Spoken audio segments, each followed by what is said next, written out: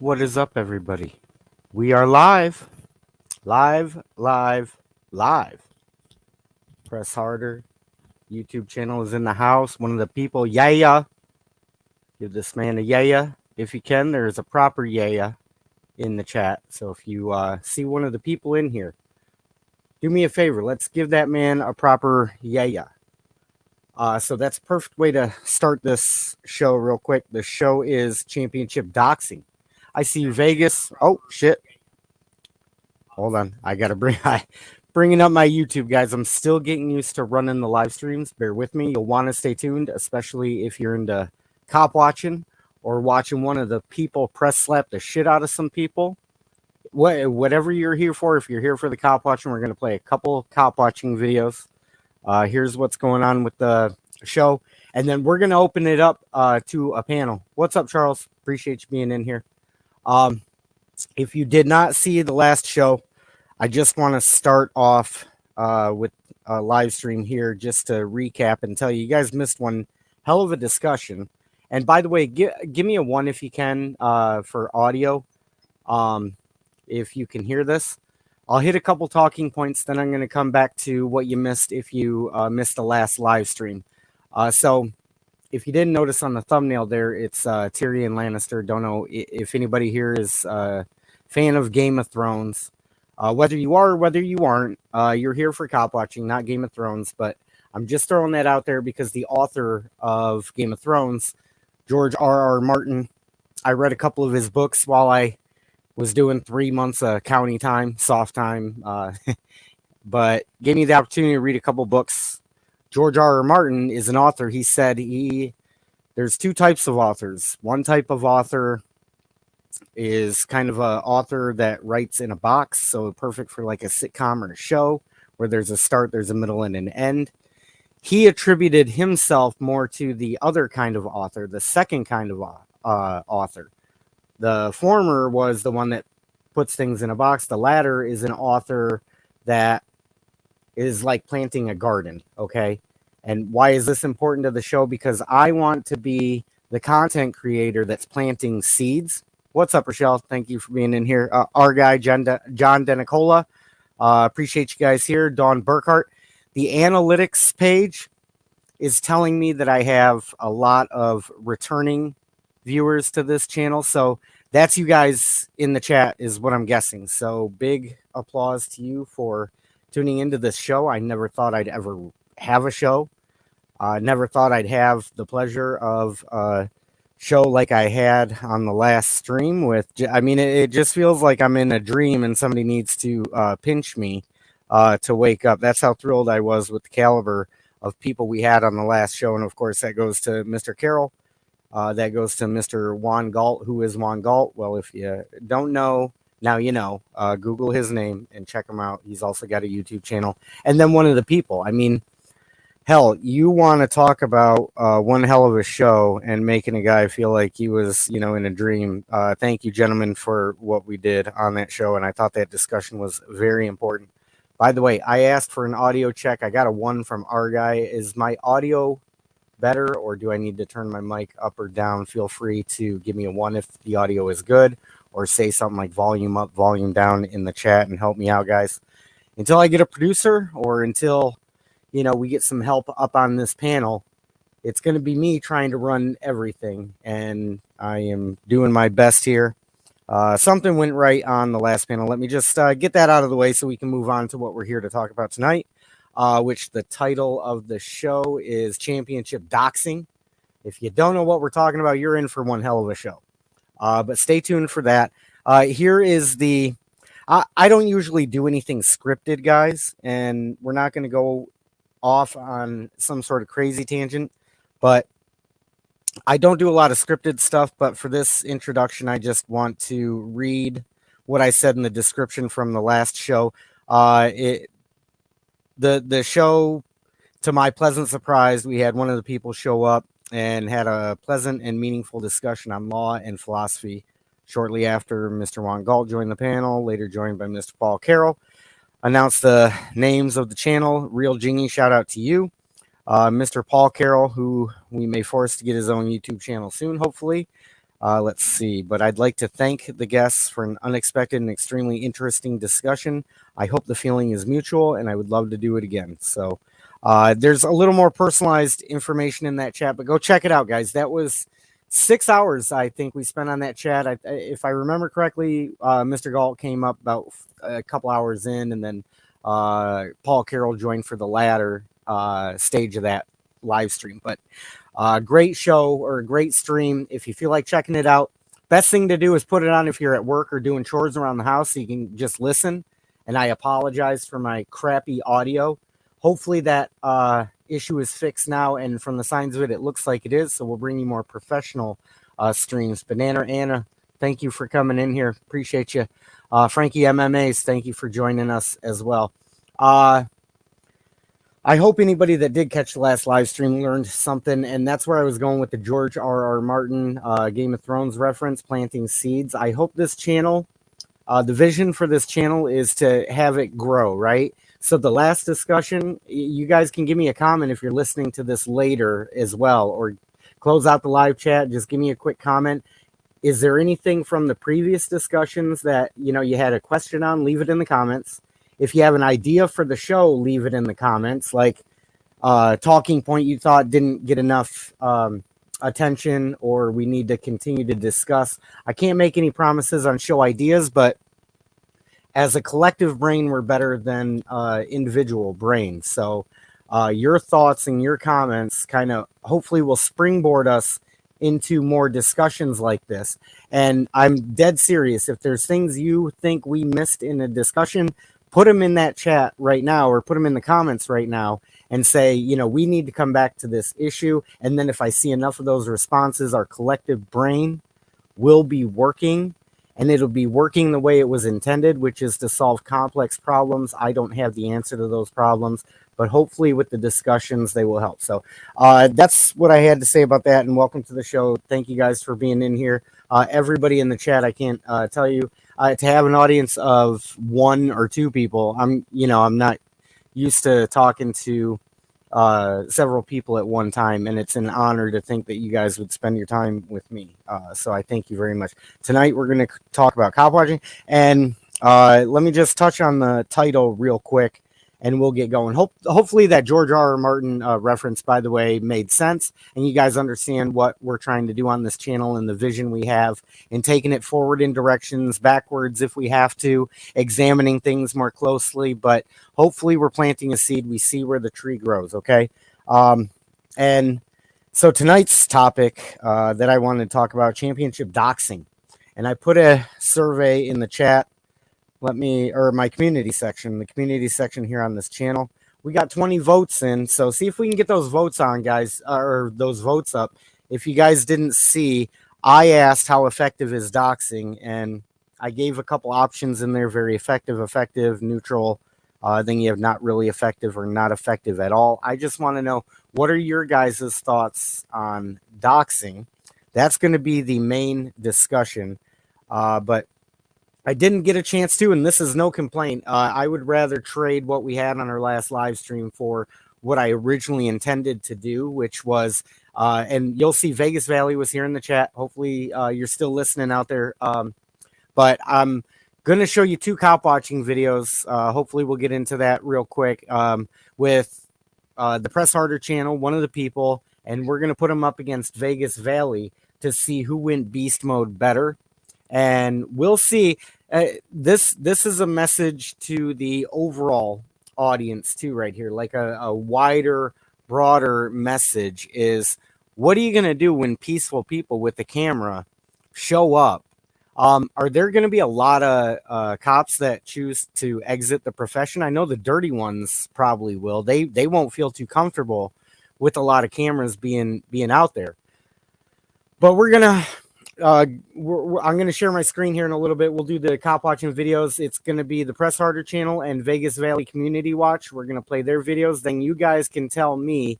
Maybe we'll do a poll later. If you want the poll, put it in the comment section. Yes, I want to take the poll, and we'll vote. We'll open it up to voting. You will decide. The audience will decide who went beast mode better, Vegas Valley or Press Harder, one of the people, when he's using his presser out there and he's press slapping the shit out of people, or Vegas Valley when he's basically telling you to get off somebody else's lawn and then making you look stupid when you look back at him. Like, we'll play those two videos and then we're going to talk about our main topic. Give me a quick like on the video too here, or if you're listening, just coming in, give me a like on the video. When we get the likes up, we'll talk about the main topic. Do you think we can get to like 25 likes? I mean, we're at 11 right now. If we can get to 25 likes, we'll talk about our main topic, championship doxing. But until then, if you read the description, which I'm sure nobody does, I never do. But the description for this show said we're going to talk about cop watching, law, and logic before we get into the main event, which is championship doxing. And then we're going to open it up to a panel too. So hopefully we get some guests in here. I will put the link to the show into the chat, into the live chat, and then we're going to have an open panel if you want to see what we're doing. And by the way, Vegas, SJVT family in the house, and can't tell you how good it feels to have, you know, your peers and some of your peer channels not only tune in India, but asking you to be a part of the show and, you know, trying to make this content happen. And it's interactive and it's all of us together in one house right now.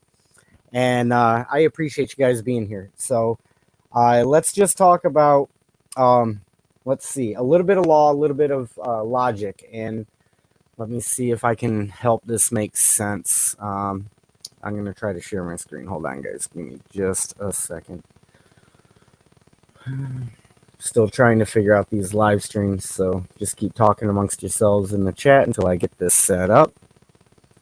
But let me see. Won't need audio, but I'm going to go ahead and share the system audio now. Okay. And then let's see if you guys can see this. We need that bigger, don't we? All right, there we go. That's much bigger. Okay. What we're talking about, logic, right? Let's see. I had a couple of things queued up, and this is for first show back, but I'll just give a quick shout out to this quick. Let me make sure that the screen is being shared.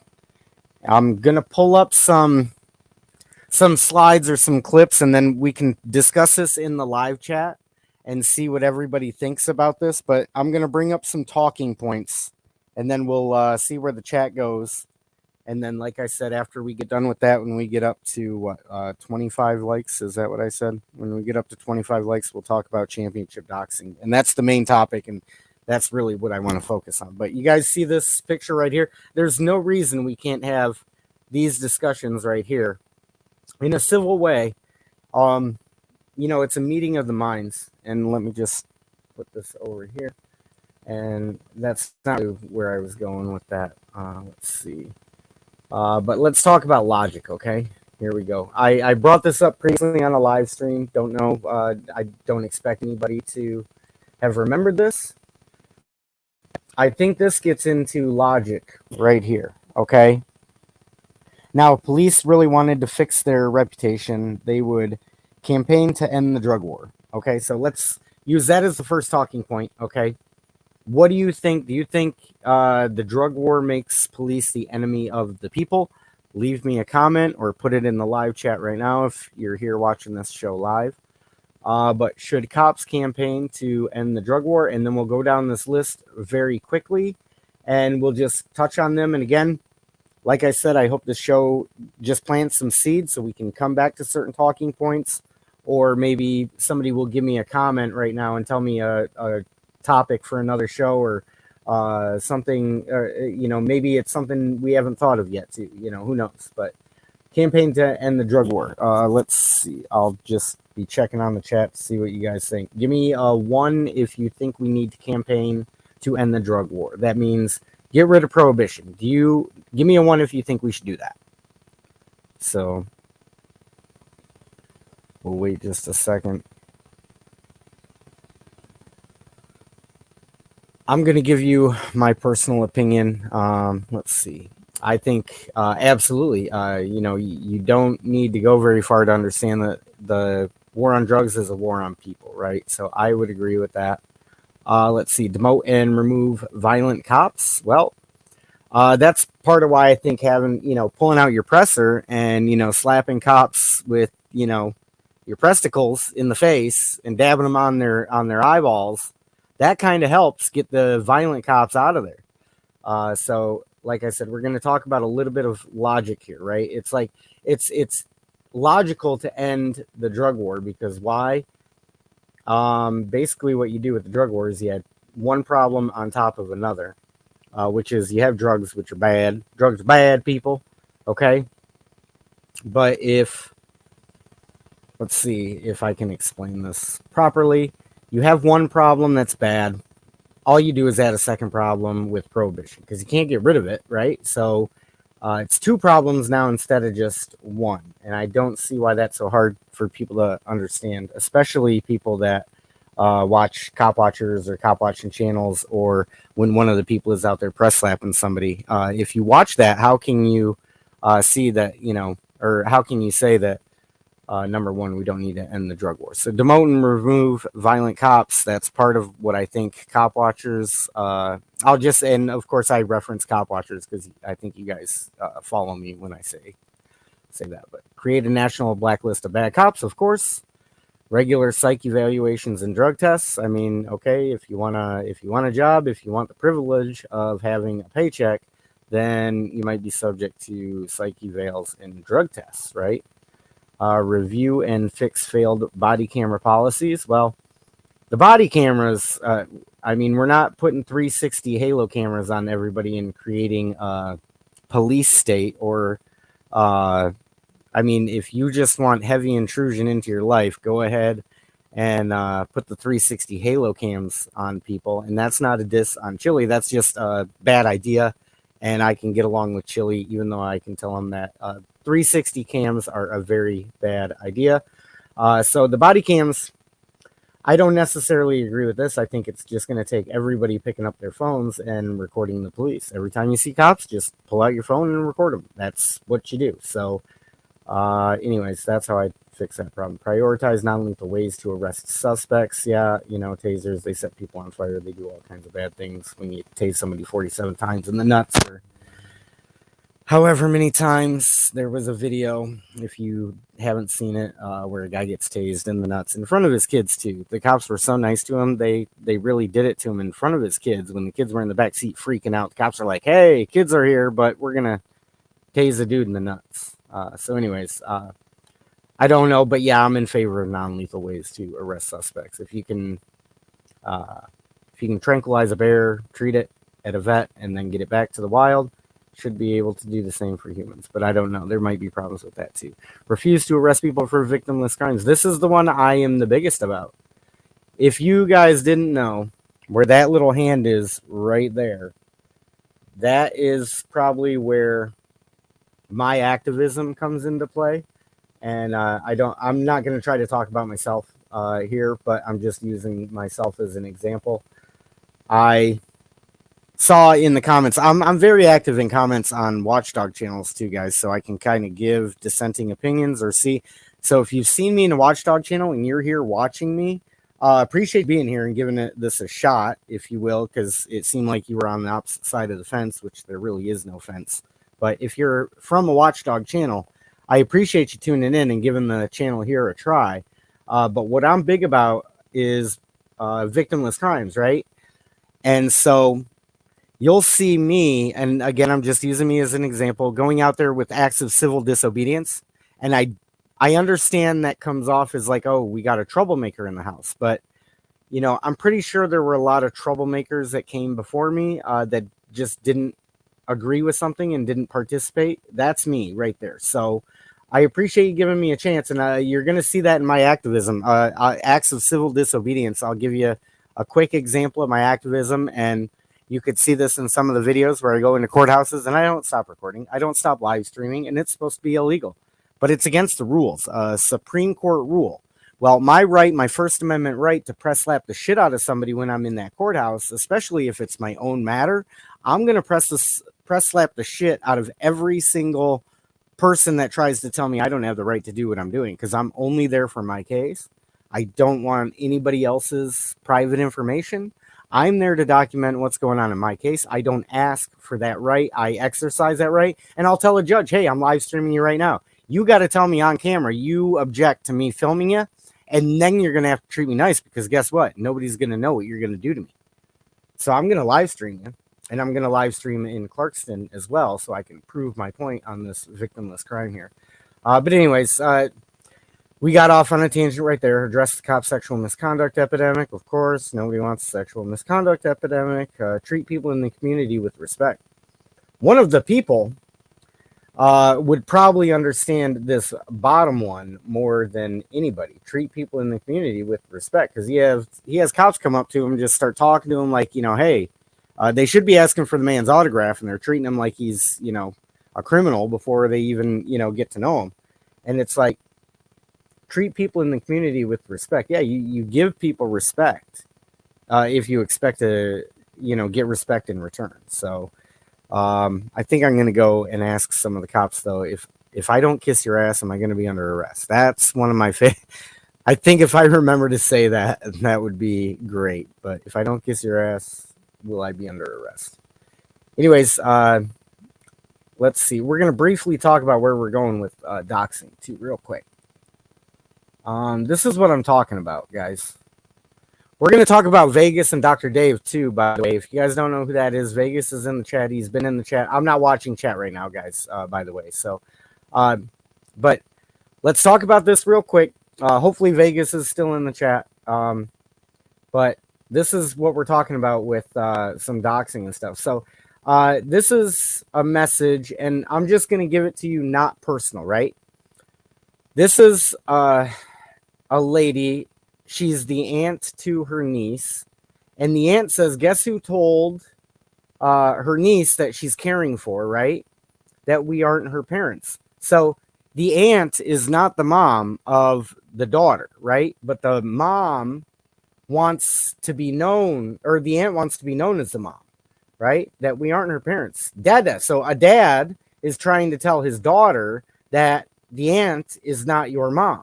And the dad who had another caregiver in your life, that's who you call mom.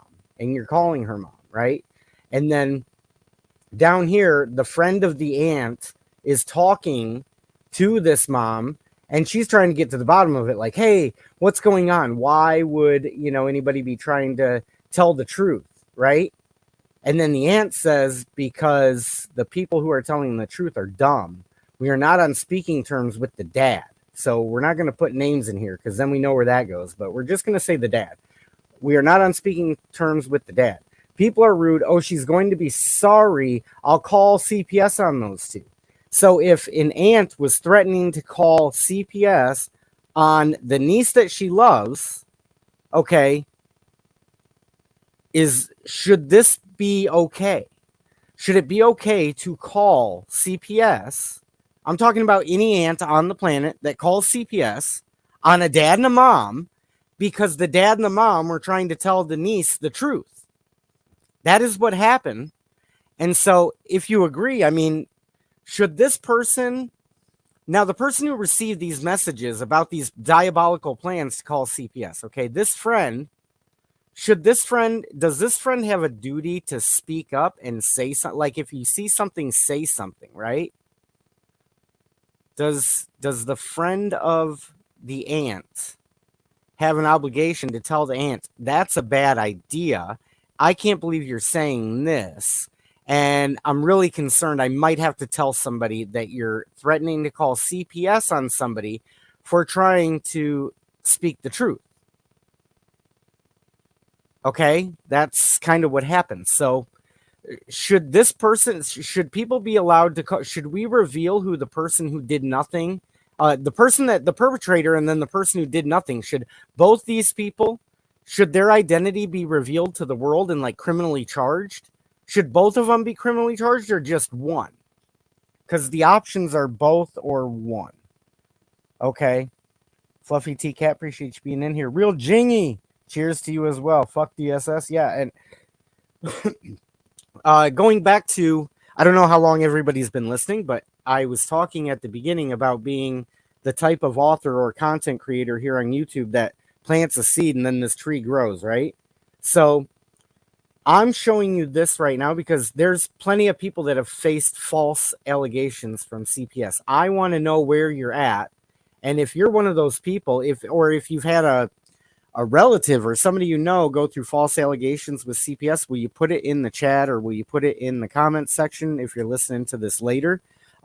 Tell me a comment and just say whether you've been a victim or you know what I'm talking about. It happened to your aunt's sister. Somebody wanted revenge and they called CPS. And but anyways, I'm just wondering, should we, we're doing championship doxing. Should we reveal this number right here? Should we reveal this information? I'm not talking about turning these people into the police. I don't want them to face consequences. What I want is for them to start acting right and realize what they did and how wrong it is. If they realize how wrong their behavior is, I think the rest can slide. So tomorrow, they don't have to keep doing this, plotting and being diabolical. They don't have to keep doing that. Tomorrow, they could choose differently. And I don't think anybody should call CPS. I'm not calling for anybody to call CPS. But, if I was this person, a friend of the aunt, I would have called CPS and been like, hey, just to let you know, if you get a call from that involves this person, maybe look into it really good before you send somebody out. Like, just look into it, because she was talking all crazy, like she was going to call CPS on somebody for telling the truth. Somebody's telling the truth, and you're going to call CPS on them because you're mad, because feelings got hurt. So we might be revealing the number on this, or somebody out there might accidentally reveal it somewhere else. I don't know. We shall see. It depends on what I read in the live chat on whether we end up revealing this information. Should we, and see if somebody thinks that behavior should be reported. Because the one thing I can tell you, if you have been a victim of CPS, or if you know somebody that's been a victim of CPS, then you're going to 100% agree with that. I can almost guarantee you will 100% agree that we should probably, report this person. But I'm in the forgiving camp where I don't want anybody reported. I want the behavior to knock it off. And and I want to see my daughter this weekend too, by the way. For those of you who don't know, this is a very personal channel. For me, I reveal a lot of things I would prefer that I don't have to talk about, but I do have to talk about them. This is my only outlet to talk about certain things. So, I want to know what you guys think, and I just want to see my daughter this weekend. My daughter said she wanted to come out here. She has a YouTube channel too. Would there be any interest in firing up a live stream just so you can say hello to a little girl who I'm trying to do everything to honor and do the right thing for? And I'm trying to do the right thing. I'm trying to honor her. I'm trying to honor myself. I'm trying to honor, this existence, if you will, if that makes sense, guys. Rochelle, appreciate you tuning in. I'm just going to read a little bit of chat, and then we'll watch some cop watching videos, and I can shut up, and then we're going to get into championship doxing. And I'm talking championship doxing. We are doxing somebody tonight that needs to be doxed. Because I said I want to see my daughter this weekend.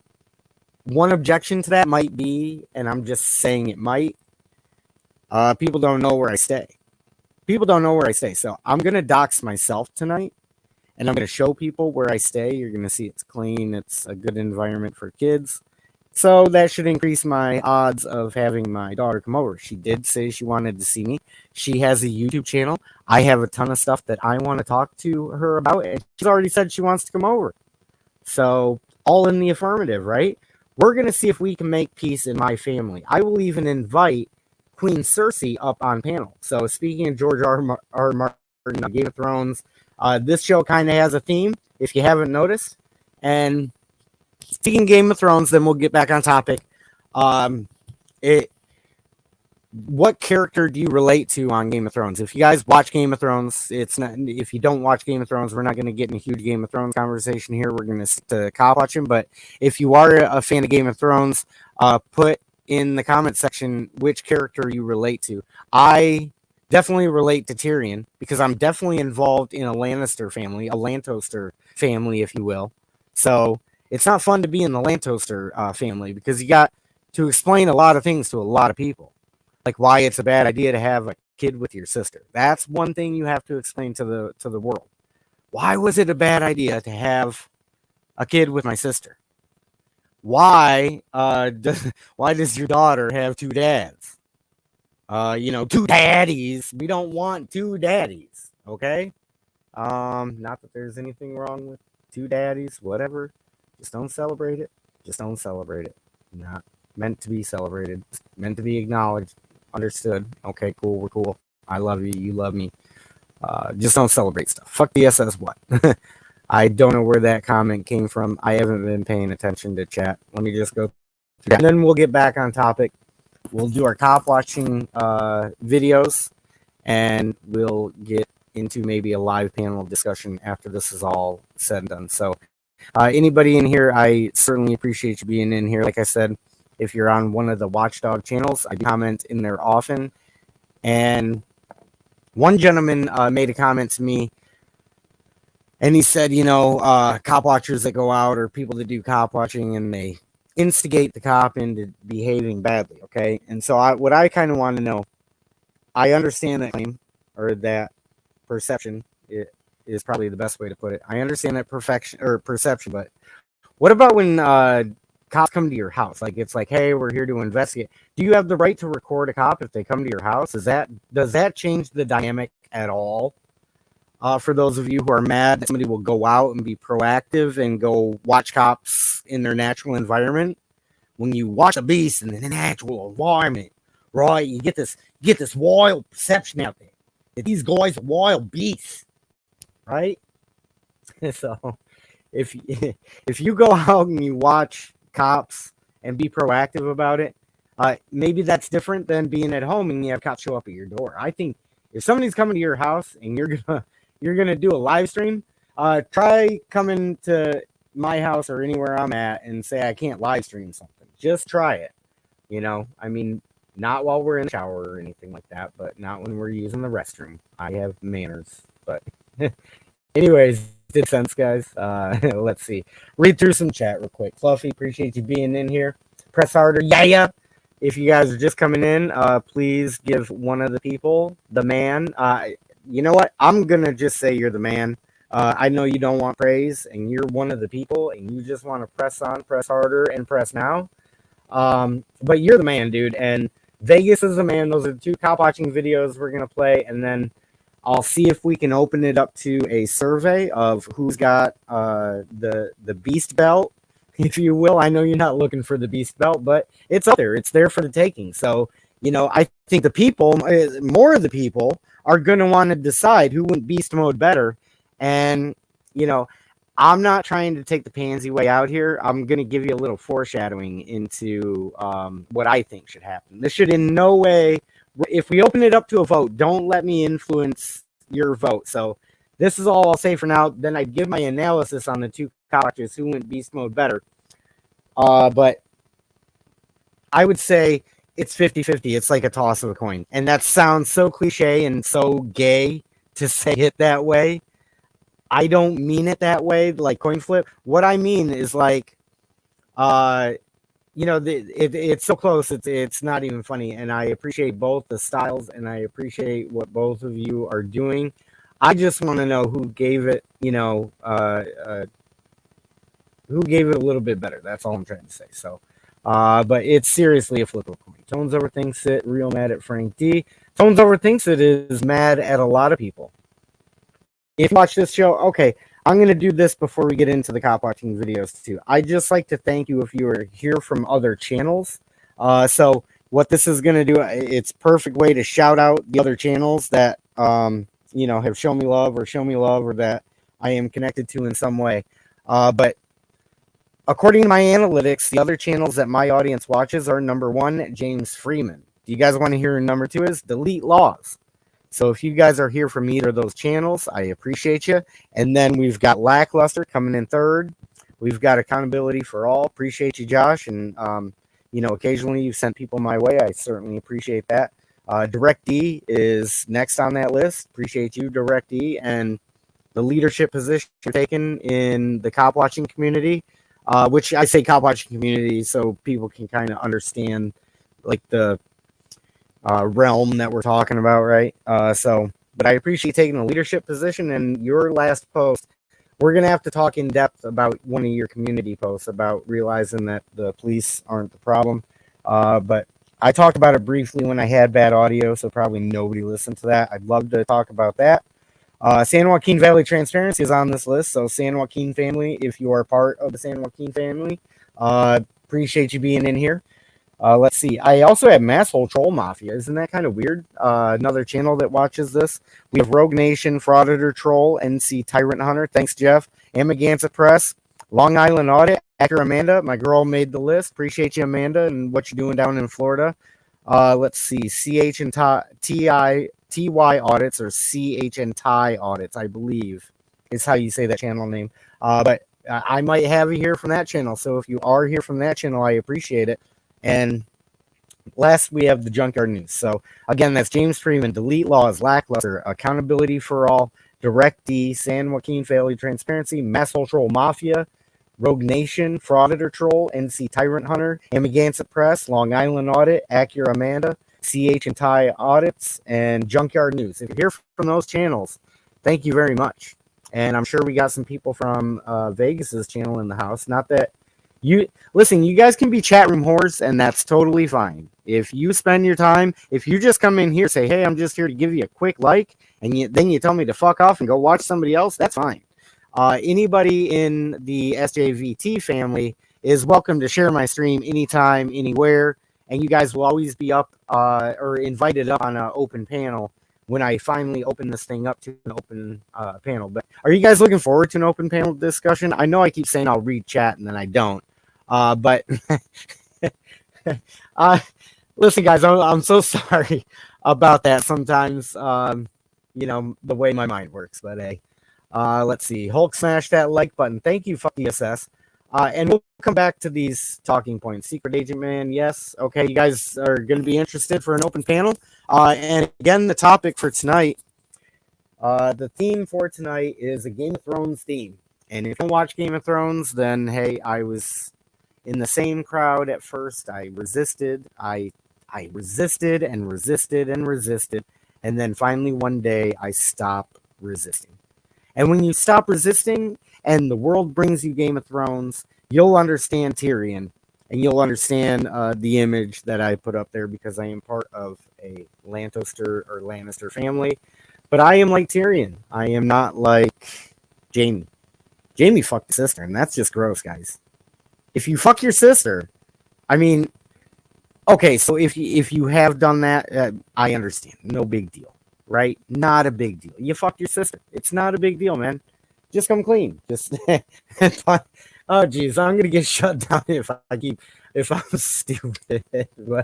He would make me an offer he can't refuse, right? Like, let's just throw some words in the chat. We'll just do word salad. How about that? We'll just ping pong words back and forth off each other. But anyways, where was I going, guys? See how off track I got? Let's see. Oh, open this up to a live chat. We'll have Vegas. Maybe we'll talk about some doxing, some championship doxing. Motherfucker, we'll talk about some championship doxing. But I'm going to go have a cigarette. And while I go have a cigarette, you guys are going to watch 2 videos. And we're going to play the 2 videos back to back. It's going to be Vegas Valley, then Press Harder. It's going to be 2 of my favorite videos. So you're going to be able to watch it with me. And I'll watch it in the chat so I can kind of respond to you guys and not ignore the chat like I keep saying I'll do. But you guys are going to watch this so I can go smoke a cigarette. And then I'm coming back and we'll continue on with the discussion. So in just a moment, we'll get this queued up, guys. We will get this queued up. We'll get into our YouTube. And if you haven't done it already, you're going to do it now. And you know what? Far as I can tell and as far as my knowledge, Vegas is newer on the block than the Press Harder channel. So all you have to do, guys, is come in here to Vegas Valley Community Watch like this, and you're going to get some really good content. And you got to watch a lot of this content, okay? There's more than one great video on here. There's a ton of them. So I'm going to play one of my favorite ones. Let's see.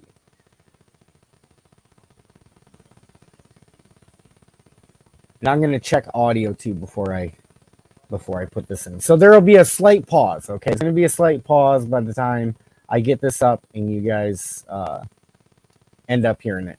So this is the video right here. Las Vegas Metro regret trying to remove. This is Vegas Valley Community Watch, 11.5 thousand subbies. Let's get it up to 100,000 by, next year. So 100,000 subbies for Vegas Valley. I think he can do it. I mean, I know the dude can do it because you're going to see why right here. Again, I'm going to play this, make sure audio is good. Then I'll pause it and rewind it. And then when you're watching this, I'm going to go smoke a cigarette. Oh, dang it. We might not be able to do the cop auction videos tonight, guys. If we don't, we still got plenty to talk about. We still have plenty to talk about. And I got to get my live stream assistant going. Guys, it'd probably help to have like a producer, wouldn't it? It'd probably help out. Okay, we're back. Let's double click on this. And again, I'm going to make sure audio is good. So I'm going to pause the video.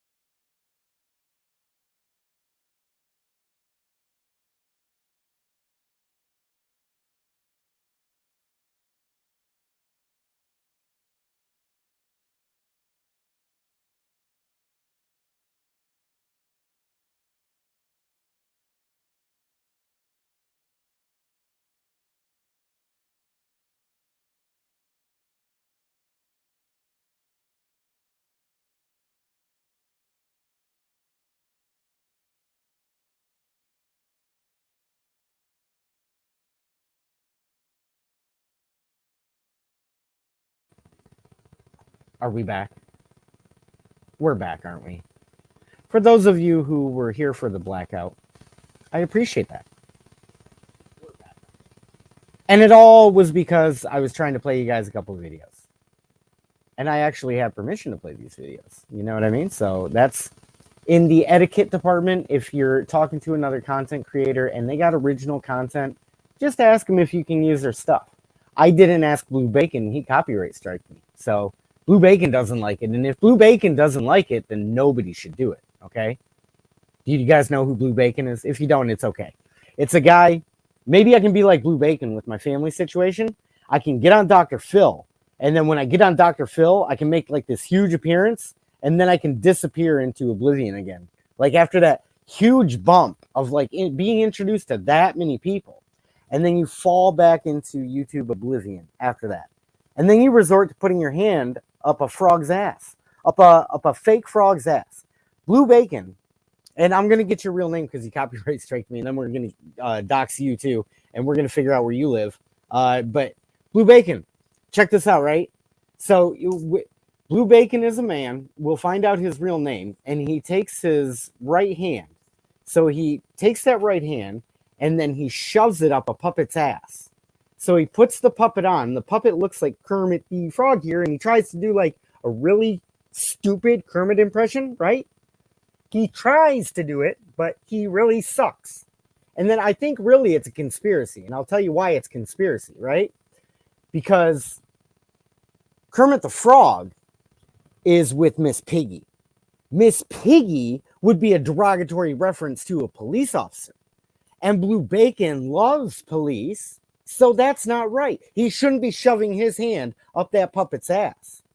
At least not until you do a good impression of the puppet. At least, at least get your impression down, dude. Like, if you're gonna do it, you might want to think whether you do it well. You know what I'm saying, Blue Bacon? Huh? Huh? Jeez, oh Pete's. How would Kermit is it? Would Kermit laugh like that if that was really if he was angry? Like, ah! No, that's more like angry Pee Wee Herman. If you got, I'm dating myself. You guys don't even know who Pee Wee Herman is, do you? But oh man, sorry to get sidetracked, guys. Let me make sure I'm sharing my screen. We'll try doing this cop watch. I'll go smoke a cigarette. I'll feel better, and then I'll come back. I might need mods to whack a troll if they start coming in here. Because how do you guys like this, by the way? I will be paying attention to chat for real this time when I go smoke my cigarette. But how do you guys like the whack a troll and getting rid of the trolls? Do you guys like the channel a lot better like this? And is it more engaging, or do you find it more pleasant to be here? If you do, let me know. I would really appreciate some feedback. But since we've been doing Whack a Troll, I think it's been a lot better in this channel. It's definitely been a lot more meaningful, right? So unless this crashes again, this cop watch video by Vegas, unless for some reason this crashes again, we're gonna watch these two videos because I've been meaning to do this with you guys all week and I just haven't. So tonight's a perfect night for it, right? Let's see. Like I said, hopefully it doesn't crash, guys. Hopefully it doesn't crash. I think there's an update that needs to be made on the computer I'm using, so that might be the problem. But I'm going to play this, make sure you guys can hear it, and then we're going to play it from the beginning. But here's a preview.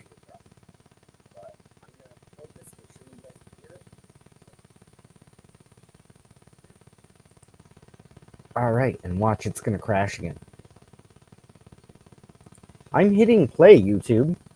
YouTube. All right, watch, it's going to crash.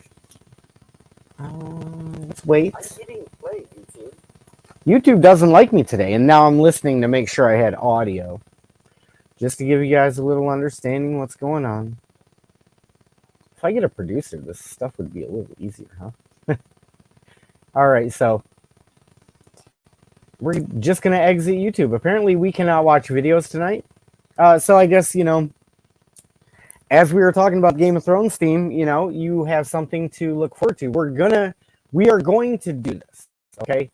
I'm going to remove this real quick so you guys aren't stuck on there. But go watch that video. Then we're going to play the video from Press Harder, and then we're going to vote to see who went beast mode better. So it'll be an interactive, fun thing to do. Maybe we'll do that on members only. If you guys don't know, you can join this channel, and then we'll do members only content. Of course, I'll make sure the computer is working properly so we can actually watch the videos, then do the vote. And then release it as members only a few days later, maybe release it for the rest of the people that watch this channel.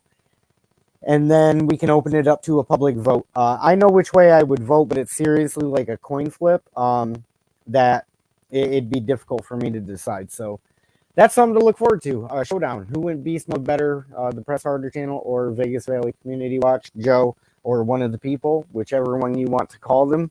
I call them badass motherfuckers. That's what I call them. I call them rock stars because Vegas Valley is a rock star. One of the people is definitely a rock star, even though he won't accept titles. He will not accept titles. So if you call him a rock star, he's going to tell you, he's just one of the people. But anyways, we know what we're talking about, right?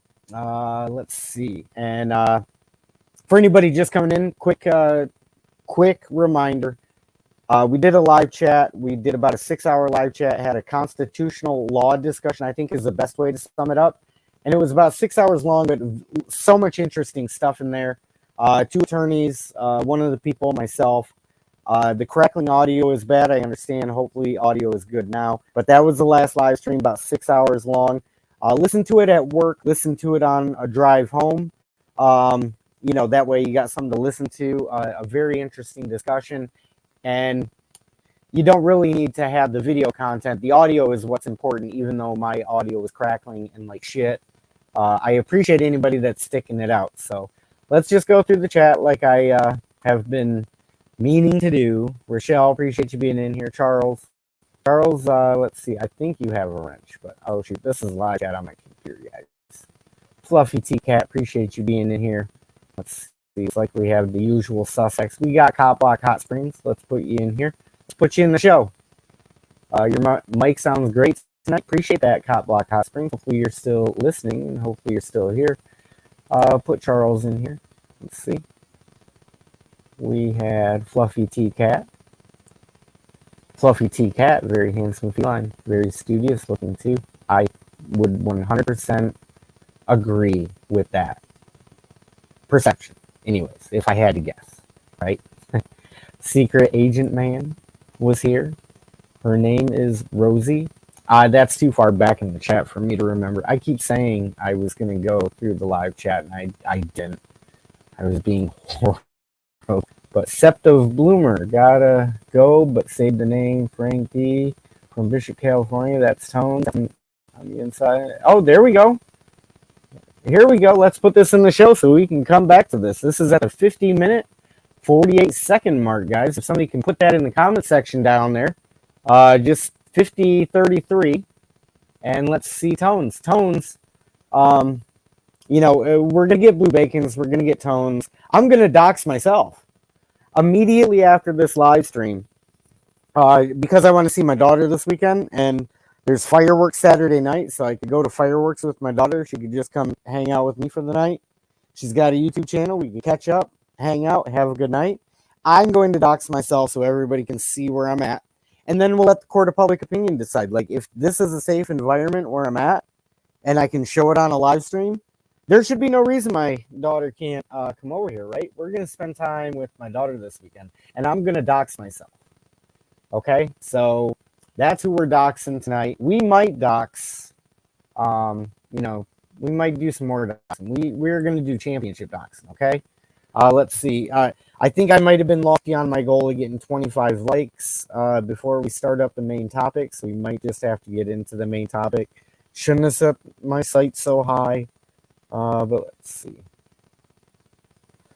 Let's just refresh this so I can double check the numbers. Do we have 25 likes? If we have 25 likes, oh, we have 29. Holy cow. So we can move. Dude, we could have moved into the main discussion a while ago. And that's championship doxing. If you haven't if you haven't seen, we'll get rid of this comment real quick. Appreciate that Sept Bloomer or Bloom Lore. Hopefully Boom Lore. Oh, geez. I got to get the marbles out of my mouth tonight, guys. So, Sept of Boomler. Hopefully I said that correctly. If I didn't, feel free to correct me, guys. I can be corrected. Trust me, I can be corrected. I'm 45 years old. I'm learning every day. I am a dumbass sometimes. But I try to keep things light and fun and funny. BT is a friend of ours at VDCW. Thank you, Fluffy T Cat, for that. I love you, Fluffy. But yeah, I'm reading back in the chat. And it's too far back there for me to make sense of it right now anyway. So, let's see. Nothing wrong with doxing yourself. I agree, right? I'm going to dox myself and then show, you know, everybody, hey, you know, my daughter's going to come here Saturday night, hang out with her dad, and we'll get her back Sunday. We'll take an Uber. We'll do whatever we have to. If the universe wants to make this happen, the universe is going to compel everybody to make this happen. So I'm saying it as a collective. And again, Game of Thrones theme here. If you guys want to talk to Queen Cersei, or if you want to hear from Queen Cersei, that's my sister, by the way. She's welcome up on a live panel. We can talk about these things. So if the universe wants my daughter to be here, she will be here, and we'll do whatever it takes to make sure that that happens. So, but anyways, I don't know exactly how I got it. Oh, doxing myself, right? Championship doxing. So Vegas is a heavyweight in the effectiveness of doxing. Let's check our poll one more time. I've got a poll in my community section. Let me just share this with you so you guys know what I'm talking about. A lot easier just to share this if YouTube will pull up. I don't know if YouTube was pulling up but not playing videos. So we'll have to see if that's just a problem with YouTube playing the videos. Hopefully, I can't go to my community section, of course. So I'm just going to read my community section. I put a poll in there. Poll was to see how effective doxing is, right? That was the question. How effective is doxing? And 11% said very effective. We had 15% say neutral. We had 15% say not really effective. And then 59% of people say doxing is not effective at all. That's 59. That's 60. The court of public opinion usually is never wrong. Usually the court of public opinion is never wrong. But when you say doxing is ineffective, and 59% of people respond that doxing is ineffective, I would disagree with that. I would strongly disagree with it. I don't think there's any wisdom in that vote right there. That's what I think. Maybe I phrased the question wrong, but you want to know how effective doxing is, man. Here's what Vegas said or did with Dr. Dave. I'm just going to give my version of what happened and my story, and then we'll open the panel up to, panel members. But here's my version of events. There was this video game, right? It was called, what was it? Rise of the Three Kingdoms or something like that, where you basically, you have your civilization, your army. It's basically like Genghis Khan, right? And you see how many civilizations you can go take over. You don't care how many troops you send in there to die. Like, you just take over shit, and then you run shit, right? And in this video game, right, Romance of the Three Kingdoms is what it was. Romance of the Three Kingdoms. Remember that. You went in and you tried to conquer kingdoms, right? Now, in this video game, when two armies went to battle, you had generals. And there was a feature that let you pit the two generals against each other at the beginning of the war. And if one general won, they take the other army with them, as well as all the other generals and all the other people that were there. And why am I bringing this up? Because that's what Vegas did with Dr. Dave. Vegas, he was the field general, right? Up against the other field general. And then they went into battle, and then they agreed to mutual combat. And Vegas took him out. Not only took him out, took all his generals with him, Megan and Saul and, even the audience members and the people in the live chat are like, oh, well, yeah, we're going over there. So, Romance of the Three Kingdoms, they let you pit two generals against each other. If one of the generals won, everybody's going with that other general. That's what happened with the Dr. Dave and the Vegas thing. That's just honest commentary. If you listen to this, Dave, later, because you'll probably listen to this whole live stream just to make sure somebody didn't say something negative about Dr. Dave. That's what happened in a nutshell, is the two generals went at it. One general just won cleanly. And then not only did that general get the victory, they got all the spoils from not having to actually do the battle. But that's how effective, to me, doxing is, right?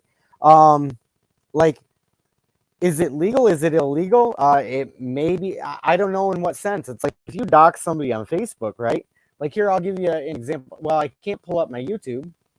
If I could pull up my YouTube, guys, this would make a lot of sense. Check my community tab, because in there is a video with a judge, and the judge is getting chased down by a reporter. Now, keep in mind, this reporter works for a news agency, and he went chasing down an unfortunate judge who got busted basically, sleeping on the clock and being lazy.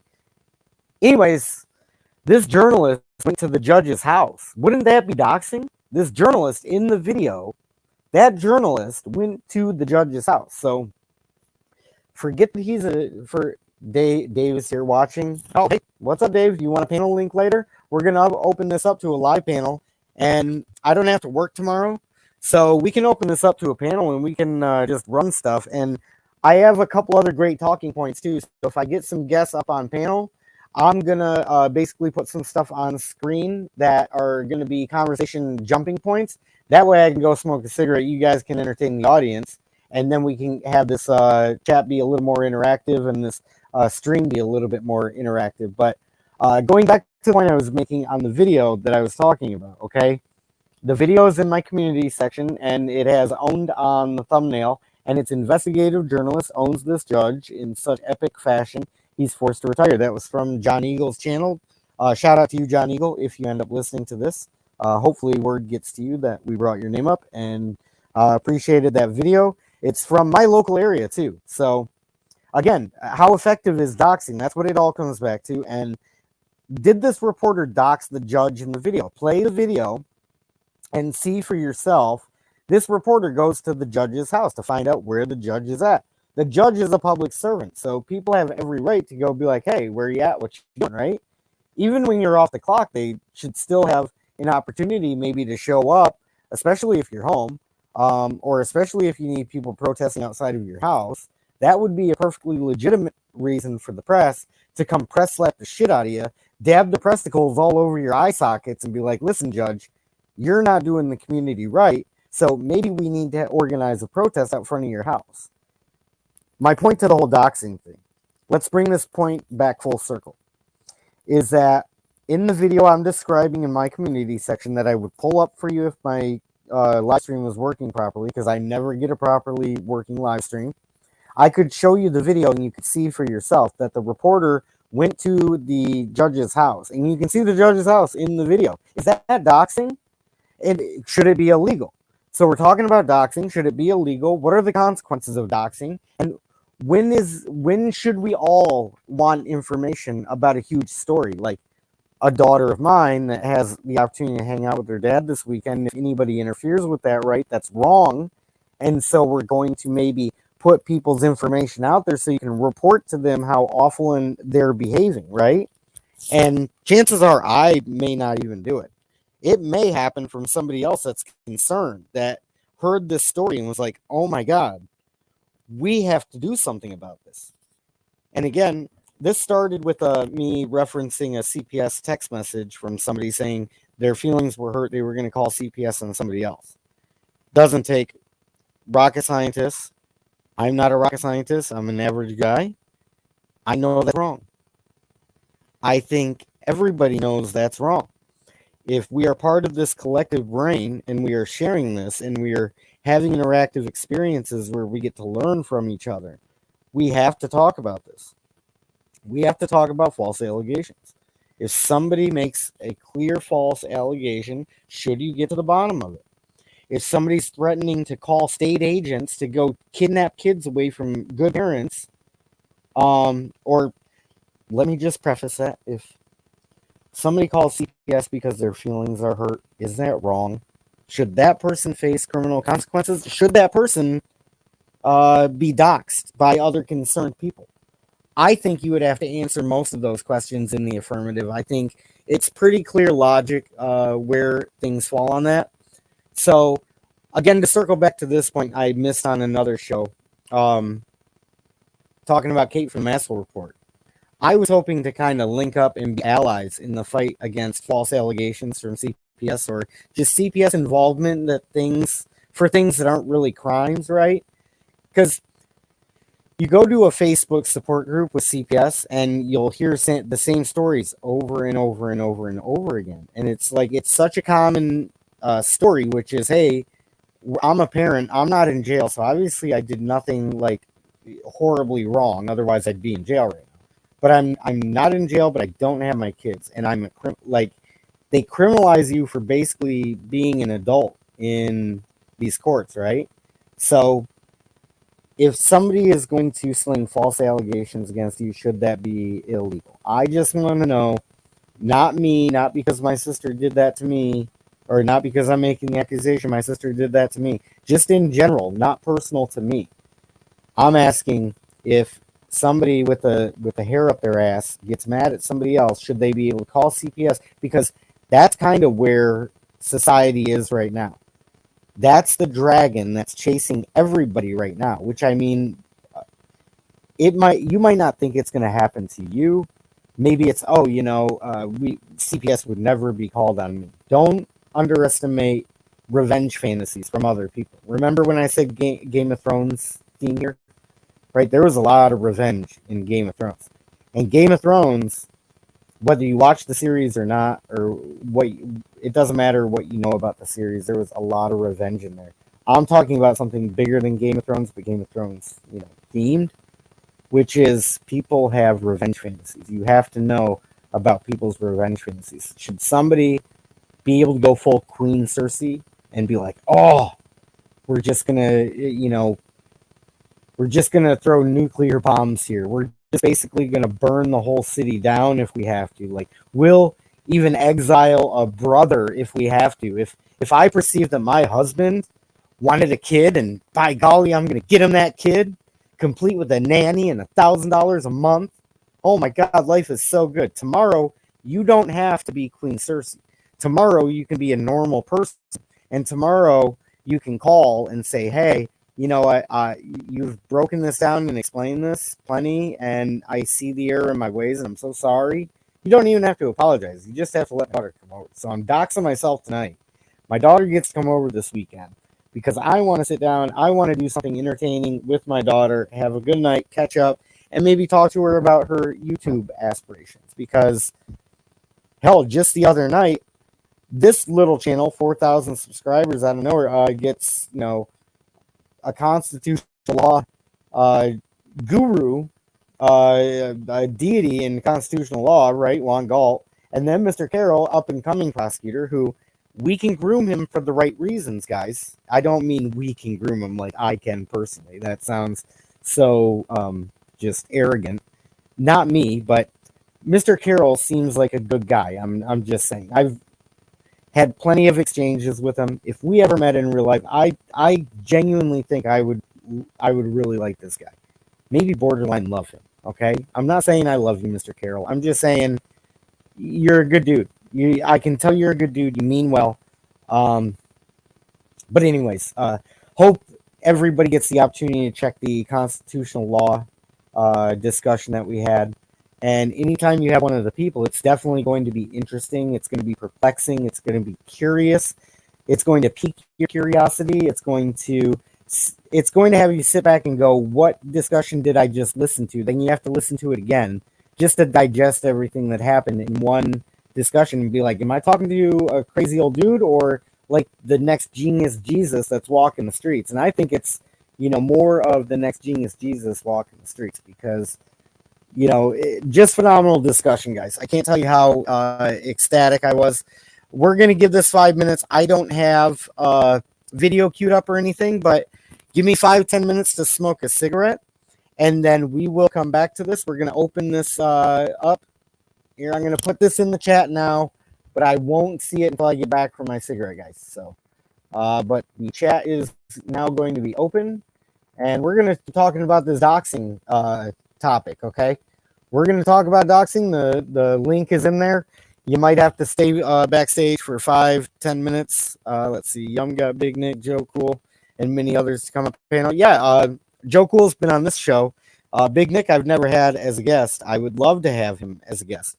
But I'm going to put up, let's see, one talking point that we can come back to. And again, if you guys in the chat can just let everybody know, it's going to be about 5 minutes of silence. But let me just add one of these talking points here so you guys can kind of tell where we're going. Okay, let's see. Should we do this? Should we reveal the name of these people? Does anybody feel like they need to report, what they see here? Does anybody feel the need to do that? We'll see. We'll see, right? But let's see. Let's open up the panel with, hopefully we get a couple cop watchers or people that do cop watching, right? But we'll open it up with this. Well, let me show you this first, okay? But if you guys don't know who Vegas is, I'm sure you guys know who Vegas is, but Midwest Media Mafia is in the house, right? And I'm saying Midwest Media Mafia because we need to link up, man. We need me, Vegas, Press Harder Channel, Real Jingy come along, SJVT, and we just need to take the Midwest Media Mafia and just let everybody know we got audits here. Our cameras could be so deadly to some careers of people, but we just want autographs. We're peaceful people. I'm definitely a peaceful person. One of the people is definitely peaceful. I wouldn't say he's a peaceful person because he's one of the people and he's peaceful. So hope you like that. This is where we're going to jump off, guys. Give me 5-10 minutes to have a cigarette. If you guys are in live chat, somebody asks, please let them know. We'll be back in 5-10 minutes. Sorry the videos didn't queue up. We were going to do cop watching. I apologize for anybody about that. But here's what we're going to come back and discuss. DOXXING's comment. We're going to talk about it with good audio this time instead of my shitty microphone. So that's going to be our jumping off point is DOXXING. Let's see. And then I'm just going to leave you guys with this. Oh, you know what? Holy cow. I just had a revelation, guys. Check this out. I'm going to let you guys listen to some audio. Okay. The first audio I'm going to let you listen to is, let's see.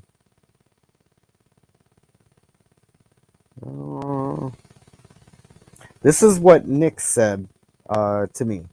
Let's see, on Frauded or Troll. No, you guys don't want to listen to that. Here, I'll just play you Frauded or Troll, a portion of that debate, and then I'll be back to preface it and tell you guys what it's all about. Listen to this audio. I'm going to go smoke a cigarette, and we'll see when I get back.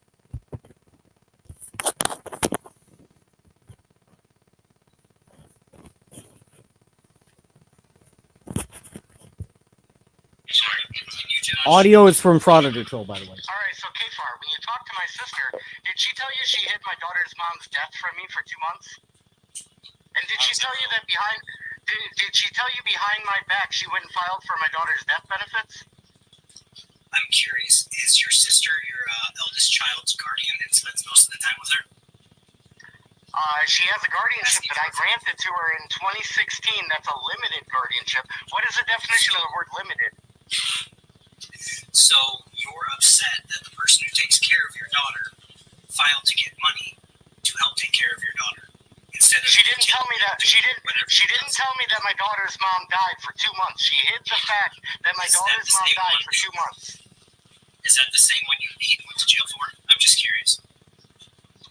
No, that was, that's my daughter's mom. I got a domestic with my daughter's mom. I'm surprised you haven't tried to go to Dawn and try to ask her. Why would they tell you that? Yeah, why would they tell me? Why would they tell me? Did you everything to do with my daughter is my business. Everything to do with my daughter is my business. Did you have custody of your daughter? Yes, I have custody still. I am the custodial parent of my daughter. So why wasn't she living with you? I set up a guardianship to protect her from her going with her mom, and I have the court paperwork if you want to see it. But you didn't have custody of her. You had a guardianship. I had full custody. I granted a guardianship. Okay, Josh, let's put a pin in this real quick, bud. So, maybe I'm just gonna dig in too much. Do you have a place to live currently?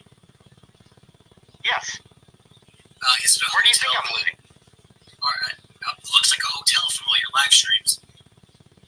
Well, yeah, I've been in a hotel doing training. Okay, so you don't have a place to live. Do you have a job? No, I do have a place to stay.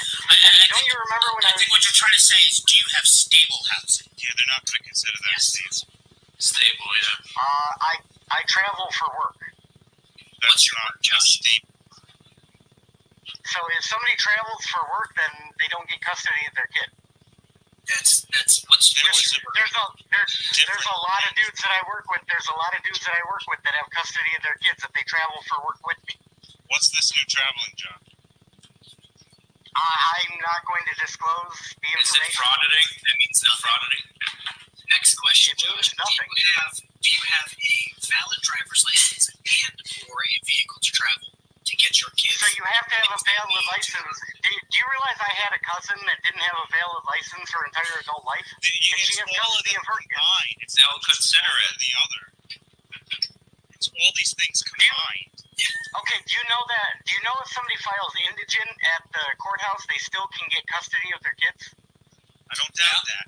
No, I mean, I can see in certain circumstances. Okay, Josh. Okay, so would that $1,000 a month help me take care of my kid? From the tax? Would you use it to take care of your child? Yeah, of course, dude. What do you think? Dude, what do you think all of this was about, Kfar? My sister even admitted in your chat that she did this for inheritance money. I have the screenshot of it, buddy. Well, okay, but you never answered the question, do you have a driver's license?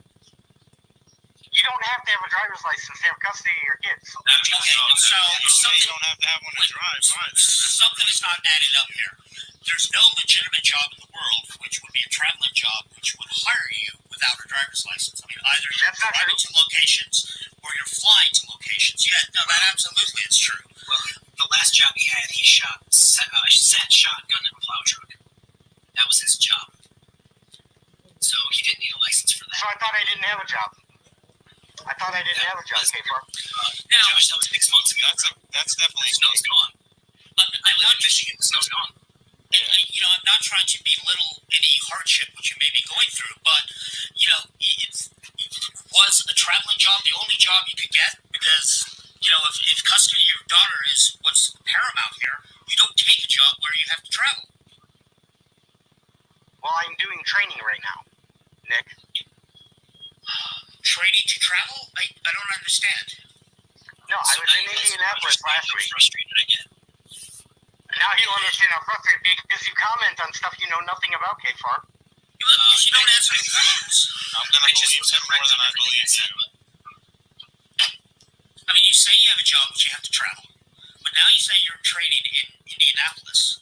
I wasn't training in Indianapolis. I'm in Michigan right now. I'm close enough to K-Far. I am close to K-Far right now. Okay, so you're not traveling. Why don't you have custody of your children? Well, here you go, Nick. Now, here's the thing. I've been trying to file to terminate that guardianship for over a year now. And they haven't given me a court proceeding. Why haven't they given me a court proceeding? Listen. I'm gonna help you out. I'm gonna give you, some free advice. Get a valid license. Here, you go with the advice again. Josh, from the first time I talked to you, even on Kickstream, I offered to get you a job in Michigan. Well, I don't need your help getting a job, K-Far. I got a job. Apparently I've had jobs. I try to be helpful. I've had jobs. Again. You try to be helpful. Do you hear how you talk to me? I was trying to help you out because you were a So you're talking down to me because you're trying to help me, right? Oh, because I was a veteran, but I thought I was dishonorably discharged, K-Far.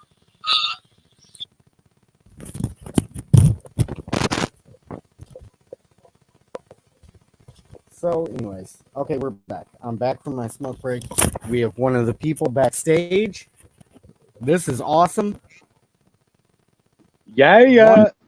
One of the people. What is up? Yeah. Sorry to overdo your yeah there. How you doing, brother? Wonderful. I I'm don't do so- it any other way. Right? I'm, and I should have called you one of the people instead of brother. I know you don't like the titles, but I appreciate you tuning in. Super excited every time I see you, brother. Super. I did it again. See you again. I'm gonna have to learn to talk more. I heard your little name calling tantrum going on and stuff. I heard it.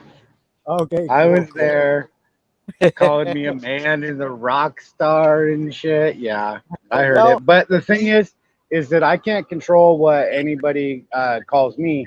But what's important is what I call me, and that's the thing is you just don't have any control over what somebody else does, right? Which, I mean, here we go off topic again, but like on that last stream that we were with Juan Galt and Paul Carroll, Juan Galt claimed to help 20 million people in New York on this gun case, But I mean, some might think that he did help them by now they can carry a gun when they couldn't.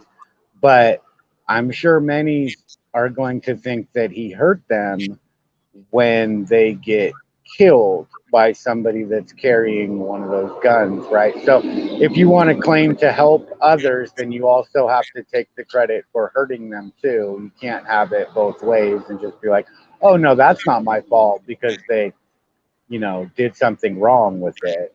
Yeah. If you give somebody $10 and they buy crack and die, nobody is going to say, oh, that was my fault. But if they, go and buy a lottery ticket and win $10 million, they're going to be like, I did that. Where's my share? It's interesting that you say that. Did you kind of pick up on that on the discussion with, kind of double speaker people needing to be more cognizant of the claims that they're making? That's kind of what I got out of it, just as an overall, like, I haven't gone back. I'm gonna be honest. My audio sucks so bad. Like, I hate even playing those streams sometimes. But I haven't watched the whole thing on repeat again. I'm going to play that over and over eventually. But the takeaway I got from that conversation was kind of people, making like the double speak aspect of it. Am I off base? Oh yeah. Oh no, there was a lot of double speak going on. I did actually watch the stream because I wanted to read the comments and stuff. And the people won again. There was complete vindication thanks to Real Jingy, had posted the definition of volunteer in the chat, and Yeah. Juan Galt had, or Paul Carroll, I don't remember which one, but I think it was Juan Galt said that he lives his life as a volunteerist more than anyone in the whole world, and he literally said that. And I was like, that's not a volunteer when you're getting paid money, right? Yeah. And he argued that and brought up the example of, if I go in and buy a lottery ticket, um, you know, can I volunteer to go buy a lottery ticket? And I said yes, to buy it, but to sell it, no. And he argued, but Real Jingy posted the definition of volunteer, and it is, you have to do it without coercion or expectation of reward. So And nobody yeah. volunteers to do a job in exchange for money, because that's an expectation of reward. Well, and here's something that I wanted to put in chat so I didn't lose this train of thought as you were speaking, but I want to come back to this point is life of public service. I think a lot of people, including one of the people, will say that this is a common phrase that they hear all the time, like at a funeral for somebody. Oh, they gave, they had a life of public service. And Yeah, as what if that's a good thing. right. Well, and is it as if they weren't getting paid, right? And especially like a congressman or somebody that makes, by all standards of wealth in this country, a pretty good salary. They could probably make more in the private sector being like a private attorney, because obviously that's where most lawmakers come from, is being an attorney or something like that. But certainly they could have probably made more in a private practice. But is it really public service No, when they can't, because they're the bottom of the scale, right? That's why they're working in the government, is because they cannot get a job in private service for the most part. yeah, for There the are most, some yeah, there are some like real uh, good minds in the government, but they're so few and far between. Um, you know, you they, know, they they don't really exist. yeah. And so like for Vic Ferrari right here, Vic, you're in public service, and I've never met you in person, Vic. I've talked to you, I think, briefly on a panel. You seem like a good person. So hopefully, if you're in public service, that's not in any way a diss on you. I don't Wait, think. in public service just means like you work at Walmart or Starbucks. A Well, yeah, public servant is somebody that works for the government. yeah. So There's a big difference, right? I mean, almost maybe Vic can everybody with qualify a for job that. is in public service in Yeah, this that's country, true. because So we don't really produce anything anymore in this country. well, yeah. And Vic, if you want to clarify, just to let us know what you meant by that, I think that's a good clarification to pick up on. And so I guess what I had something I wanted to jump off with, and if you give me a little bit, I will definitely think of it again, because there were a couple things that you said in there that I wanted to come back to. But anyways, what was I talking about? We were talking about life of public service, getting money for a life of public service, and so I just don't think it's accurate to say a life of public service. Like somebody made the voluntary choice, and thank you, Real Genie, for that too. I hope you guys know it's just me running the show, and I hope I'm not missing vital comments. I did my best, I think, on that last live stream. Feel free to give me comments too in the section. Tell me what you guys like, what you didn't like, or if you feel like I missed something. But when you replayed it back, did you pick up on anything we should maybe talk a little more in depth about tonight, or somewhere like a topic for another show we might want to come back and revisit? What were your favorite parts, or what were the parts that hit on for you? I mean, there was a lot going on in that stream. I did go and watch some of Juan Galt's videos. I even saw the one he did on you in the courtroom, and the interview that you had with him too. And it just strikes me as really freaking odd. Okay, he claims to. He says he's from Yale. He went to Yale, right? So he went to the number 2 or number 3 law school in the country. Uh, and he says that he is known for DC versus Heller, that he was on that case. Uh-huh. And also this newest gun case in New York, right? And then he told you he has this like ranch or something with cattle and turkeys and whatever, and he like feeds the homeless and stuff. And I'm just like, and he's on Broken System, Broken Trust, having 6-hour live streams, right, with his own YouTube channel showing, peeps in court and stuff, and like, it just doesn't. They don't quite Add up. add up, right? Yeah. It's like, yeah, like how does he have time to do that shit and be doing a case like that? And if he's on a case like that, like why would he even be entertaining channels Like that. yeah, like why Yeah. would he even be trying to get involved in that? And then he also claimed to have a degree in philosophy and that he studied all the philosophers, all of them, and stuck to that claim. That's a hell of a claim. And I mean, I only studied the philosophers on the list of Stanford's Western philosophy, right? Yeah. And there's like hundreds. Right. Yeah. Let me just say that we got Vegas Valley backstage too. Have you ever talked to Vegas Valley? I don't know. His videos were featured on SJVT, and we got a lot of SJVT fam in the house too. So, have you ever conversed with Vegas before? No, I haven't. Okay. I've seen some of his videos. Okay, yeah, we'll bring you up here in just a moment, Vegas. Let me just finish this point because I wanted to make a keen observation here. First off, I want to ask you, this is kind of random off topic, then we'll bring Vegas up, but do you think a voluntary estate is possible? Like, let's just a quick... No, yeah, okay, yeah. And for me, it's not possible because the thing is that you have the right. I mean, think about it. If you're in a group, if you're with somebody else, okay, you can be like, I'm going to take your lead.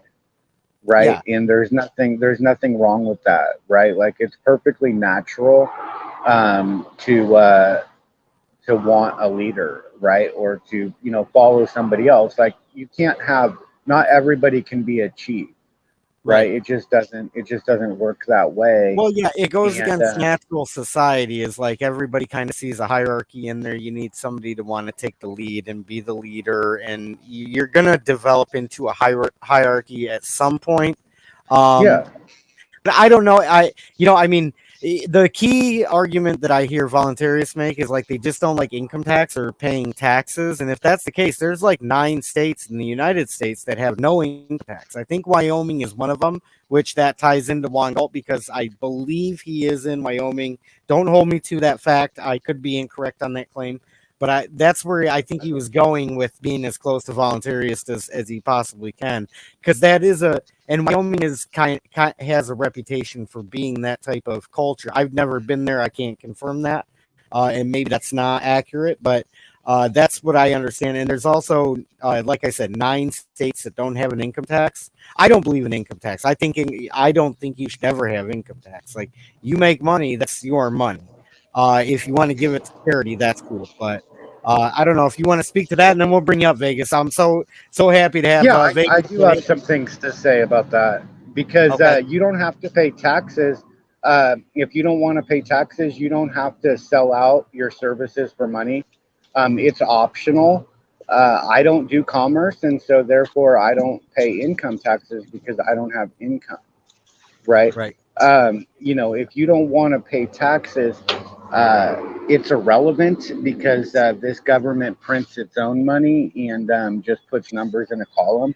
They're way beyond using taxes. When you hear somebody say, "Oh, I pay for your salary," that's freaking nonsense. The government is in debt by trillions and trillions of dollars.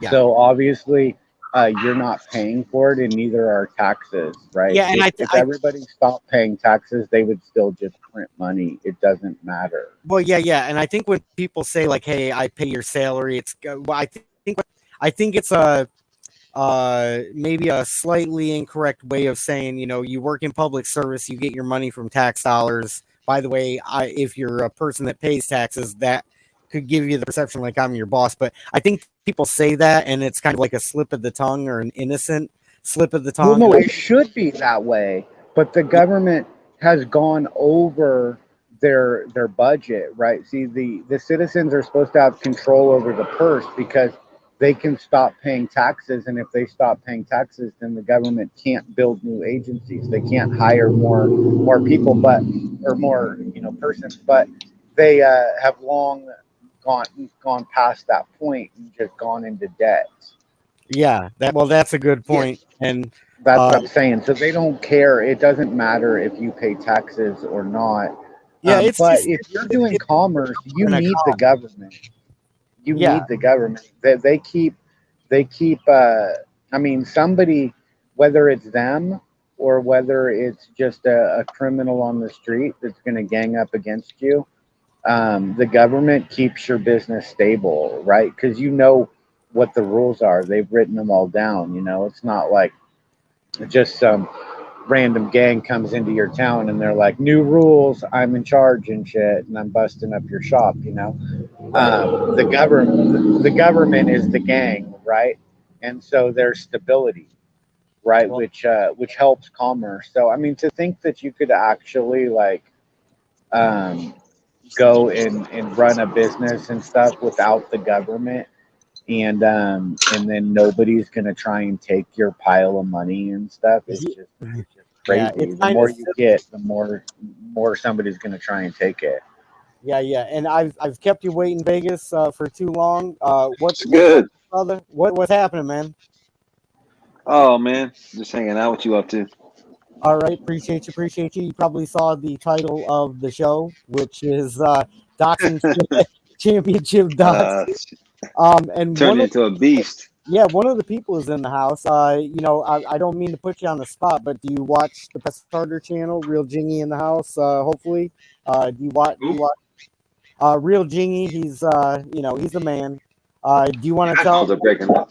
Does my audio is breaking up? Oh, it's mine or yours? Let me check. Oh, gotcha. I think mine is coming through clear, guys. Can we get a sound check? Hey, Michelle. I see you out there, Michelle. Real Jingy is the man. Maybe one of the people can tell you in a minute who Real Jingy is. But anyways, have you seen the Press Harder channel? Do you know one of the people? No. Oh, I haven't. Nice to meet you, buddy. No, I haven't seen it, but it's loud out there. But yeah, your no, audio. but I'll check it out. Yeah, Press Harder channel. Yeah, definitely check it out. I wish I could play you the video right now because this is so crazy that the two of you are here because I was gonna play your cop watching video with Press Harder's cop watching video, one of the people's videos on the Press Harder channel, so we could have a beast mode battle and see who went beast mode better. So. Oh, jeez. we're gonna have to do that at a later date because my videos weren't pulling up. Every time I do a live stream, something ends up coming up on it. So Yeah. if we end up canceling this and going to your chat, you know why. Yeah, listen, man. This is a good time to focus your effort on Dr. Dave, and the reason is, I gave him a black eye today because he didn't have any community strikes on his channel. He didn't even have a warning, and so I was messing around the last couple of days, and he kind of like went at it again, and he fucking came out. He poked his head out. As soon as he did, I hit him with some complaints, and I got him with a fucking strike. So he got his first, because I'm sure you know how it is. Like when you get your first community strike, it's just a warning. Your 1st one's a warning, but after that, if you get 3 of them in a 90-day period, your channel is fucking down. So after the warning, they don't give you a restriction after your first warning. So I gave him his first warning. He got his warning, so that's out of the way. So what that means is all the strike, any strike from now. So if let's say he gets another strike, boom, he's restricted for 7 days. After that, he can't do shit for 14 days. And after that, the 3rd one, that means his channel shut down.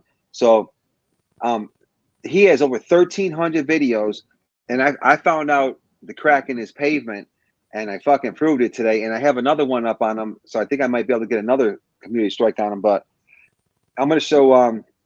I got a community strike on one of my channels. Yeah. So that's why I'm not filming right now for about it, or I won't be live streaming for about a week. But Okay. I'll be live streaming on my other channel tomorrow. But listen, everybody needs to go in there and just start reporting his channel, because he has a ton of videos up on you.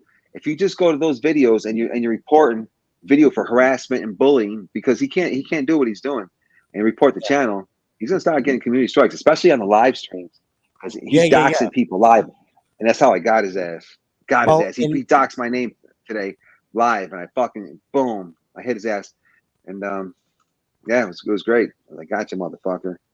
So he's being real careful now. Yeah. And the effectiveness of doxing. Let me just talk about this real quick, and then we'll let one of the people weigh in on the doxing thing, because you said doxing is definitely effective, I believe. But what I'm just going to say to that is, if doxing isn't effective, the first time I really had a meaningful conversation with KFAR was after, people to figure out who he was, because he's kept running his mouth about too many people. And you were one of them, and people might say I instigated something. It's like I heard something, and I'm bringing that information back. But did you hear my analogy earlier about the generals going at it, and like you went in there with Dr. Dave, took his whole claim? That's where I want to leave this with you and one of the people, because slowly but surely this is about the court of public opinion. So if you can go in there, we saw with our own eyes how effective that strategy is. Boom. Somebody's doing horrible stuff to somebody. Hey, we're going to figure everything out. The people want answers, right? And then when the people want answers, the people get answers. Not only did they do that, but they flock to your channel. So maybe you guys can talk about strategies on the court of public opinion, where we're at, maybe how doxing plays a part in that. But we'll give one of the people a chance if you want to weigh in on that. Or I think what it came down to Dave's channel is toxic. And people know what Dave's channel's about, and that's just it. It's like, so if you want to play that game and you want to sit on his fucking panel, when shit hits the fan, you know how enemies look at their panel, they're gonna see you on there too, and go after you. Right? Do you know how many people say that about our channels? I mean, I'm talking about the 3 channels that are up here right now. How many people say that those channels should be shut down or viewed as controversial? I know. If I go to monetize any videos, if I go to monetize them, they're automatically flagged as inappropriate. And it's like, I don't see anything in my content where it might be flagged inappropriate other than a cuss word here or there. But you guys want to speak to that? One of the people can, I don't know. I mean, it is what it is on that. You just got to mark it appropriately, when you... yeah, but no, what I'm saying, though, the I wanted to take the conversation, though, is like, we got people out there saying that about our channels. You know what I'm saying? They just want to instantly like take them down, right? Like, do you guys see like maybe we're gonna cancel each other out eventually? But I think Dave. Listen, Dave there's something. There's 2 ways you could get Dave's channel down. You can either get it down with him getting 3 strikes, with the copyright, or you can get him with the 3 strikes on the community guidelines. The difference is. You can get him with the copyright strikes. I mean, he's been hit with copyright strikes before, but he figured out how to do the legal game now, so he knows how to come back with the counter strikes. That's how I got him. That's how I hit him in return with a couple counter claims and got my channel back up. But the difference with the community strikes is there ain't none of that shit. A community strike, that's like a standing 8 count, and after you get 3 of them fuckers, then it's like, you know what I mean? You got knocked down. Fucking fight's over. There's none of that, and that's what people got to focus on. But what I was going to say was, how many copyright strike claims have you made against Dr. Dave? I've never made any. I've never made a claim against anybody. So think about it this way: Dr. Dave's put up all that information about you guys, right? And you haven't copyright. You haven't tried to do excuse me. He's taken all your content before and he's put it in videos, and you haven't done any copyright strike takedowns, right? Correct. Yeah, well, all you have to do is just start being proactive about it. Here, I'm gonna give you the link. I'm gonna put it right out here. Okay. I'll put it in the private chat so that you can put it up there. You see, and this is the reason why. Of course, Dave ain't gonna tell you. Usually what people wait to do is they fall back and they wait to get the notification from YouTube that says, because YouTube will tell you like, hey man, this person is using your shit. You know, tell you the percentage, and it'll tell you if you want to ask if you want to hit them on a copyright strike. But you don't have to wait for that. Usually that's what people wait for.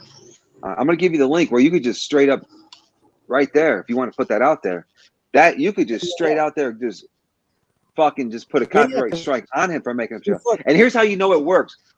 Yeah. Here's how you know that this method works, because it just worked the other day. And you heard it through Dave's own mouth. And here's what I mean.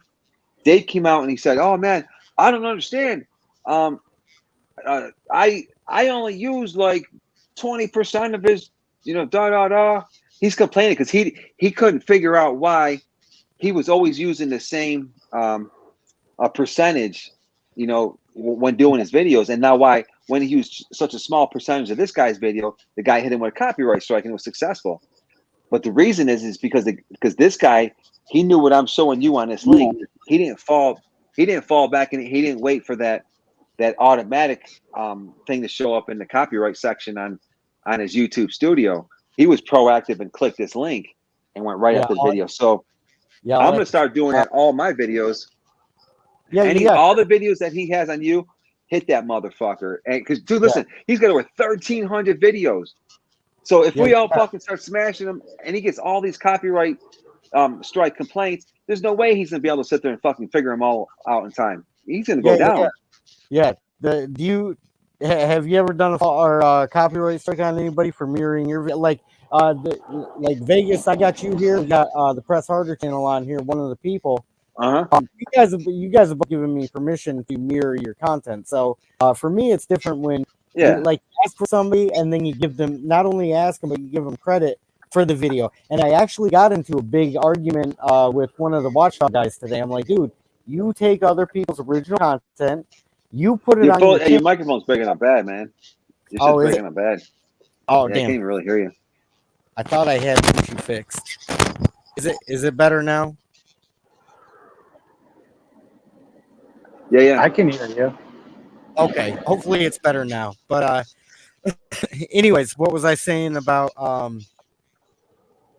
with one of the Watchdogs, right? Because I was like, have you ever just thought out of common decency to ask somebody if you can use the video and then give them credit for the video? Much less you use the content, you steal it, you use it, you hide behind fair use, and then not only that, but you talk about somebody in a disparaging and horrendous way. And like, what part of them thinks that that's being a decent human being?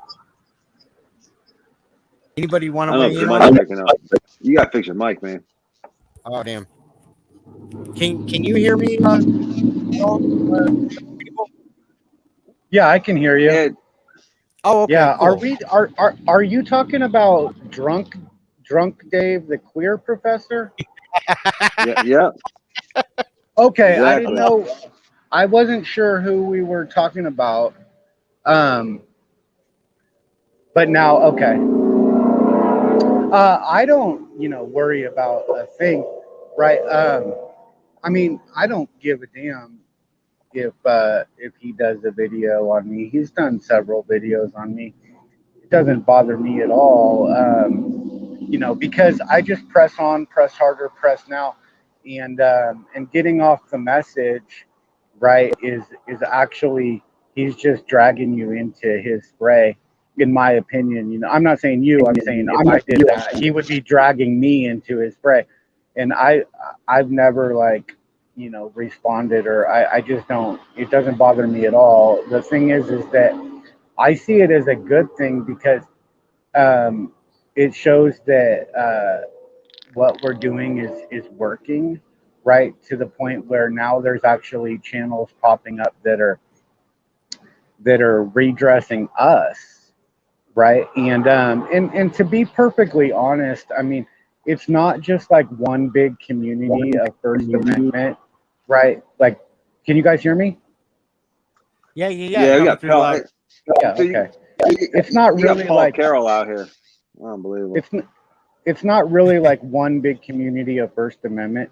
I mean, you have the people that are peaceable, and then you also have like the Malcolm X style that are more like aggressive and you know, willing to use violence. And then you also have criminals too that don't like the police, right? And are not about accountability, but actually about but are actually about retaliation, right? And then you also have government infiltrators. It would be absurd to think that there's not any, because it's so easy to infiltrate. I mean, literally all you have to do is just go on channels and drop everybody's cash app, and you'll be a mod in no time.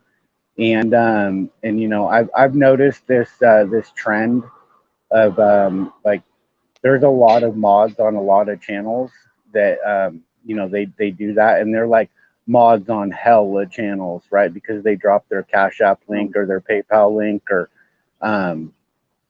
you know, they do these certain things, and then boom, they're a mod like that fast, right? And then, you know, they get your number, and then they're talking to everybody. And you know, like a lot of big channels, I mean, even 100, 200, 300,000 subscribers will be like anybody, right? That includes government infiltrators. That includes Carroll, criminals, man, you know. get on the panel, Paul. To answer Paul's question, Paul, get on the panel. You're a district attorney. And Paul, hey, listen, Paul. Got questions. I'm speaking to Paul Carroll because Paul, I heard you out there. People told me that you've been talking about me on other people's panels. So I'm right here, bro. I am right here. And I know you're a district attorney, and you probably looked me up, and I'm sure you got some stupid questions you want to ask me, Paul. So bring them on, bro. I'm right here. There's your chance. You don't have to ask all those other channels. Look, you're over there now talking about me. Broken system in Vegas Valley. We can add whoever. We can add whoever we want to the stream. We got an open panel. You guys are kind of running the show here for about 5-10 minutes. You feel free to. Your headphones messed up. Yeah, your headphones messed up. Is it messed up for everybody? If you guys can tell me if mine is messed up, but broken system. Let's put this. I can't hear nothing you're saying. I mean, you're going in and out a little bit, but I can hear you. Okay. Maybe I have to fix my issue. Yeah, you gotta fix it, buddy. It's like really bad. It's really bad? Hey, Paul. Yeah, it's bad. I don't watch Kate or the Masshole Report, so no, I didn't see that video. I really don't watch the drama, Paul. Paul, man. Hey, Paul, why don't you talk about us? I don't want to. I don't like to gossip about other people. And you know something, Paul? I know you want to pivot the conversation to that Jeffrey Sutton dude because they're bringing up probably some nasty stuff about him. People are saying, but that ain't my style, man. I'm not into sitting there and going after someone like that. What about you, Paul? Because you have a funny. I'll be honest, Paul. Your voice sounds funny. You have a funny voice. I mean, you're probably gay, but hey, that's your thing. But I'm just trying to say, you know, if you want to sit there and you want to pick on someone like Jeffrey Sutton because you think that maybe he's got a funny past. Well, you sound a little funny yourself, and I don't approve of your lifestyle. And just because it may be legal doesn't mean I approve of it. So, what are you talking about, Paul? Because you definitely have tendencies of messing with boys. So, if you want to talk about Jeffrey Sutton, your voice and the way you sound all gay like a $3 bill, you sound like you got fucking tendencies to do even worse than him. And I would never trust my son around you, man. I wouldn't trust any kid around Paul Carroll. You think just because you're a district attorney, bro, you're just a fucking little gossip queen. You're just a gossip queen, Paul Carroll. I see you sitting over there in those other panels, man, talking shit. Talking shit about me, too. Yeah. Well, if Mr. Carroll wants to come up and join the discussion, I'll put the link in there. But I won't be rude to you. We had a pretty civil conversation with them, but feel free. Hey, my channel is your channel. My channel is your channel for the next 5 minutes. I'm gonna go get a cigarette. And if you want to just read some chat or maybe talk about some of the stuff that's going on with Dr. Dave, give people updates. But Paul, the link is there. The link is there if you want to come up. But I'm sure there's some discussions Mr. Carol would like to join. Some others he may not, but who knows? I'll be back in like 5. Yeah. I'll be back in like 5-10 minutes. Yeah. So feel free, everybody in the chat.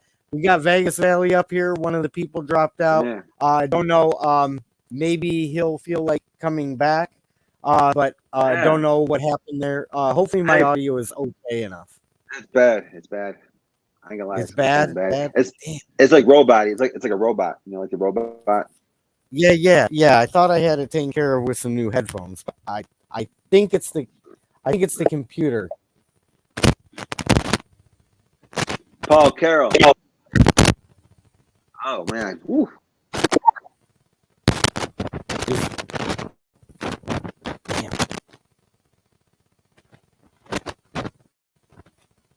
I may have to run this. I may have to run this audio a different way, but feel free to keep going. Let's see. I can hear broken. Okay, Vic.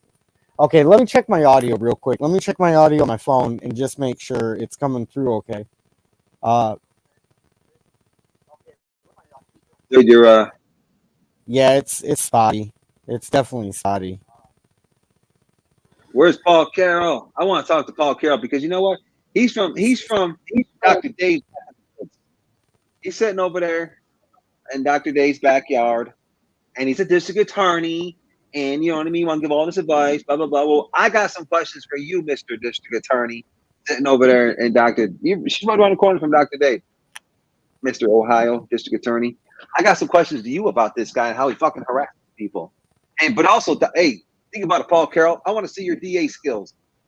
I want to say, hey, everybody, who wants to see a real live district attorney up against a 5-time fucking convicted felon?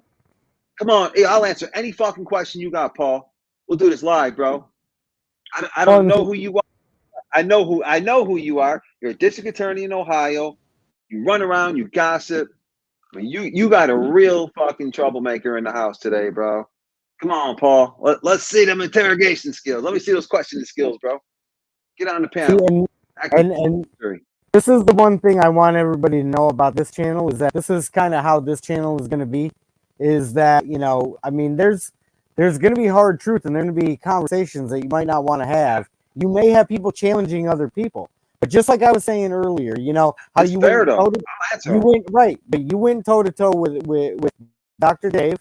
Not only, I mean, all his people came with you, so people gravitate towards the truth. So, Mr. Carroll, you're more than welcome to jump up here, and you're more than welcome to defend yourself. Anybody is more than welcome to jump up here and defend yourself, but don't think you might not get attacked on this channel just because this channel is, you know, kind of in a friendly way.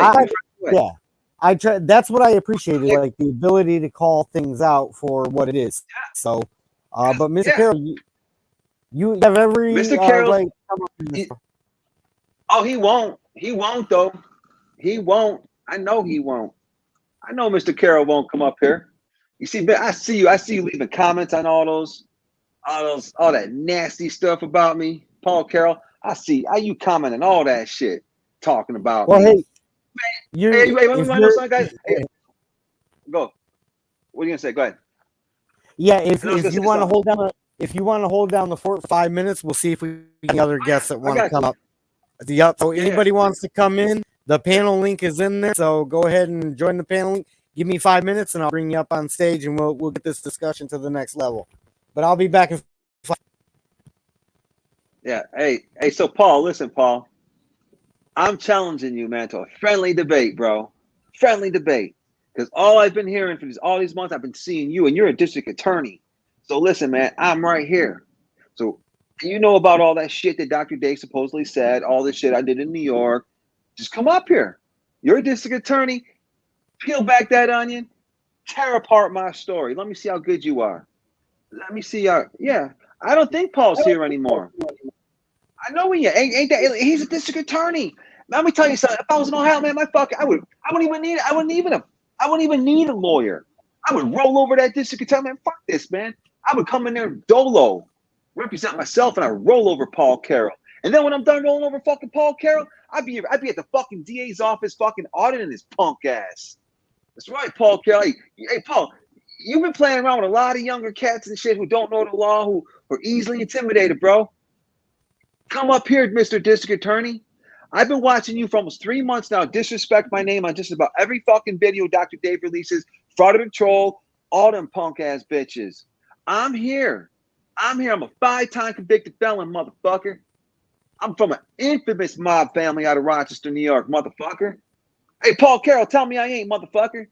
Hey, you got an office? Get your punk ass back to work at the DA's office and look me up. I know you have. I already know you have. Call me out, Paul. Get on the panel. I want a DA on this fucking panel. That's what I want, a district attorney, man. Because you district attorney talk a lot of fucking shit, but you ain't really shit. Anyone else? I guarantee I know exactly what Paul is. Paul's just some young punk. Young motherfucking punk ass liberal. Came out of some fucking university school, college. That's all he is. Got his motherfucking degree, and now he thinks he's the shit, and he got some liberal arts shit. Gay as fuck. You celebrating Pride Month? Let me tell you something, bro, dude. We don't celebrate Pride Month here in America. Fuck Pride Month. I ain't prideful. God says it's not good to be prideful. Every month out of 12 months out of the year, it's God's month. It ain't your pride flag month, motherfucker. I ain't a prideful person. Pride is a sin. And that homosexual shit, that's a fucking sin. So I refuse your type of lifestyle, Paul Carroll. This ain't a pride. June ain't the Pride Month. This is God's month. Just like the other 11 months out of this year. And I refuse to recognize your dumb shit. I refuse to. Because the day I sit here and go along with it is the day that I'm accepting it. And everybody thinks it's all right around me. And it ain't. There's no fucking such thing as Pride Month. You can celebrate that punk shit. But just like you get your fucking ass on this panel, Paul Carroll. I've been waiting to see you in one of these panels. You would never come up into my panel. I've seen you just about every fucking panel. Everybody playing my shit. But your gay ass would never come in my fucking panel. Because you know I'll eat you for fucking lunch, bro. I'll spit your ass out. I wish you just come in the panel, bro. I'm not going to disrespect you. I know you're a little nervous. You're scared. I know you ain't never really had someone like me. Come on there, Paul Carroll. Hey, all right, Paul. I know you're a little scared. I'll answer your questions from the fucking side chat. How's that, Paul? If you're that scared, you're probably fucking shaking right now. Huh? Come on, Paul. Just throw me some questions in the side chat regarding anything on my criminal record, any fucking thing I've ever done in the past, bro. Any fucking thing. I'm giving you a chance. You're a district attorney, an active district attorney. You're in the house, bro. You're on Dr. Dave's team. You're on Fraud of the Trolls team. You run your mouth about me all the fucking time on all their videos. So I'm here. I'm here. Just come on. Just ask the question in the pad and in the chat. I'll answer the shit. Yo, I'm back. Yo, can you hear me? Oh yeah, come on back, bro. I really want Paul to get up here. I've been watching this guy for months, fucking. You know what I mean? Just bashing my name and Dr. Dave, and he won't come up. Yeah. You know, I mean, Mr. Carroll, he makes his rounds, especially on my channel, quite a bit. And you know, I mean, Mr. Carroll, feel free to come up and talk about it, because I want to talk to an attorney about doxing too. Because did you see the beginning of the stream, Vegas, where I was posting that message about the lady? Hey, what you're doing is not illegal, bro. There's nothing illegal about it. I know there's nothing illegal about what I'm doing. I'm pointing out other people's illegal behavior, or their failure to act, or failure to protect, right? So I don't know if you saw those messages, man, but you could see with your own eyes. My sister has already claimed that was her phone. So those are messages from my sister. And, I just want an honest take from an outsider's perspective. My sister's threatening to call CPS on me because her feelings got hurt, bro. Did you see that message? Yeah, what do you think about somebody, threatening to call CPS on family? Would you ever call CPS on your family? I mean, feel free to. Yeah. I mean, where'd press hard to go? What? I mean, that's a tough situation, because I know, it's your sister and the kids are involved. Yeah, and listen. Yeah, I would love to make peace with my sister, man. I was trying to tell you the other night, you have an art of making peace with people. Even people that you might be I would say fired up about, right? Like Paul Carroll. Like if he came up here and just defended Yeah. some of his claims, you could probably make peace with the man. I've seen you do it in the more Dude, volatile of dude. situations. And this is like, listen, if you wanted to get like the godlike status, man, and help me make peace with my sister, like, and I'm talking about. I know you don't. You probably don't want to Dr. Philip, but I'm saying the person that does and could help make peace. I'm all about making peace, bro. Like I'm all about. If my sister, for example, she's probably listening to this show right now. If she were to come up on panel and hash some shit out with me, and then we have a private discussion, do you think I'd not love that? I mean, yeah, but she probably wouldn't do that on a panel. Oh yeah, she won't do it at all. But that's why I was trying to get at the effectiveness of doxing. You want to know something? Is like when I started putting her information up about Doxing her, is the shit. Yeah. When I started putting up her information about her friend that works at my daughter's doctor's office and shit, guess what? That was the first time she had ever called me in probably like I'd say 4 or 5 months to the best of my memory. That's the first time she's attempted to communicate with me. Yeah, because you So it's like, doxed her. Well, I started putting some of the fucked up shit that she's been doing. I started putting it out there, and I'm not doing it out of revenge, and I'm not even saying that I'm doing. I'm just saying that it's happening. You know, people are putting the information out there, and I'm not even saying that it was me that did it, but I'm just saying it needs to be done. Like somebody needs to say, somebody needs to tell her the way she's acting is wrong. But we got nobody backstage yet. Let me put this link in the chat. I get open panel tonight if you guys want to, you know. Yeah, I would. I don't. Me personally, I wouldn't. I wouldn't be talking about like putting all my family stuff out because the more you. Well, here's what I'm saying. The more you talk about it in streams or the more it's out there, you're giving them guys content.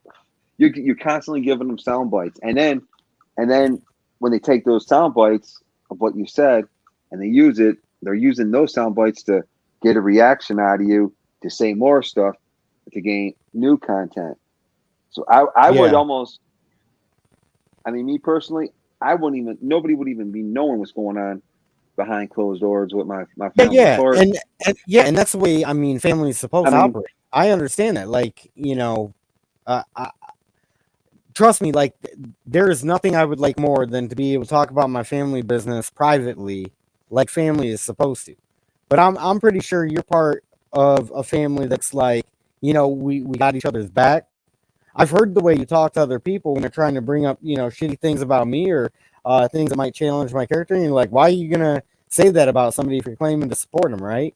So I'm pretty sure your family doesn't operate like that because it's just so dysfunctional right now. And it, like I said, I'm not saying like you could be Dr. Phil. I'm just saying, you know, like something's got to give. And, you know, my daughter wants to see me. And this, of course, this has always been a last resort. Do you know how long I've had these text messages? I've had these text messages for probably like a year and a half, 2 years now. It's not like I was just like, here, everybody, check this out, right? Like it's absolutely last resort type shit. It's last resort. Like I don't know how to make this happen. So like I said, you know, I admire your ability to make peace with people. And that's what I'm offering today. Today we could make peace, and today we could try to move onto something that's more productive. But I don't know if anybody would be willing to do that other than me. And the most difficult part of this for me is like if two people don't want to do it, then it doesn't happen, right? So I could want to do it, or she could want to do it, but unless both of us agree to do it, it doesn't happen. So you just gotta get your family visitation order, man, and just, you know, however many days a week it is, and just. Dude, it's supposed to be 5 days a week, and they've been in contempt of, you know, again, I'll try to speak on it as little as I have to kind of give people the scene, but you know, it's just such a messed up situation, man. It really is. It's just a messed up situation. Yeah. And obviously, like, you know, you got channels like KFARS, right?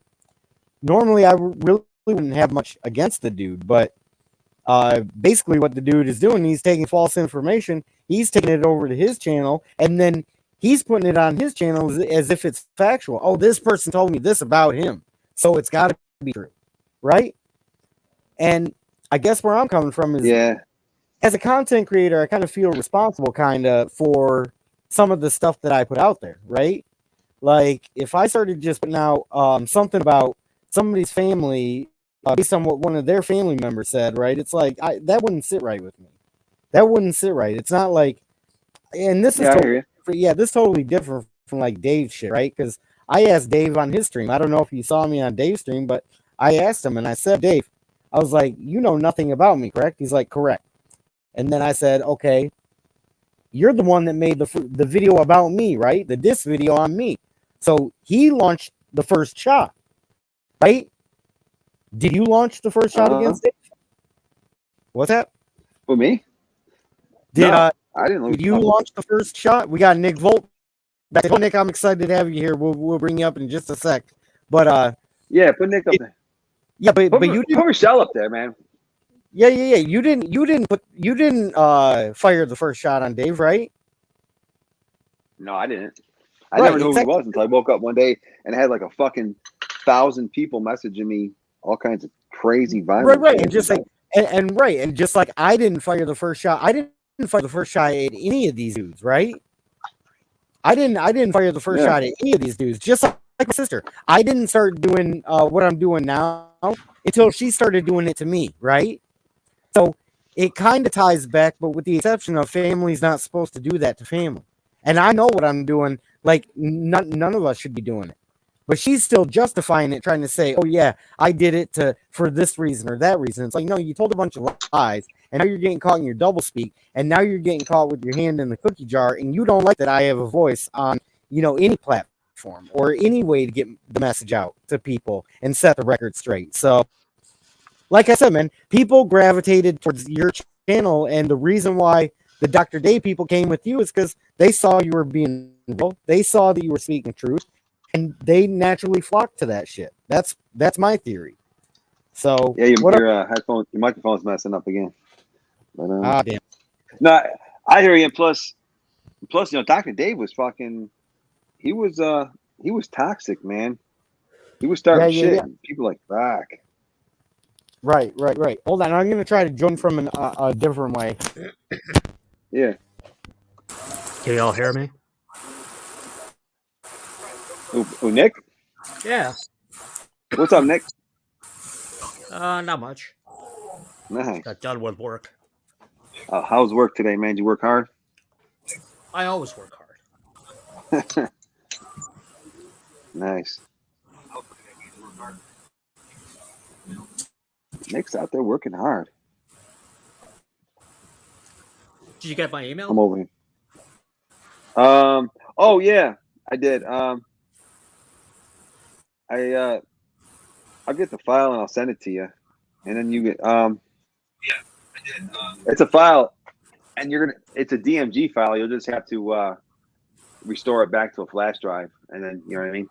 Yeah. And then I know how to from do the flash drive, use the flash drive.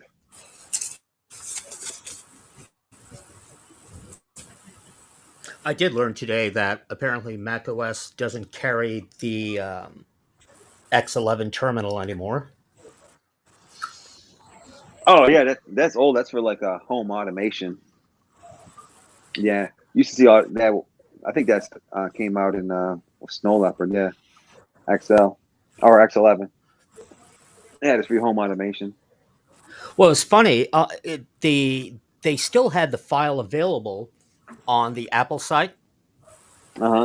So then when you go to you download it, and it downloads a DMG, and then when you try to open it, then it gives you that warning that this software is from an unknown publisher. Yeah. I'm like, yeah, but I downloaded it from the Apple website. Yeah. Shoot. So what's going on, man? I figured. Dr. Dave. Dr. Dave got a strike today. I gave him a strike on his community. He got a community guideline strike. He got his first one. Hey, can you guys hear me any better? Yeah, I can hear you. Okay, cool. Well, I just hopped on a different audio device. Is it crackling? Well, you gotta talk. I gotta.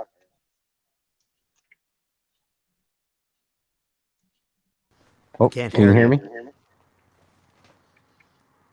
Can you hear me any better?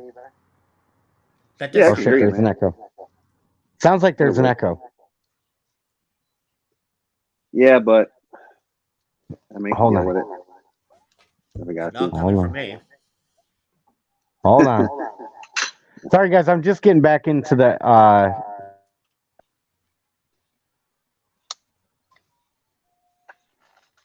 damn. I'm over here repairing a Mac now as I'm talking. Okay. I swear, it's after Steve Jobs died, like they became like Microsoft. Aren't they like $1 trillion company? Like that's insane. Yeah, I don't.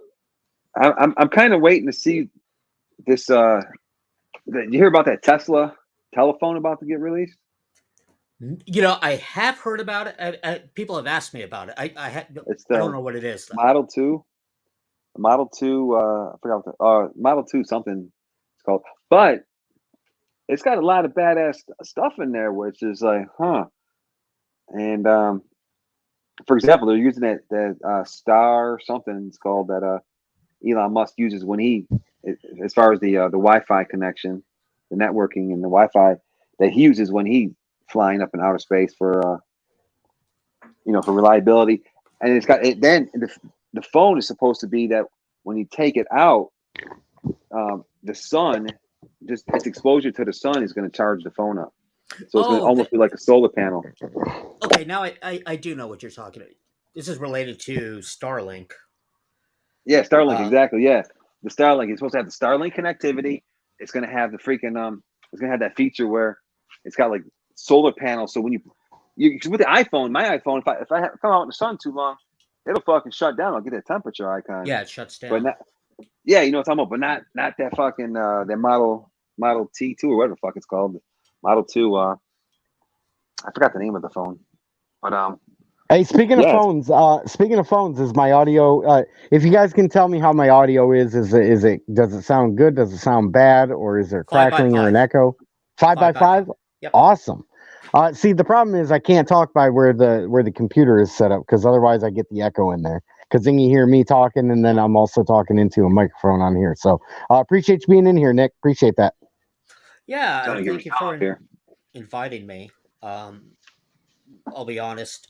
Most of my knowledge of auditing came from videos which made fun of auditors, but broken Hey, system. I I see you like making fun of around. audio. Yeah, I like making fun of auditors too. You know what I'm saying?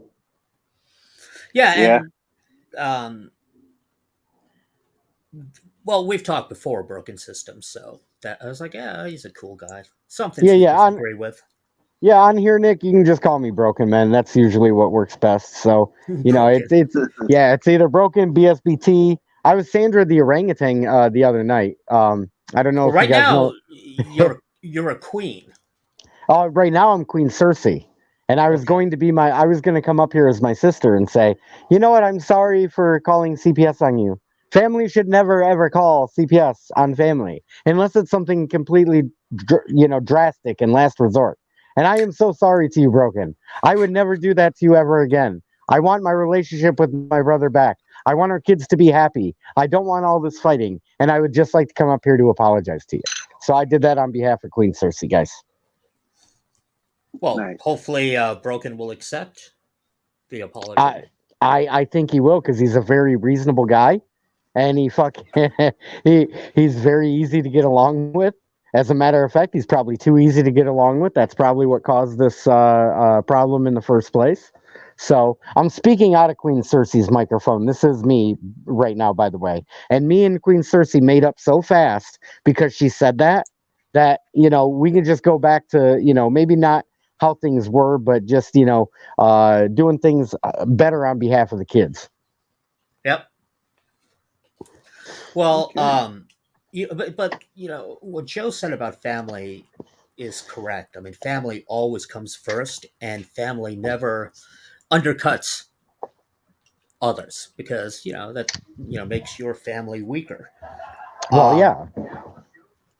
but family drama and people in families, the thing is you can't choose them. You can choose who you want to be friends with, but you can't really choose who your family is.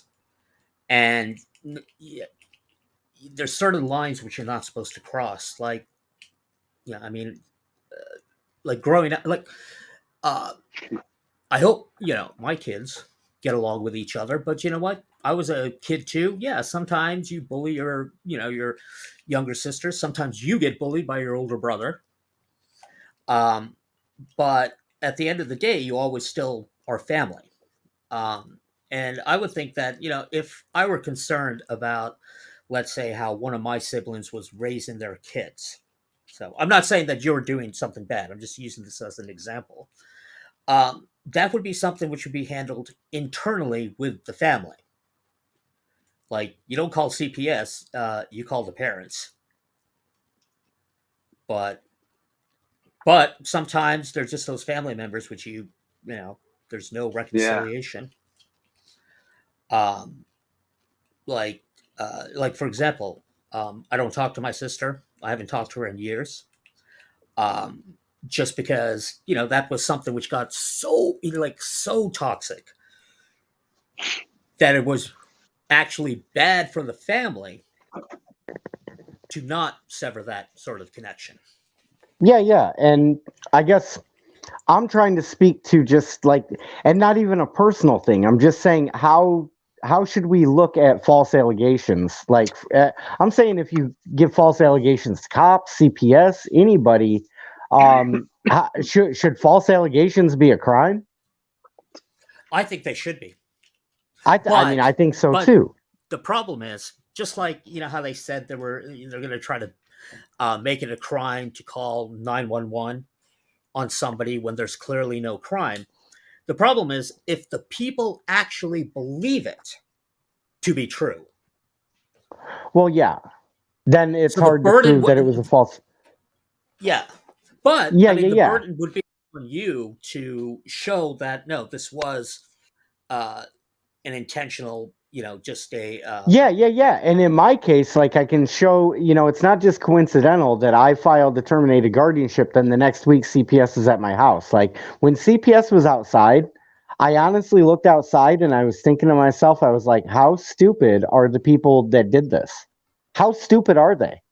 Like, because I saw it coming a mile away, right? They kept trying to give me hints like, hey, CPS might be coming to your house this week. So-and-so was talking smack. And it was like, really? And then so when I saw that CPS car out there, I was like, oh, it's go time, baby. It's go time. We're going to figure out and get to the bottom of this. Like, and I'm still in the pursuit of getting to the bottom of it, by the way, which I will get to the bottom of it. But anyways, not to get too far off on that, but like I said, I think... And the problem with family, though, is when it does go bad, we're crueler to our family members than we... Dude, that... Talk about me like being exiled from the family. That's why I don't know if you noticed, but I had Tyrion Lannister up on the thumbnail for this live stream because it's like, did you watch Game of Thrones, Nick? If you didn't, it's cool. I can just... I have not. That's on my list. Yeah. Don't worry about spoilers. I don't care. Yeah. No. I know how it ends. Yeah, but it's just real quick to explain to people how they view me as like one character, but I'm completely a different character if they actually knew me, right? And this Tyrion guy from Game of Thrones, anybody that watches Game of Thrones will probably understand the reference. But I don't know, Vegas, did you watch Game of Thrones, Vegas? No. No, damn, man. All right, well, you guys won't get the reference, but a lot of people that watch Game of Thrones will get the reference. It's like this dude in the show, he got exiled from his family. He got blamed for everything that went wrong in his family, right? They had, like, his own family put him on trial, and he actually had a trial where they accused him of murdering somebody when he didn't do it, right? And it's like, and he was like the shorter one. He was like, he tried using his smarts instead of getting all physical with people, which kind of, that's how I view myself. So anyways, you guys didn't watch the show, but anybody that sees the thumbnail might get the reference. But where I wanted to take this, Nick, to get off the Game of Thrones thing, since you guys didn't watch the show, but Nick was like the only one that kind of got me in the KFAR beef, Vegas, because like I was up on Frauditor Trolls panel with Nick and with Kfar, and Kfar, if you remember, like he was trying to sound like the good guy on your panel, Vegas. He was trying to be like, "Oh, I tried to get him a job." Remember him saying that? I don't know if you caught on to that.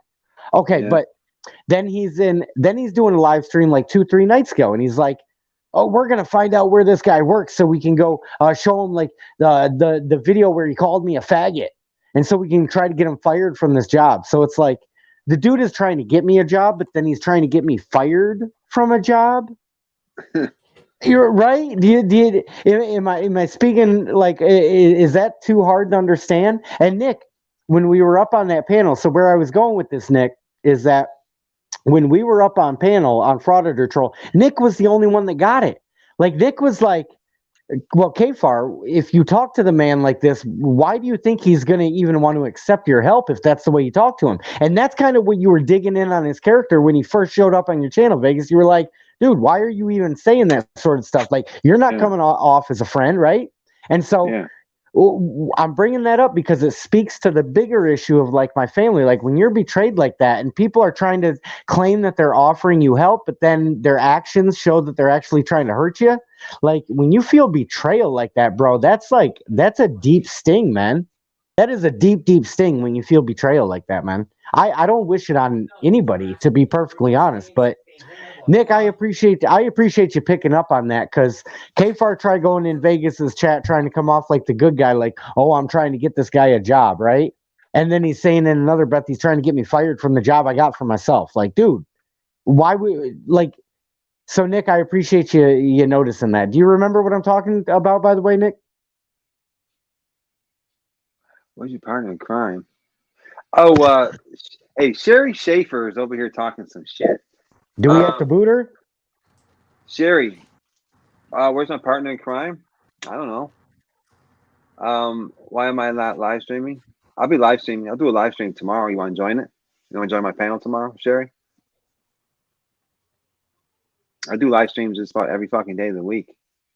Who the fuck is Sherry Schaefer? By the way, Charles, that's one of Dave's, Dr. Dave, or let's do Dr. Dave or Frauditor Trolls people. Okay, because Sherry Schaefer is also saying I just stumbled on this mess. I mean channel. Okay, Sherry, exactly. And then let's see. And this is the problem. Like Vegas, I had to kind of learn this from you too. Like, you know, kind of like in a Big Brother type way. Like, you know, people come into your channel, man. You expect them to behave themselves while they're in your house. You know what I'm saying? And for a while, what I expected is kind of like, okay, I'm kind of a promoter of free speech, so I'm not really going to ban somebody for saying something I disagree with in my chat. But like, you get rid of people like so quick, and it's like, damn, that's mastering law of attraction right there. People that come in, lie to you, disrespect you, like in your own channel.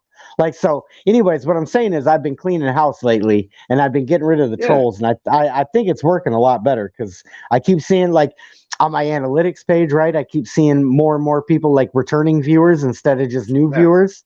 So I definitely like that. Yeah, because they harassing the people in the chat and shit. You know what I mean? And and people in the chat that, you know, they're not there to get fucking trolled. Well, I like it when like one troll shows up and like everybody can just like, you know, just feast on them a little bit and make them feel stupid for coming in and trying to talk their nonsense. So if you guys want to tell Sherry, you know, what you think of her. Look at Rochelle just said. See, she agrees. Well, good trolling. Yeah, funny trolling. Yeah, exactly. Like a roast. You know what I'm saying? Like, you know, I mean, if you're gonna be like, hey, yo, BSBT, you stupid motherfucker, like, why'd you even say that, you stupid ass, right? Like, that's fucking funny. You know what I'm saying? Like, but for somebody just to come in and be like, oh, you know what, you're a piece of shit. Oh, you did this, you got this in your past, and you got that. It's like, I don't know. Did you guys see that roast of Donald Trump when what's his name? That dude from the MTV show came up there, right? Did you guys see the roast of Donald Trump? I did. I don't know. No? Oh, damn, man. I keep going off on talking points that nobody's seen. So, but anyways, they had the roast of Donald Trump, and this dude gets up there and like he's laying it out, like he's trying to throw these insults, and they're just all they are is like low blow fucking shitty insults, right? There's nothing funny behind him, and like he loses the crowd so fucking fast, dude. Like he lost the crowd so fast and never got it back, and like everybody was like, "Dude, you need to just sit back down." Sure. So, but yeah. Yeah, Anyways,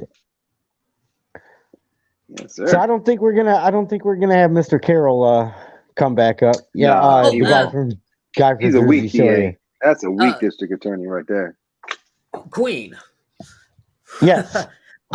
You said something that when you're on YouTube, this is like a like a personality, but you have other. I mean, it's not. It's a very one-dimensional view of a person or of you, right? What do you mean?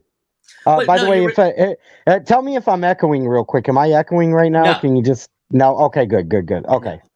no, but you said so that like what people see of you on YouTube is just one side of it, right? well, I think to clarify what I've ever said on YouTube is, I mean, I am probably the most authentic person that you'll ever meet in your entire life. Like, so me on YouTube, this is me. Like, I don't go out and play characters. Let's put it that way. I see. don't go I out there. understand. Like when I was in Utica, that was just me doing whatever I could to be in the moment, just be there capturing the craziness of what was happening around me. So I wasn't in a character, like I wasn't broken on YouTube. I wasn't like, oh, this is the passive aggressive type, person. That was just me, man. That was just me. So I don't know if you guys can hear me, but my computer's saying the page is unresponsive. No. Yeah, I So can I hear you. might, What yeah. happened to that dude? What happened to that one guy? What, one of the people? They press harder. Yeah, Press Harder, he dipped out. I don't know why he dropped out. But hopefully he's interested in coming back. BSBT sound is 5x5. Appreciate that, real Jingy. But yeah, I don't know what happened. Hopefully maybe I can have him back up. But I kind of wasn't thinking that this would be the panel he'd be interested in hopping on, just because of the title of this. And obviously, you probably knew better where I was going, anyways, Vegas. So I don't know what the reason was, but I can only guess that maybe it wasn't the right show to be on. But one of the people is always welcome in this house. It's SJVT family, anyways. So. I don't know where I was really going with all that, but yeah, no. Actually, SGV is in my area. Well, SJVT, kind of. yeah, San Joaquin Valley Transparency. Oh yeah, I remember where I was going with that. Is just the title of the show obviously has a lot more to do with you, Vegas, because the whole poll that I did to check and see how effective people think doxing is. Did you see the court of public opinion, by the way? I'm going to go back to that poll real quick, and I'm going to give you the results of the poll with what people said. But if you guys want to talk about that, like I was saying, the title of the show is basically what I expected you to want to be here for, Vegas, and what you wanted to weigh in on. Yeah. So go ahead. If you, like I said before, man, if someone's out there just doxing to make money because like, oh yeah, give me the name, I'll dox them just to make $10, $20 of doxing. Yeah, that's pretty fucking shitty and cheesy. But doxing could be done for legitimate reasons. And check this out: if you read the disclaimer at the top of the form that I give out, it tells you exactly what you can and can't do with this information, and everything that we do with the information. It's not prohibited according to the top of the document. Nice. Yeah. Well, exactly. And this is what it says you can't use it for. You can't use it for employment purposes. You can't use it for housing discrimination. I can't use it for stuff like that. You know what I mean? Right. For jobs, apartments and stuff like that. But I can use it to find out who the fuck this person is, where they live. Right, exactly. Oh, yeah. And not only on top of that, but if they're doing something that is so horrible, or if they're doing something that they're not going to have the majority of people on their side for, like that's what I'm trying to show the world with some of the behavior that people have been doing to me. Like they're sending CPS to my house for like drugs when they themselves are on drugs. And then they thought that I was just going to sit back with that information and stay quiet. and be like, okay, I'll let you accuse me of it falsely when I know I can accuse you of it accurately. Does that make sense? It Yeah. it does, and I meant to tell you this, Broken. You know how you said that you're kind of like the black sheep of the family, Well, not the black sheep. I've been exiled from the family. exiled. Yeah, basically. Yeah, I've never been the black sheep. Like I've always gotten along really well with my family, and my family is great. Um, like my cousins, my aunts, my uncles, we all get along perfectly fine. Like I'm not a black sheep in any way as far as that's concerned. What I am is I've been exiled from the family based on, the information that they have, right? Like I had to go away. Like I was the problem. And people tell me a lot of times, well, if everybody else is telling you that you're the problem, then you're probably the problem. And it's like, okay, well, watch what happens when they get rid of the scapegoat and they have no more scapegoat. yeah. Wait till they see what happens then. Then they're gonna say, well, because I left and because I wasn't around, things fell apart. It's like, nah, you motherfuckers were acting that way already. Well, You the reason I bring it up is I can actually empathize with that and relate to it. Actually, no, sympathize with it because I know how that feels. Um, yeah. And like I'm not for doing it. like for 10 or 11 years, I was essentially exiled from my family just because of there was one person saying a lot of crazy stuff, um, and then once I was no longer the issue, then all of a sudden my family found out that okay, this person who's been saying all of this stuff is full of crap. So at least I got to come back in, but I can sympathize with that feeling. Yeah. And It's that's it's kind frustrating. of It's like, yeah, frustrating. it's frustrating at the time, but I know there's going to be redemption because I know the truth, and I know the truth is going to get out. Because not only because like I have a platform to use on YouTube, which I only got 4,000 subscribers. It's not like I'm going to make national news headlines or anything. But what I'm trying to say is that I do have a vehicle of information, and I can show people the truth, and I can show people with video and audio like what the truth is. And I'm not the bad guy in this scenario. I'm not the bad guy that I'm being made out to be. I'm the scapegoat. I'm the exiled one. So Yeah. yeah, black sheep was kind of the wrong label, but I don't know if I think you kind of meant it, the way I was saying it, if that makes sense. But I just want to share with you guys this poll real quick. There's 30 votes on this poll, by the way. How effective is doxing? Only 10% said it's very effective. 13% said it was neutral.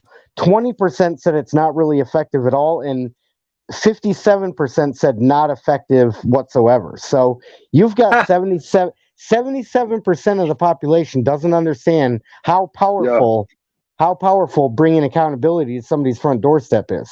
Yeah. The I thing you got to shook be up. I shook careful Dave's of, though. entire fucking. Dave's whole existence got shook up because of him being doxxed.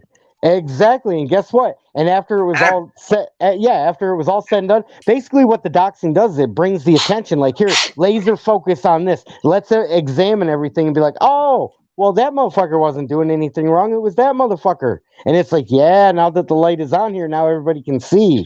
Now when everybody sees, now all of a sudden everybody flocks there, right? And it's like, listen, that had to be done. That had to be done. Plus, you do it to turn the tables because here's what's happening. Here's why you always have to dox the cop, the cop accountability, whatever that fucking community is over there, the watchdog community, because their whole thing is anonymity. They sit behind the computer's anonymity. So what you do is like I did with Dr. Dave. I found out where he lived, and then we sent someone over there, and then Dr. Dave becomes the content, like his home, like Philly does a home visit. Right. I said, yeah, dude. So it's like, how do you like this content now? So keep playing with us, and right, so, exactly. What I mean? That's kind of like the watchdog's little niche, right? Is like, ooh, I can kind of sit back in the shadows and I can do all my diabolical needs, right? And then as soon as that curtain comes off the wizard, it's like, oh, you're just a fucking pipsqueak, man.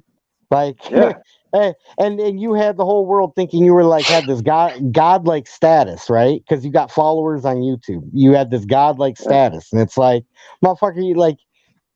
I think people. He's sitting on a 7th floor in an apartment building.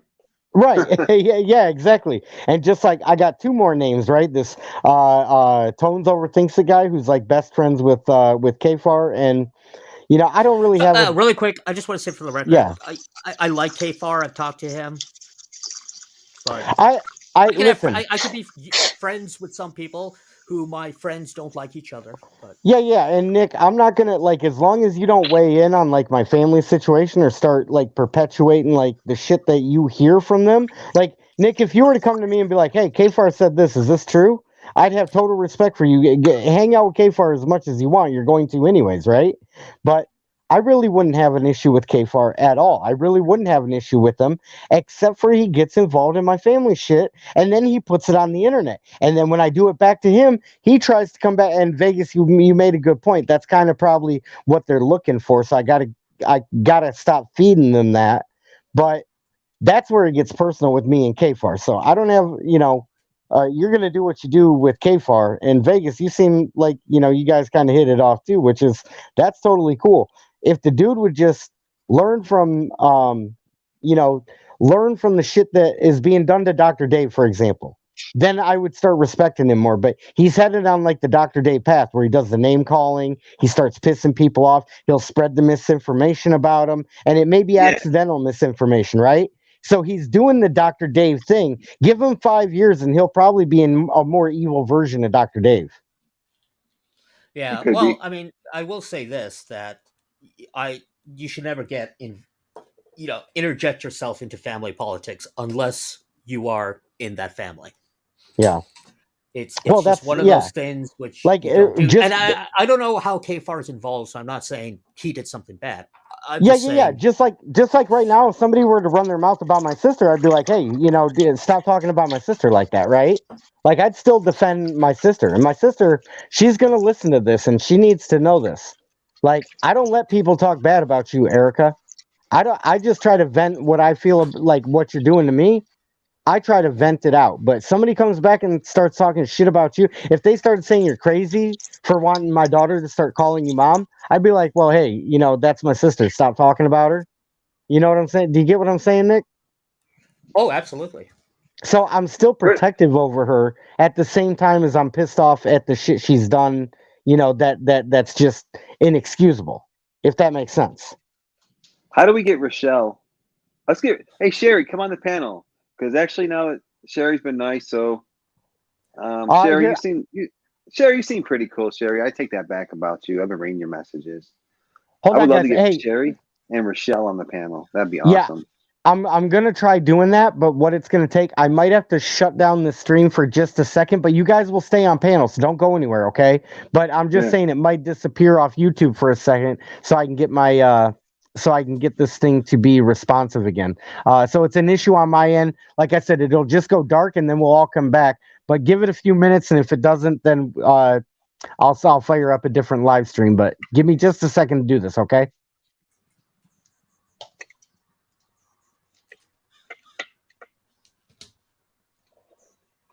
And you guys, we might still be on. Oh, we're still on, by the way.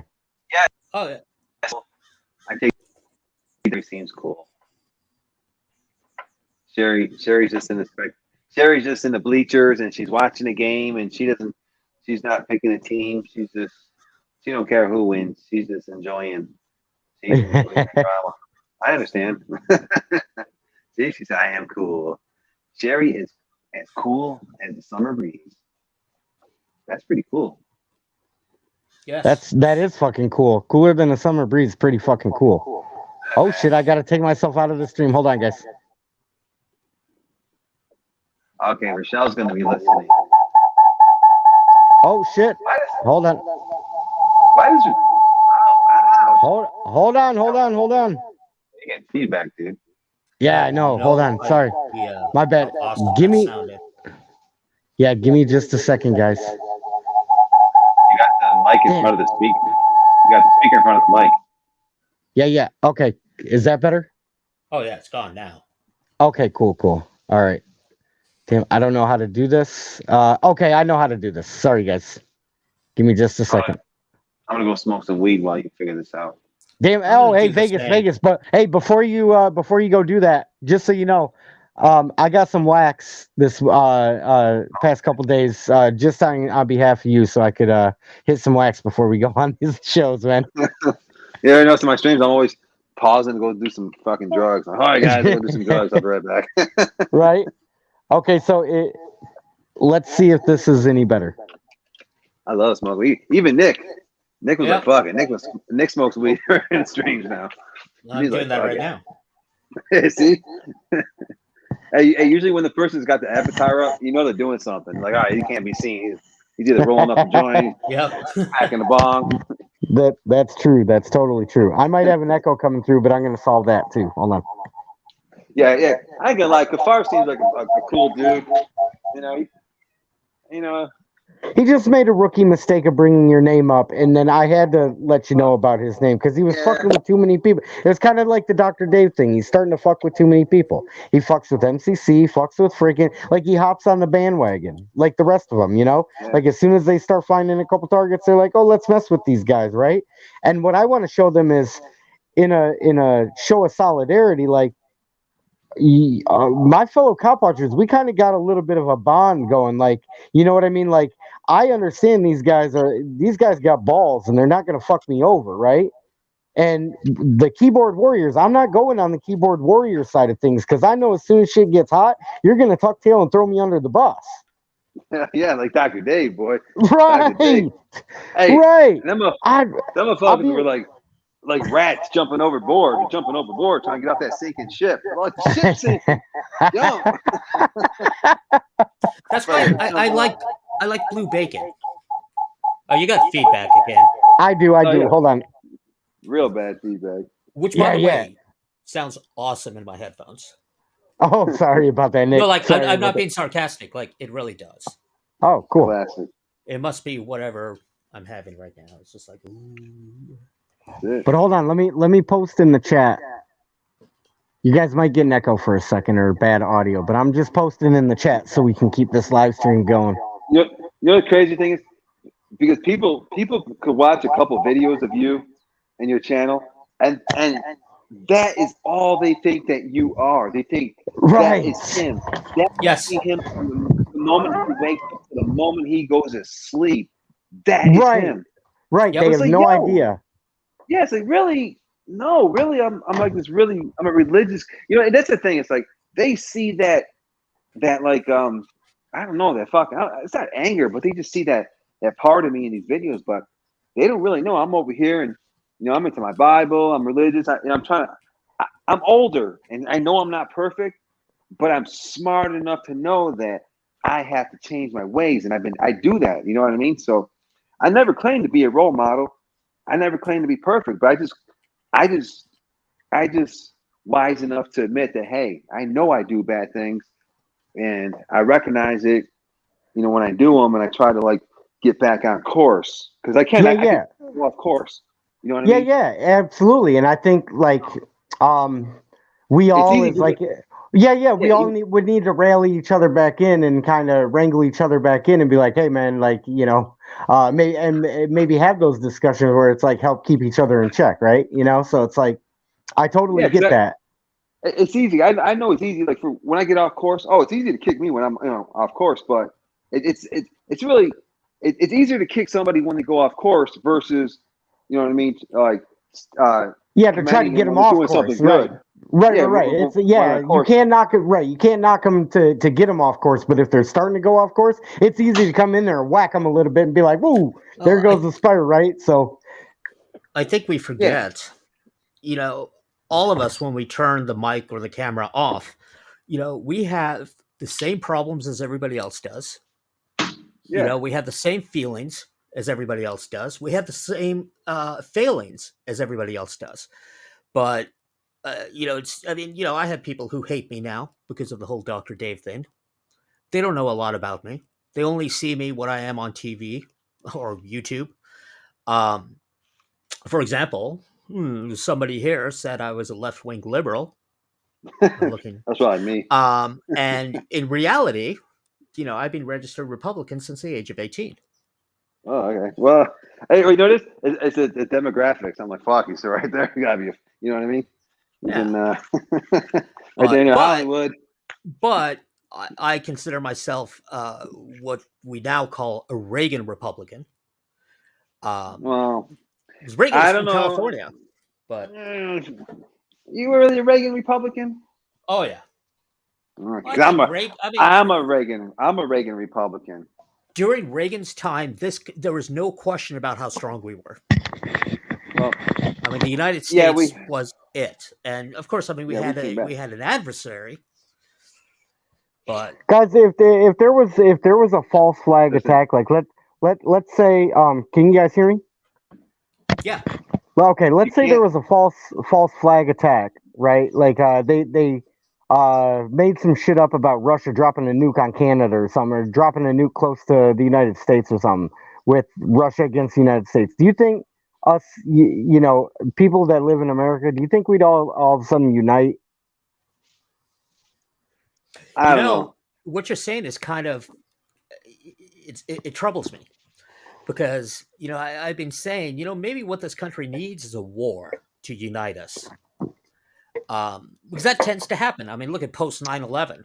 Well, that's where I'm going with this. That's where I'm going with this, Nick. We weren't Democrat. We weren't Republican. We were Right. We were Americans that day. Right. But what I'm And trying for a to long say time is like, afterwards.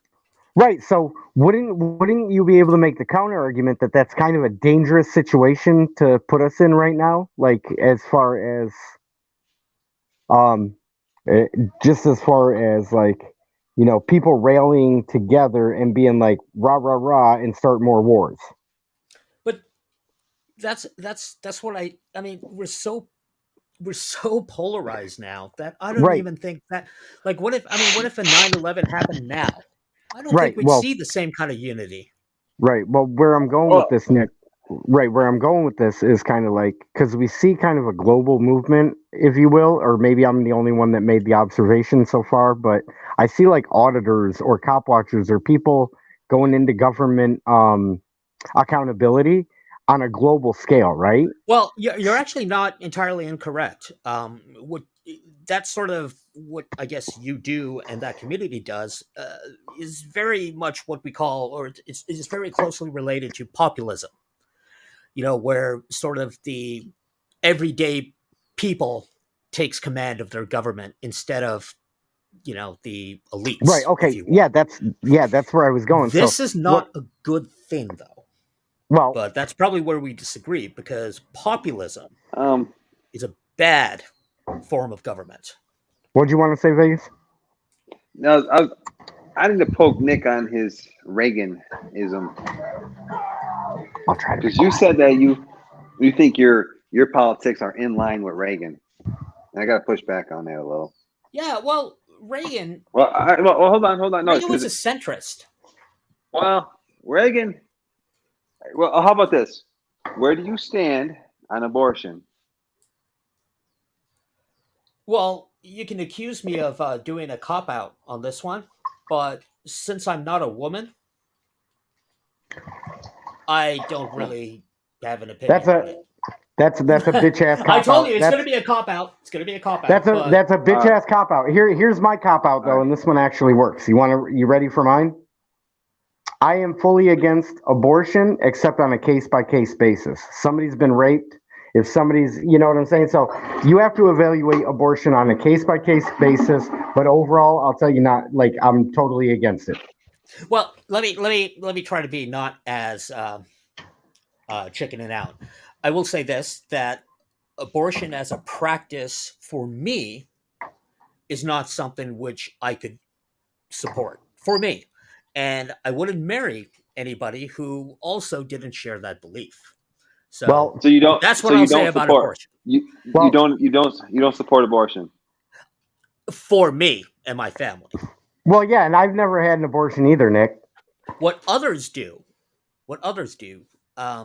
well, there's a reason why this is such a hot button issue because there's very valid arguments on both sides. Well, no, you know what? It's only a hot button issue when people are scared to speak their mind because they're worried that it may not, like half the country might. Well, hey, That's the only time it's a hot button when someone's scared. Hey, let me give you guys another perspective real quick before we get lost into where we all stand. Is that it should be pretty obvious to everybody. And this ties back into what I was talking about with like a false flag type attack. Do you realize like all the key events that are happening recently in the last year and a half to 2 years? You got to go, Vegas. I'm about to smoke some weed, so I got to mute myself. Oh yeah. Go for it. So, but anyways, but what I'm saying is, and this ties into everything, and just give me a second to summarize how this all ties together. Is like it seems like we're just being hit with one divisive issue after another. Because obviously, you know, there's probably no more divisive issue than abortion, other than race or other than a couple of the other key divisive things right now. So where this ties into the false flag attack, right? Wouldn't it kind of be the polar opposite 9/11, where it's like at this time you're going to have so much division that's been ramped up worldwide? Maybe we're seeing, and I'm not saying a conspiracy theory on a global scale, but I'm saying if you were to try to implement like a one world government, like a lot of, you know, oligarchs have claimed that they're about, how would you do it? You would foment in each country as much division as you possibly could, to where everybody's just fighting with each other, and then you can come in while nobody's looking, and you can take the throne. It's been shown that Russia did that and is still doing it, and it's okay. So working. It's working. Right. So wouldn't like a modern day 9/11, like if it were to happen today, don't you think it'd have the polar opposite effect of the last 9/11? Well, I don't see it being in the interest of our country to do a false flag attack. I mean, you took it somewhere really far. Other than there's a really good book. Yeah, which is any based country on that doing same a scenario. Yeah, okay. So how about this? Any country doing a false flag attack to try to justify like war on a global scale. Does that change it?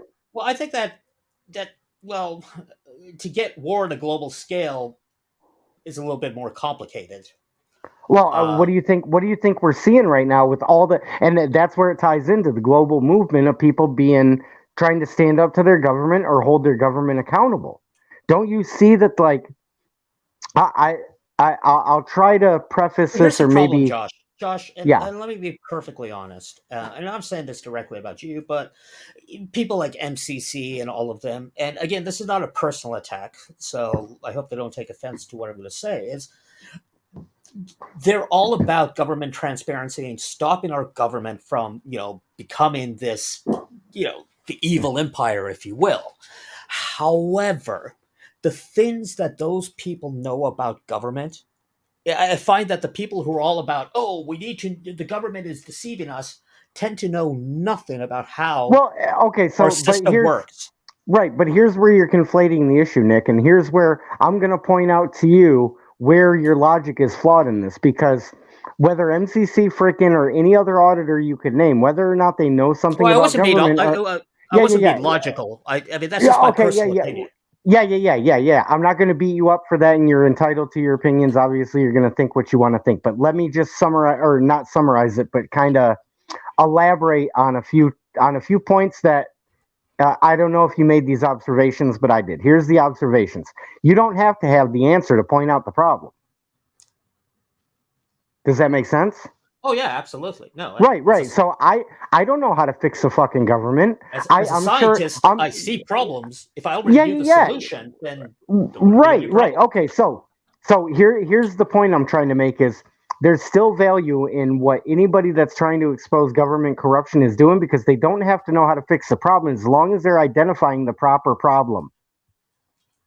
Do you get what I'm saying? I fully agree with that. Right, that's right. So you go in to diagnose the patient, right? So you go into diagnose. The press is supposed to do that, and on this. There you go.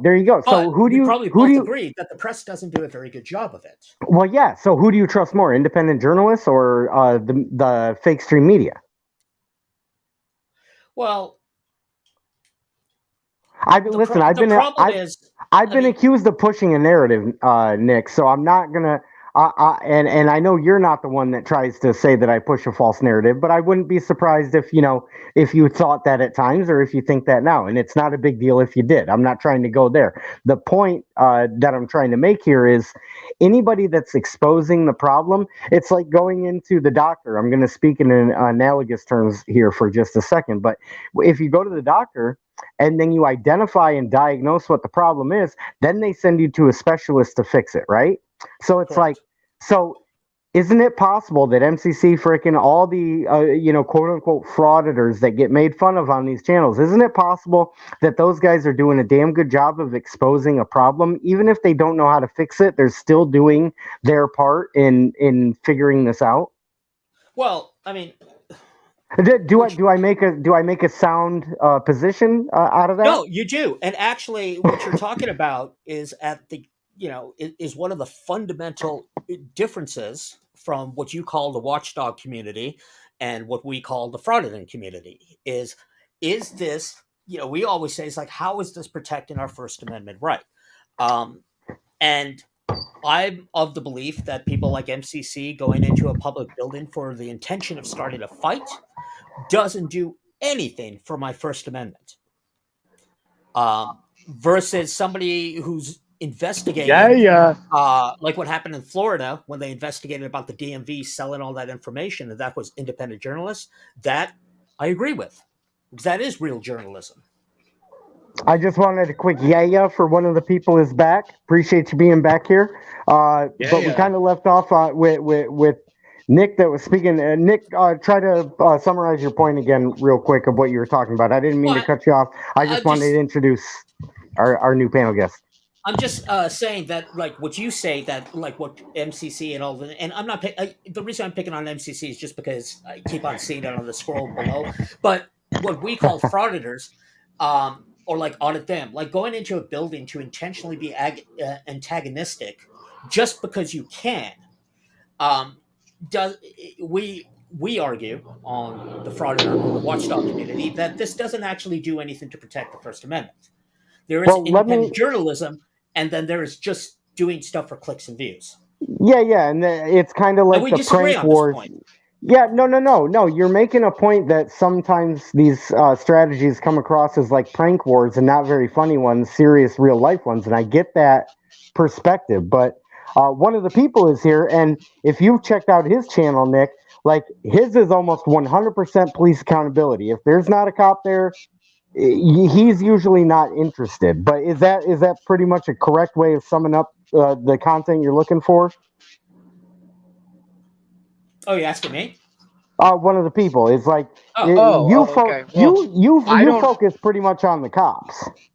I don't audit, Nick. I think I've seen you before. I just want to say hi. How you doing, Nick? But no, I don't audit. I don't cop watch. I press, and so I mean, I would say the differences between an audit or like cop watching is, an audit, like you're going and you're setting up the circumstances. So for instance, you're going to a building where nothing is going on that you know of, right? Of course, things are going on, but you go there and you're setting it up, and then if all goes well, everybody leaves you alone, in quotes. But really, if all goes well, the cops get called on you, right? On you, right? Yeah. And then you're part of the scene. But see, I don't get the cops called on me. I only pull out my camera when the cops are already dealing with somebody else, and then I'm trying to figure out what's going on. That's called pressing. Right, I don't go looking for them. Ever. And so it's just if I see them. In fact, I haven't seen a cop in like 2 weeks, and I love it. I don't hold on for them. Yeah, and hang on, Nick. But is it fair to say that what you just, to summarize what you just said, is kind of, it comes off disingenuous if you're kind of like on an audit, quote unquote audit. It can come across disingenuous because that's how it comes across to me sometimes too. And I'm just being honest. But is that somewhat fair way to summarize what you just said?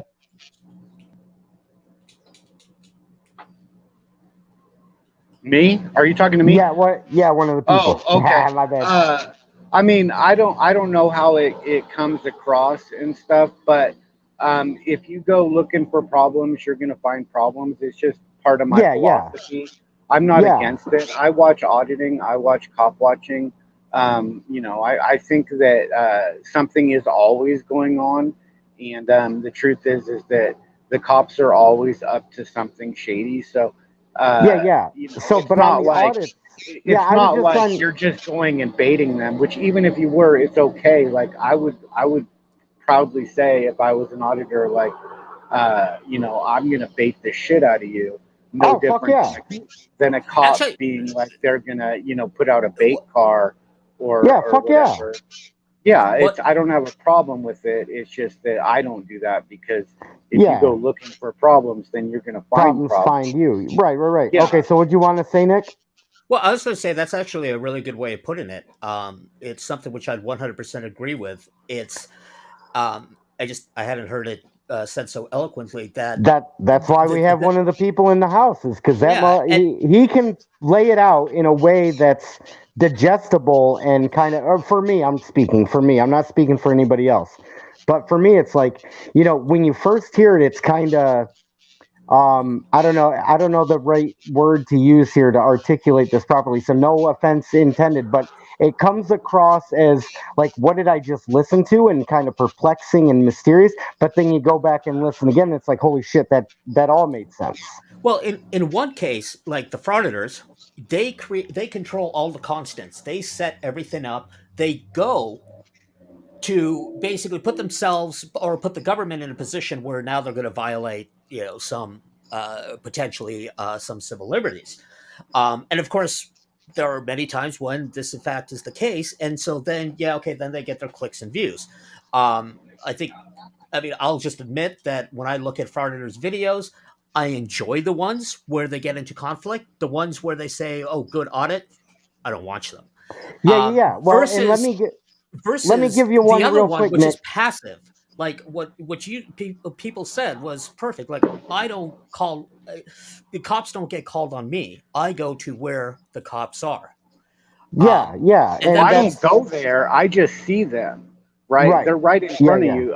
I don't believe if you have to go looking for the cops, then they're not really a problem. But the fact is that they're there in my everyday life. I mean, I haven't seen a stop in a couple of weeks, and I love it. If I never see another one, I'd be like, damn, we kicked ass, man. They stopped yeah, doing and this shit. I They're hiding. 100% support people videotaping the police. Well, then check out my channel, Nick Bolt, because the comments on my channel, they don't say what you just said. They're like, damn, you're the greatest. I love you. Yeah, Like, that's why we're putting yeah. a beast mode challenge together Can with you put it in with the you in chat? Vegas. Can you put it in the chat? Oh, press harder or press on. You might have seen press on. I have two channels, No, but just the well, I think a mod has to do it. So I'll do it for you, Nick. I'll do it eventually. And just to quick, I gotta interrupt everybody for just a second to make an announcement. If you've been in the chat or you were waiting backstage, I'm away from the computer because I get this horrible echo when I'm there. So if you want to come on the show, if the people that I have people in the private chat that were backstage that didn't get put on, but I just saw them just now. So my apologies to you, but feel free to come back up. Just mention something in the regular chat so I can see it, that you're backstage. But I'll be looking for you if you want to come on. Sherry, I'm talking to you. And the other person I missed that was back there, Ham Banana, but I don't know if Ham Banana's coming up or not. Ham Banana, I don't think you're going to come up. But Sherry, if you want to come back up, just let me know. Anyways, so the discussion we were talking about is, Nick, I want to ask you this real quick. Now that you have watched cop watching videos, like I would say more of a neutral perspective. Is that fair to say? Because I'm not you, I don't know. yeah, Do no, you, I mean, okay. Do I you think cop watching perceive? is great. Okay. Do you perceive those videos a little different than when you were completely on the? Oh, these guys are just antagonizers and assholes. Well, no, I mean, I watched some of them. I think one of them is actually called Leo Watcher or something. Yeah. They just videotape the cops. See, they're there Yeah. that if there is a violation, they catch it on tape. Yeah. But here's the I'm problem with that, Nick. 100% for that. What I'm Yeah. not for is when the police are on the scene and then you come there and start And shouting at the create a police. scene. Yeah. Yeah, and once again, Well. you're making yourself the story. Okay, so I want to speak to that real quick, Nick, because that's a good observation, and that criticism is somewhat fair at times. But here's where it's not fair: is you expect me to sit on a scene if I see somebody getting their rights violated and not fucking want to throw an instant protest right then and there? Yeah, but we all know that It's in this is effective. no. It's the equivalent of doxing, which is what the title of No, this show is. because It's putting people on blast for bad quite the behavior. opposite. Quite the opposite. More often than not, when people are doing that, they really don't understand the entire, like, what's actually going on, or they're just doing it to intentionally, hey, let's start a riot today. I think what you're Like, supposed to do as a cop watcher is you watch. Now, if there is a violation, then you go report it. well, but here's the thing. I'm trying to prevent it before it happens. I'm trying, like, crime prevention, right? Like, if I'm there with my camera and I kind of can do my part to maybe help some guy not get his car towed when his family member could easily come pick it up, or if they're trying to violate somebody's rights and I'm right there and I can say, you know what? And I can talk to my private chat really loud on the scene and say, you know what? Well, Fuck yeah. that, what they're doing to that guy, that's illegal. That guy can revoke consent at any time. I've seen so many times where the auditor or the cop watcher or somebody that's just press slapping bitches so fucking hard on the scene that they cause those little piggies to hop in their vehicle and fucking drive away. And yes, I call them piggies, but those are piggies that violate rights. And so what you're telling me, Nick, is you would expect somebody that's out there doing what we do and to not like stop or try to Well, intervene when they see it happening. there are That would be like times. me seeing you get violated. If I saw you getting violated, Nick, I'm not going to wait until they're done violating you and Yeah, then no, speak up. and let me qualify that statement. It's like, no, if Okay. there's a clear cut violation, I mean, just something which is just fundamentally obvious. Absolutely, it's your job as a citizen to to do what you can so that person, whoever the victim is, doesn't get hurt more. I mean, it's your moral obligation. However, more often than not, and the videos I've seen of cop watchers, I mean, let's take Glenn Serio. I mean, is he a cop watcher? But he's not really And no, protecting anybody's rights, and we've seen in the past, where an arrest is happening, and when all the information comes out, it's like, oh, duh, that's why the arrest was there. But these cops are now surrounded by a mob, which is just, shouting at them, going, oh, what are you doing? Do that. And it's that I think, oh, you shouldn't be doing that. Can I say something? I don't cop watch, but I agree with you, Nick. If you're a cop watcher, you should just be watching by definition. But the people, they want freaking answers, and there's more to life than clear violations of civil rights. I mean, I don't even give a damn about civil rights. I only care about rights. And the fact is that the court of public opinion, the citizens, the population, the people, whatever you want to call them, they're sick of this goddamn shit, man. They're fucking sick of cops harassing and collecting, right? And you have a right. Well, the people have a right to throw one hell of a protest and shit. And every time you see a cop pulling somebody over for some stupid ass thing, I don't jump to conclusions. It could be a criminal, and I don't want to stop them from getting a criminal, but that's happened like never. I've never caught a cop catching a criminal. I've never once caught a cop solving a crime. Never once. It's always traffic.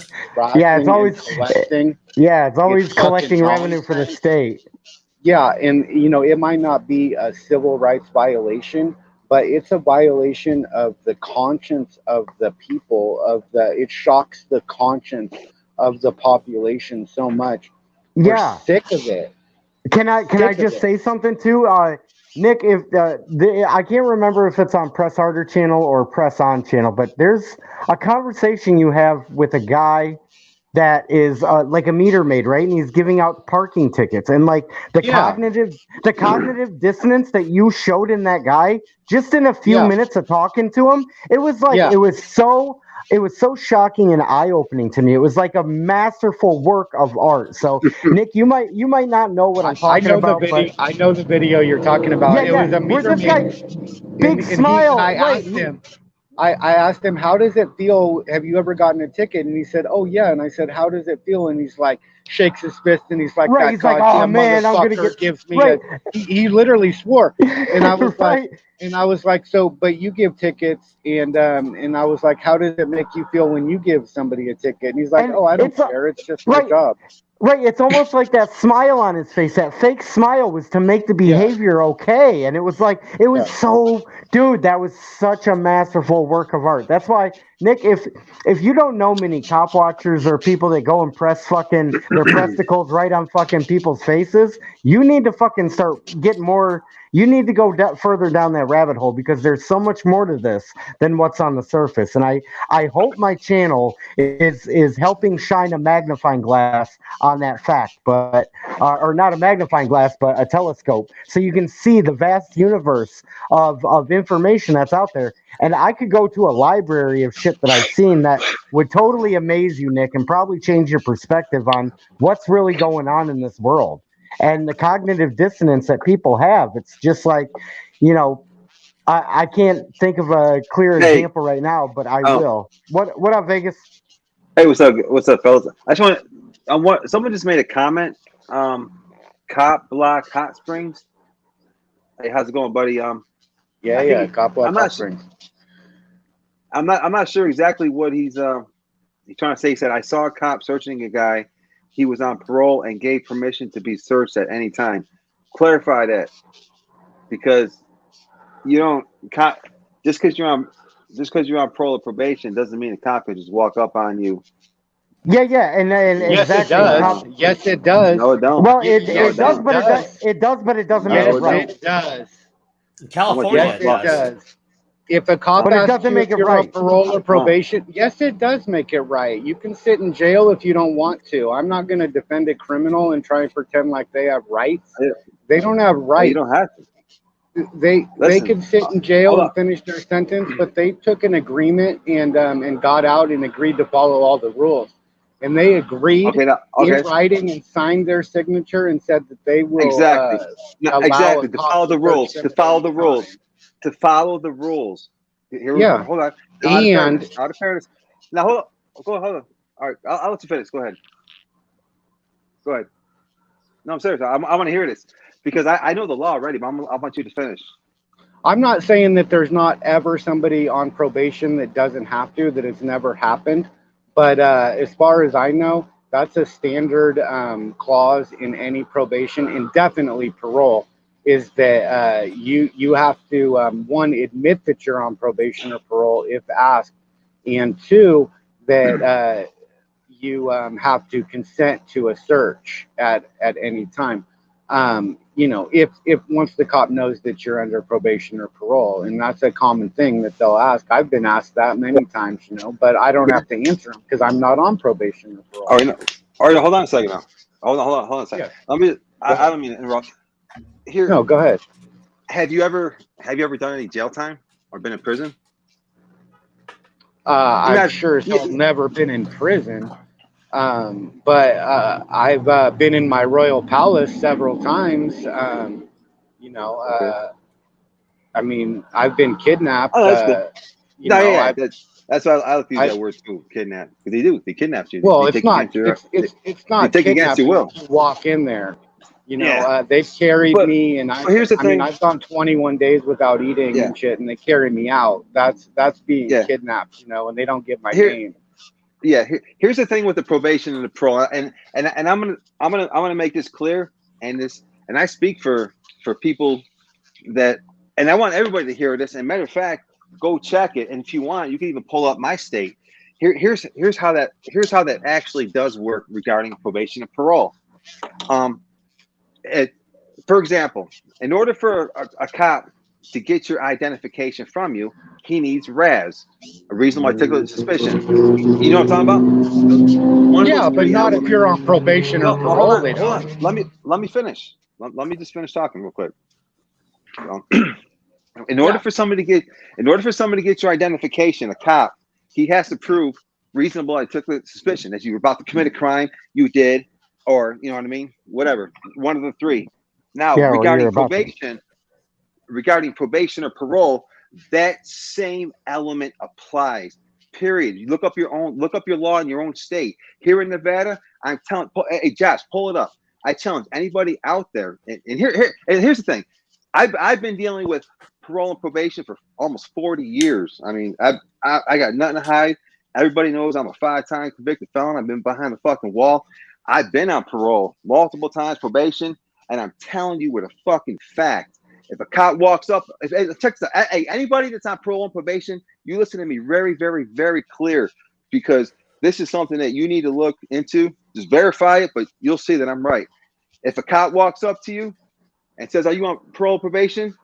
If you are, and you know that you are, you don't have to answer them. You know what I mean? If you did not commit a crime, you don't have to answer that, because the same reasonable articulate suspicion applies for that. So you don't have to answer him, and he can't get your identification. But I'm serious. Look it up in the law. Look it up in Nevada. Anywhere. Well, you can't look it up in the law because it's not in the law. It's in the the agreement. No, it's in the agreement that you signed upon getting parole or probation. That's where it is. See, the judge allowed you a deal, right? They're making an agreement with you at the time of probation or parole. And I've signed hundreds of them. All right, hundreds? Holy shit, man. Bro, I'm telling, hey, and this is why this is something that I'm telling everybody to verify, because you'll see. Go to Nevada, go to Nevada and see what the reasonable articulate suspicion when it comes to having to identify, and you're gonna see right there, and it says right there regarding parole and probation. It says the same applies.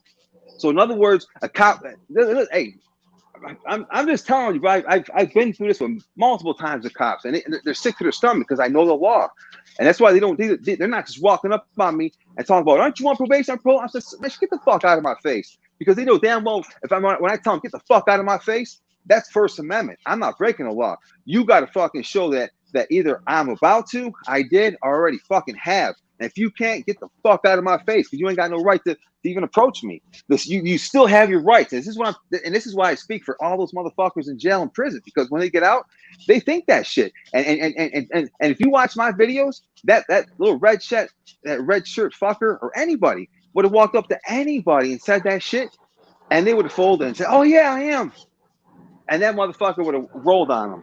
But the truth is, they can't do that, because if that's the case, just imagine if a cop would just walk into a room and say, "Hey, excuse me, are you on parole? How about you? Are you on parole? Are you on parole?" No, seriously, think about that.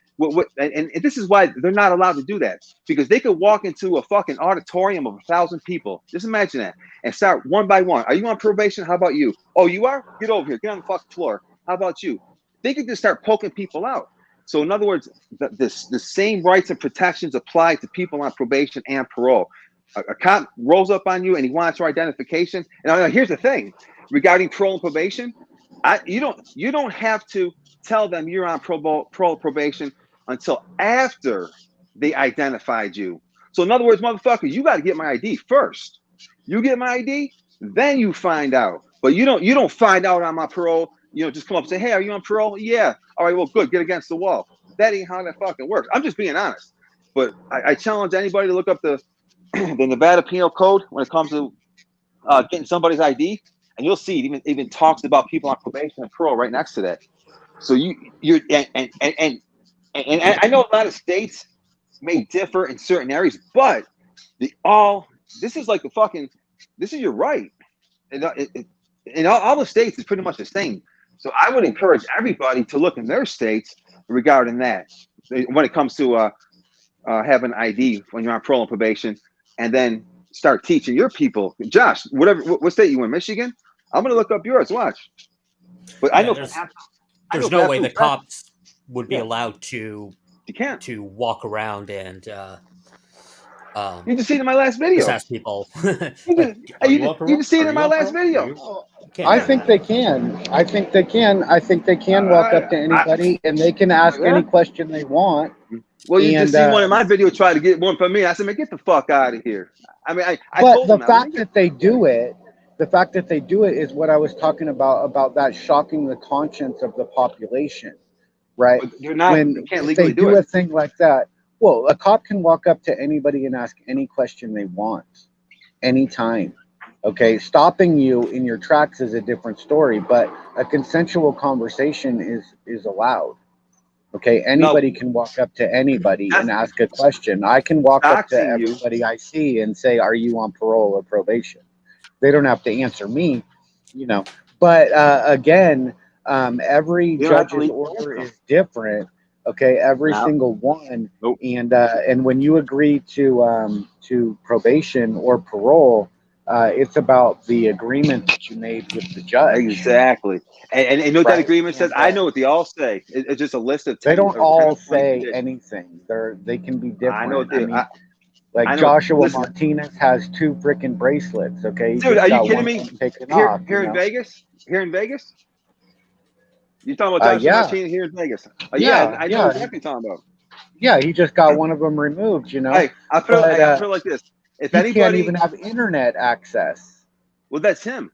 But you know what? I'm Here's the just thing. saying. See, it's not in the law. It's not in the code. No, it's in the order. Listen, It's that in has the nothing to judge's do. order. Look, hold up. That's internet access. I'm talking. If Joshua Martinez walks outside and decides he wants to walk down Las Vegas Boulevard and go right past that federal courthouse, which I know exactly where it is, the one where he got hemmed up, and he wants to stand there with his camera, a cop can't walk up and say, "Hey, are you on parole? Or probation?" I mean, he might think he can ask him, but Josh don't have to answer him. Josh does not have to answer him. Well, really, I don't agree, but you know, I live here in Vegas. I definitely wouldn't give. Well, that doesn't mean anything. That don't mean anything. Evidence. Hey, I put it like this. I guarantee That's not evidence of the okay. argument. You know, like Dude, it's no different than somebody saying I'm a lawyer. How about this? You know? How about this? You're talking to somebody who's been in fucking prison here in Nevada. I've been on parole and probation multiple times in over 30 fucking years from here in New York, back and forth. Listen, I've been on parole. Telling them to go get the fuck out of my face. So what? I'm a parole. So what? Suck my fucking dick. You ain't doing shit. I've been telling them this. So and I guarantee you, I'm not even trying to. This is something I shouldn't even be arguing because everybody, I guarantee you, is taking my word on this one because they fucking know I'm speaking the truth on this shit. And I would just recommend just going back and looking this up because this is something that you should spread, not and not look at people like the criminals, because the fact is, once they do get out on parole and probation, they still have rights, and that's part about bringing that person back. Only up, the people dignifying. have rights, man. Only the people have rights. Only the people have rights. So who are the people? Not the prisoners? Prisoners are definitely not people. They're in custody. They're persons. They don't have rights. Okay. But if they're on probation and parole, aren't they free? Immigrants don't have rights. Not in this country. They have privileges. Privileges can look a lot like rights. Have you ever been locked up in a box? Have you ever been locked up in a box and violated by correctional officers or the system from internally that way? Because and here's why I asked that. The only one who can violate me is me. Okay. And nobody can do anything to me. It's not possible. I guess I know one thing. I'm one of the people, you know, that's just how it is, right? Nobody can take my rights. It's not freaking possible. Nobody can take me anywhere. I live in my body. Yeah, but you just said they could be taken because you just said when people get out of jail that they're not people anymore. So somewhere along the line, that got taken from them. I didn't say no. They took it themselves. How do they take it themselves? Because see, like if you want privileges, so you're not a person anymore because you were in jail before. So why? No, you're not paying attention to the words. Okay, the people have the rights. Okay, persons have privileges.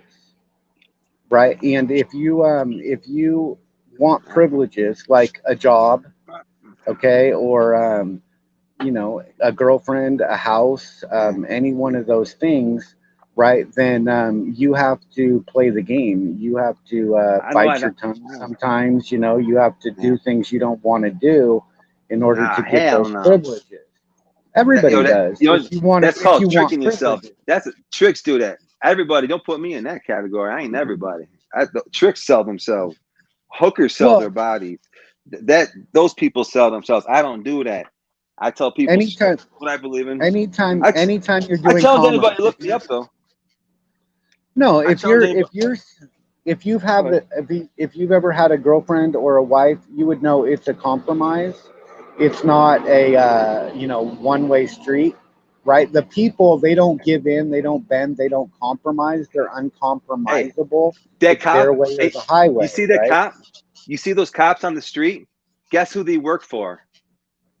That fucking guy on parole and probation. work- So let me work for the just people. yeah, exactly. And the guy that's on parole and probation, who's out there working a 9-to-5 job, who like me, like Josh, or anybody else who's ever possibly been in this situation, a lot of women and too, those are the people. So let me tell you, at the end of the day, that cop, when that guy's out on parole and probation, believe it or not, that cop is below him until listen, let me finish. Until, according to the Supreme Court, that probationer or parolee, he steps over and he violates, then the police, they're on top of him again. But he's still, because check this out. If that parolee calls and says, hey, I need a cop's going to show up when he calls. It's gonna. Listen. I would look up in your local area, because I know for an absolute. It's I not know for about 100% that. fact that Okay. in Nevada, I'm right. Vegas. Hey, Listen. you want to make a bet? Okay. We'll donate to charity. Listen. No, a bet. Okay, no. Okay, listen. I know. Right, Right, you're either on top or you're on the bottom. Okay, and you can't, just because you do something, it doesn't change where you are just by doing something.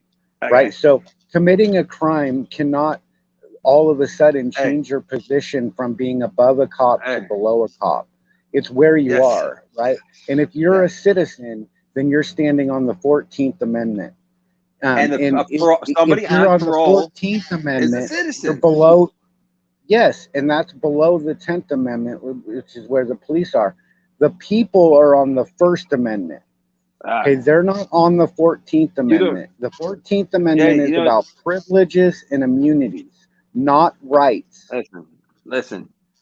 If you read the 14th, it says privileges and immunities. I already know this. You want to know why? Because I've been through this.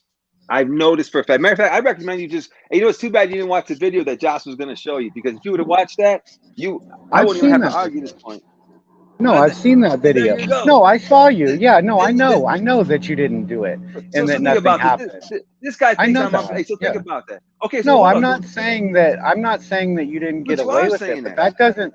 No, I'm saying that just because that cop didn't do that, that doesn't prove that it wasn't a requirement of you. He said he heard that. All right, I'll look up the law right now. Watch this. He heard that. Look, check this out.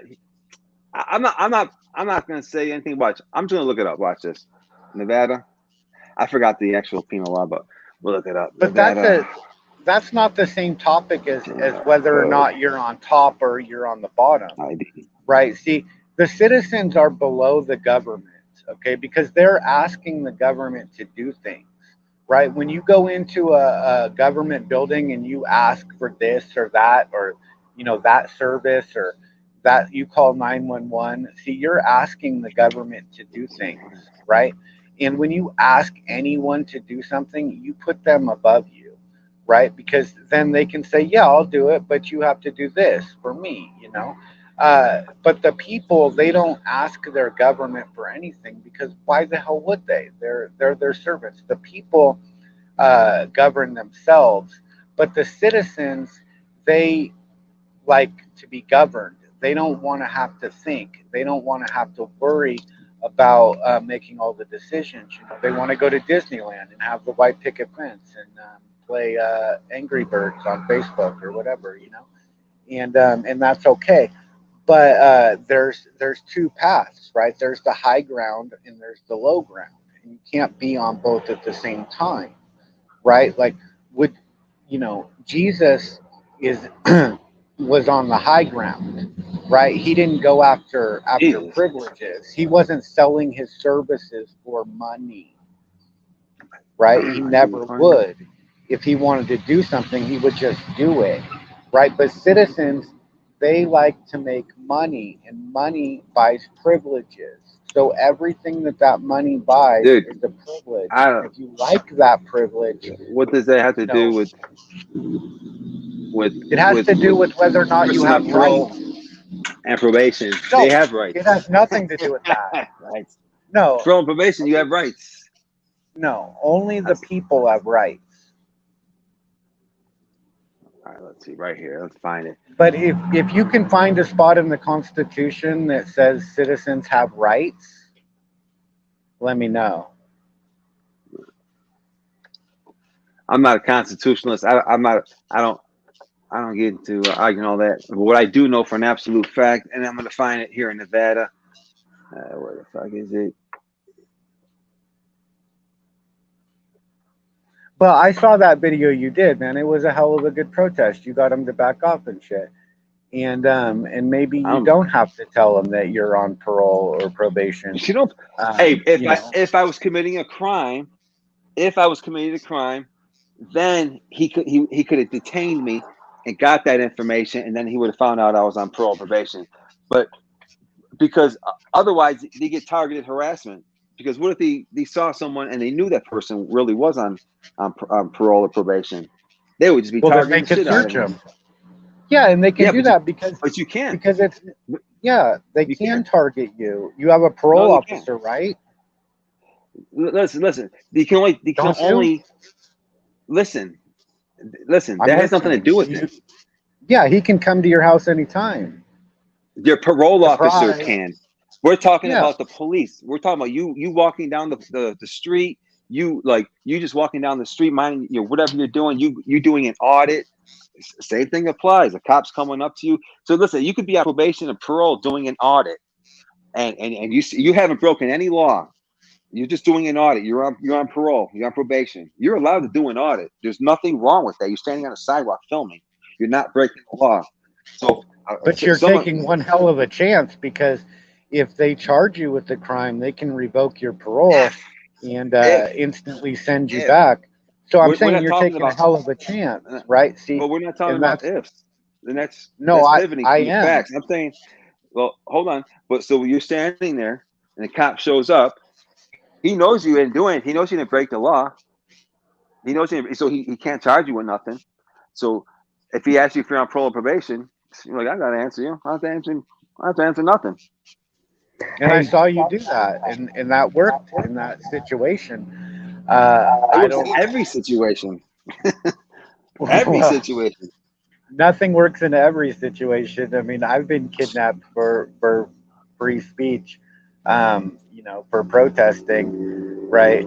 I really don't protest. I'm just out there with my camera, and I run into situations and shit. I run into the cops fucking with homeless people. You know what I mean? And just whatever it is. I just happen to fucking boom. I see something, boom, run up on it, turn my camera on. I never even just go out. I sound like I fucking said, I'm gonna just go over to this building, fuck with these people. No, never done that shit. Never done that shit. Just like that video right there. It's just I'm in my fucking neighborhood, but these cops know me and my family. They want to bust my balls. I'm like, and they know that I film them and put them up there. So they want to try to dox me and shit. So I let them have it.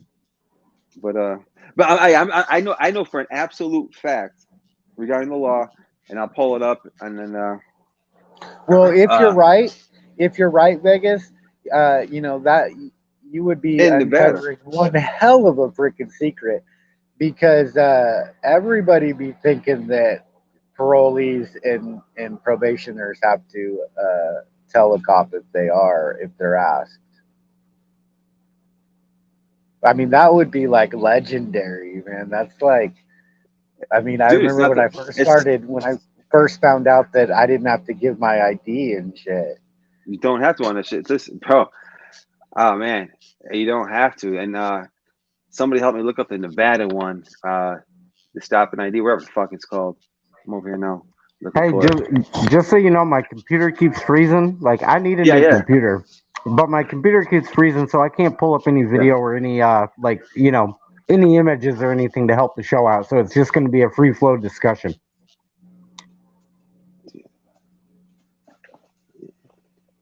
When I say that somebody doesn't have rights, in common speak, a lot of times privileges are commonly referred to as rights, but a privilege is just something that has to be asked for, and a right is something that doesn't have to be asked for. Okay, so most of the Constitution has nothing to do with rights. Okay, like the Fifth Amendment is not a right; it's a privilege. The Sixth Amendment, those are right. I mean, privileges. The Seventh Oh, I Amendment, got privileges. I Eighth Amendment, privileges. I got it But right the here. first and the second and the beginning of the fourth, those are rights, you know, and they're called rights. But over time, you know, everything seems to be called a right, like even a right to get married when you clearly have to get a license and, you know, ask permission and pay a fee. You don't have to pay a fee or get a license to exercise your rights. Okay. But privileges you do. Well, the Beastie Boys once said that you got to fight for your right to party. Yeah, absolutely. I love the freaking Beastie Boys, man. Oh yeah. They're legendary. I did it with a wiffle ball bat. Me too. Me too. Yeah, yeah. While we wait for Vegas to pull this up, Vegas, I think. That could be a while, just saying. Right. Well, but what Vegas is missing is like we're talking past each other because I know where you're coming from and I know what you're talking about, and I think Vegas thinks you're coming from a different spot. But it's real simple for me to follow what you're saying. But Yeah, because you've heard this before. This yeah, yeah, isn't the yeah, first time we've talked about it, you know. yeah, yeah. Uh, So and nothing. No, I don't mean that but, in any but this isn't derogatory even way what towards your Vegas. But stream was about, you know. well, And I had some things to say about it too, you know, oh, about go like for what it. your actual topic is, you know, of like doxing, and you were asking, you know, is it effective? Yeah, yeah, And yeah, I got to ask you a question, yeah. BS Broken. When you say effective, I mean effective at what? Um. Right? Like, what's your goal? I mean, in order Well, to know if it's effective, you have to know what your goal is. Because yeah, if yeah, your yeah. goal is to And like, you know, well, I try to keep it ambiguous just for the simple fact I'm trying to gauge where people are at. But I did say I may need to clarify that question a little bit. What I mean is, you know, people are so scared from what my observations. I'm speaking simply my observations here. People are so afraid of people figuring out like where they are and what they're all about that if the mere um probability that that might happen is enough to bring people out of the woodwork to say, hey, holding them accountable. So uh-huh. maybe what I meant by effective is like, what happens with doxing, right? Like people are so like, give you a quick example so it doesn't sound like I'm talking crazy. Is people always say, "Oh, doxing is against the law. Doxing is against the terms of service on YouTube. Doxing is so like there's this horrible stigma with doxing." To me, what I see doxing is people coming to the table and starting to act right. So that's what yeah. I would say is it effective, right? So did that make sense? Yeah. Well, I don't think it's illegal. I don't know if it's against the Right. YouTube rules. And if it is, I mean, I think it might be, but you have to do it in a very specific way and actually have like specific details on top of a picture, like including their birthday and their name and their phone number. Like if you're putting their social, that would really not be cool. But Right. Right. Right. but but there's this other thing going on too, you know, and it's like um, it's not like very popular in certain circles, and like I was saying earlier, you know, it's not just one big community of First Amendment community, right? Like there are like 5 or 6 different groups within, and Right. when it first started, you know, I was like, man, this is really like tight knit and everybody's on the same page and stuff. But as it gets And it couldn't bigger be and further. bigger, Yeah. Right. it needs to splinter out into like there's different groups. I mean, there's Right. people that are peaceable and will not breach the peace, and then there's citizens that are willing to breach the peace, right? And then there's criminals that actually are just trying to retaliate against the government. And then there's government infiltrators, and then there's trolls, right? So, I mean, there's a lot of different groups, and you can't be in all the groups, right? Yeah. Sometimes you have to take a stand, right? And I mean, with me, Okay, and I can only speak for me, right? Not you, but with me, I've chosen my friends, right? I picked who I liked, right? And Right. and none of them, me included, would ever dox somebody, right? Well, Or ever right. copyright strike somebody. Right. You And wouldn't hurt them in any way or do anything that could be perceived as hurting them. No, I mean we wouldn't copyright strike anybody, right? And Oh, and it's right, not right. like an agreement that we made. It's just that that's the stance that they've always taken, and that's the stance I take, right? Yeah, yeah. And And I'm glad you it's circled back real quick. Sorry not to cut your train of thought off, but I'm glad you circled back to this because I wanted to talk to you about the splintering off and all the groups and the fractions and like because you were saying, somebody could get mod status by just donating a $2 super chat to a channel. Next thing you know, they're a no, no, mod. no, no. By dropping the link to the chat, right? Like uh, some some peeps, okay, they just go into a channel, right, and they're like they'll drop your link, right?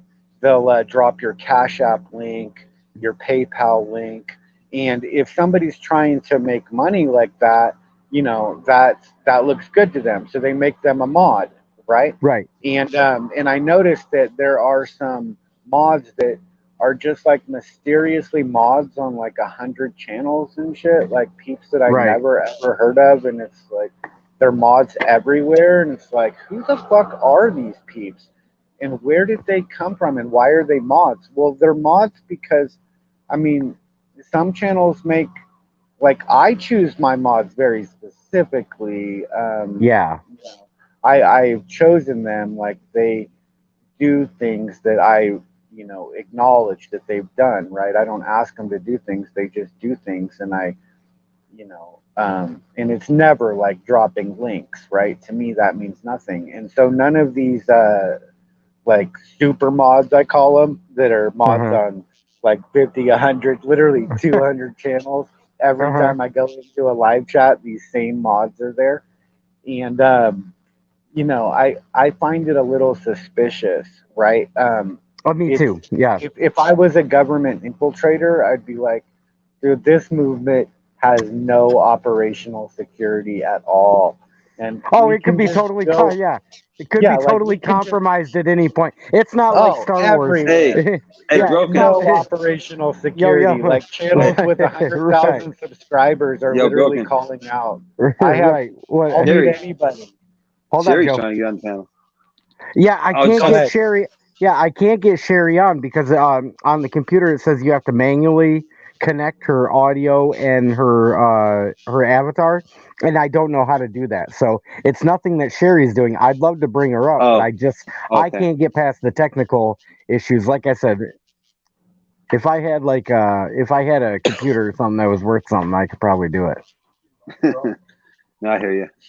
So anyway, about the doxing and stuff, like if you do that, okay, then it's like there's gonna be peeps that are down with that sort of thing, right? And they're gonna gravitate towards you, but you're also gonna push away others, right? And the ones you're pushing away might be the ones that you actually want. Yeah, that You makes see, sense. if you're like on the good path, but if you're on the a different path, that you might not want that, right? So I mean, effective. It just, no matter what you do, you need to be consistent, right? Like, switching back and forth doesn't work that well. Like once you piss off your base audience, they're never coming back. They're never Well, yeah, coming back, right? And so like you can switch and get a different audience, but you probably already actually pissed them off, right? Like the theory of my the enemy of my enemy is my friend. Well, no. Okay, I don't subscribe to that theory. The enemy of my enemy is just another enemy, maybe. Like criminals are not my friends. Okay, they're not my friends, and just because they don't like the government doesn't mean that I'm gonna tag team with them against the government. You well, see, yeah. I mean, and yeah. in everybody that like I, meet. I mean, I trust until I have a reason not to. I assume that they're that, right? But if I find out that like they support cannibalism, or like somebody that is a cannibal, right? I'm gonna think they're a fucking idiot and shit, and I'm I have probably a never gonna meet confession. them. Yeah, I have a confession. I got 5 bodies chopped up in my freezer right now. I'm sorry. Yeah, I know, but that there is actually a cannibal running around in this community, that peeps, think that they know, but they just won't call it out, right? They actually think that they just can't, right? They need every Yeah. possible subscriber that they can get. Like their whole world's gonna collapse if they don't say Yeah, hi to yeah. them, So right, so right? it's like you're kind of inviting you're inviting the Trojan horses in without even being Yeah, Trojan horses. Like they're not even disguised in a Trojan horse, and you're letting them in. yeah, you're letting them in, and so it's like, Yeah. well, I don't want to, let you in, right? Well, that Um, brings me to one observation that I made with SJVT, right? Because he prefaced he one stole it. yeah, and he prefaced a video by talking about audit, right? And then he's like, I try to warn you guys about what channels to trust because if you never see their name or you don't know who they really are, like you don't know, he kind of planted that seed, hopefully in a lot of people's minds of you might want to take a step back and make sure you're not the one getting duped. Did that make sense? Right. Okay. SJVT is one of my really good friends. Okay. I call him El Presidente. Yeah, Um, yeah, yeah, yeah. and I consider him like the president of this movement. Okay. And not because I said so, just because like he created an army of channels, and Yeah, um and yeah, he and totally. he connects with them, like he has their number and he can talk to them, and like, but nevertheless, okay, um you have to pay attention to what he says, right, in the video. I mean, he'll do a video for anybody. He finds the good in everybody, Yeah, and yeah. I commend him for that, right? Like a lot of times I've seen a video on his channel and I'm like, I can't believe he's showing this, because I'm like, this channel is, they're just like idiots and shit. But Yeah. he doesn't, Well, nobody can research everybody's right, channel. Okay, exactly. you You see can't it. be perfect, and I think what his platform, because his platform obviously helped kind of grow this channel. So of course I have to be appreciative in one sense, and at the second sense, you gotta No, you don't. what You you don't owe him any right, appreciation. right, right. If you Yeah, like him, you yeah, like him. He's yeah. So one I thing didn't mean I'll to. say about SJVT is he doesn't expect you to come and kiss his ass or anything Yeah, just yeah, because yeah. No, and I totally he didn't mean mirrors it your that video. way.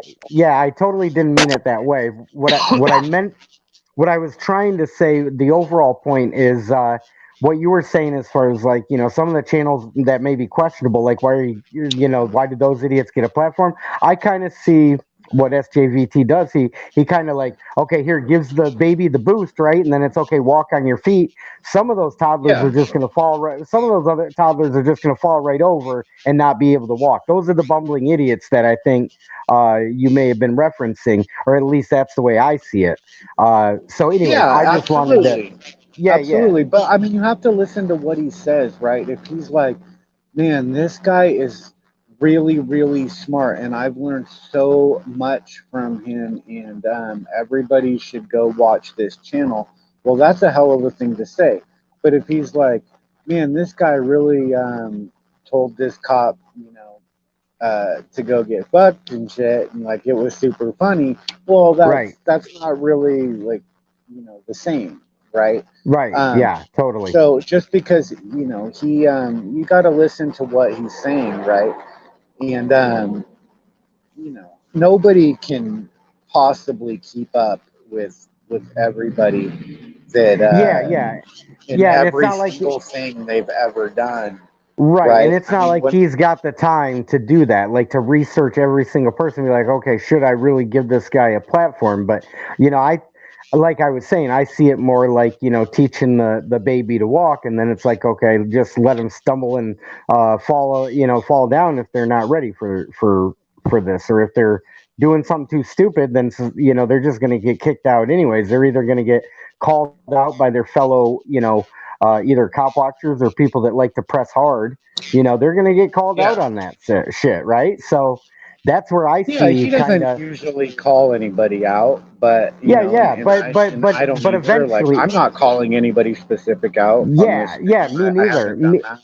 Yeah, me neither. But it's kind of like the Chili's, and I'm not trying to bring him up, to pick on him. I think he's getting picked on, enough as it is. For a But lot of things, yeah, for a right, lot of right, right. But different reasons. but what I'm saying is, you threw him in the water. If the piranhas are gonna attack him, the piranhas are gonna attack him. You know what I'm saying? Like, I'm just speaking analogous terms here, right? So it's like, the Yeah, piranhas are obviously attacking the SJVT dude. promoted him. SJVT promoted him too. Like, he got him Right, started. I mean, I remember right, when I right. was doing people school and stuff, he showed it, and I was like, damn, man, Chili, he's really got this organized about Terry v. Ohio, and Chili really did, Yeah, get it organized in a well, like, organized display. That, I mean, and even then on people's go, I was like, he is obsessed, right? OCD on this, and I liked it, right? Nice. It made sense, I didn't have a problem with Chili about that, right? yeah. Um, Me and neither. I'm, you know, I just, Sorry, Sean Lee. yeah, If he was more open to criticism or more open to correcting like a record or maybe a misstatement, because I see him talk really fast sometimes, and I don't think he really realizes some of the stuff that he's saying, or like some of the contradictions that you can hear him make. But I pick up on a couple of those things. And again, I'm not singling him out for to like attack him or anything like that. I'm just using that as an example because I can see that a lot of times in other behavior, and myself included. That's self criticism right there, not just criticism on him. Did that make sense? yeah, yeah, but I don't have like, I mean, there's a difference between somebody misstating Terry B. Ohio and somebody being a criminal, right? Well, In yeah, my book, you know what I mean? And just because, I mean, you got a disorderly conduct, okay, that doesn't really mean much to me, right? But, violent crimes and stuff, like, I mean, that's just not cool with me, right? And yeah. and I don't team up with violent criminals. I'm not like, oh, Well, I gotta meet everybody, yeah, or yeah. Well. The funny thing about Vegas too is like, because Vegas is here with us, and like almost all of the charges that he gets hit with is like it's a play oh, on I words, wasn't and it's talking a. about Vegas. Yeah, yeah, I oh no, wasn't no, no. talking about Vegas. I wasn't. I didn't think you were, but I'm just saying because it's funny because like the whole disturbing the piece or like the disorderly that you mentioned. It's like I heard the way Vegas talks, and it's like an art the way he can talk, and it's like he can put something out that somebody would perceive as a threat, but if you know a little bit of legal lingo and a little bit of legalese, you'll see he's not making the threat whatsoever, but it's easy to be perceived as the threat. So, and I'm not trying to speak for Vegas. I'm just saying it's like, but Well, Dr. Dave had said that Vegas knocked that kid out, and he showed that video, but it was actually his son, I his believe, son, right? Yeah, that. exactly. So, but I just think it's kind of ironic, if you will, that Vegas is here right now, and he's got so many people that perceive, things as threats. Where you know, yeah, I kind of see it similar to the way that you're able to talk sometimes, but in a different way. Like you're able to talk in a way where it's like it's pretty clear that there's a little bit of code mixed in there, and if you're catching on to what's being said, you can follow the thread of conversation. But if you don't know a few inside details, you're not going to catch on, or you're going to be left out of Hey, certain parts. you know Yeah, something? yeah, yeah. I put it like Yeah, this. yeah. I put it like this. I put, I don't speak for everybody because not everybody wants to hear what the fuck I got to say. But I know damn well I speak for all the OGs and everybody out here on the West Coast. There's no fucking doubt. I know for a fact these people out here on the West Coast, they feel what I'm doing. and they understand it, and part of that is because I accept all the have-nots, the people that say nah, you know what I mean, who use someone to a certain way. punching. I don't view them like that. I'm like, yo, just jump in my team because I'll give you that chance. I'll give you that chance. Yeah, punching the bully back in the mouth. Because I kind of see Press Harder as someone who I kind of see Press Harder as someone who might look at somebody if he knew that he had a background, you know, not willing to like want to work with this person or something. You know what I mean? You have that vibe, man, just by what you're saying. I'm not trying to be rude about it, but so okay, so you do. But you know what? Yeah. And that's not good. But you talk about Jesus.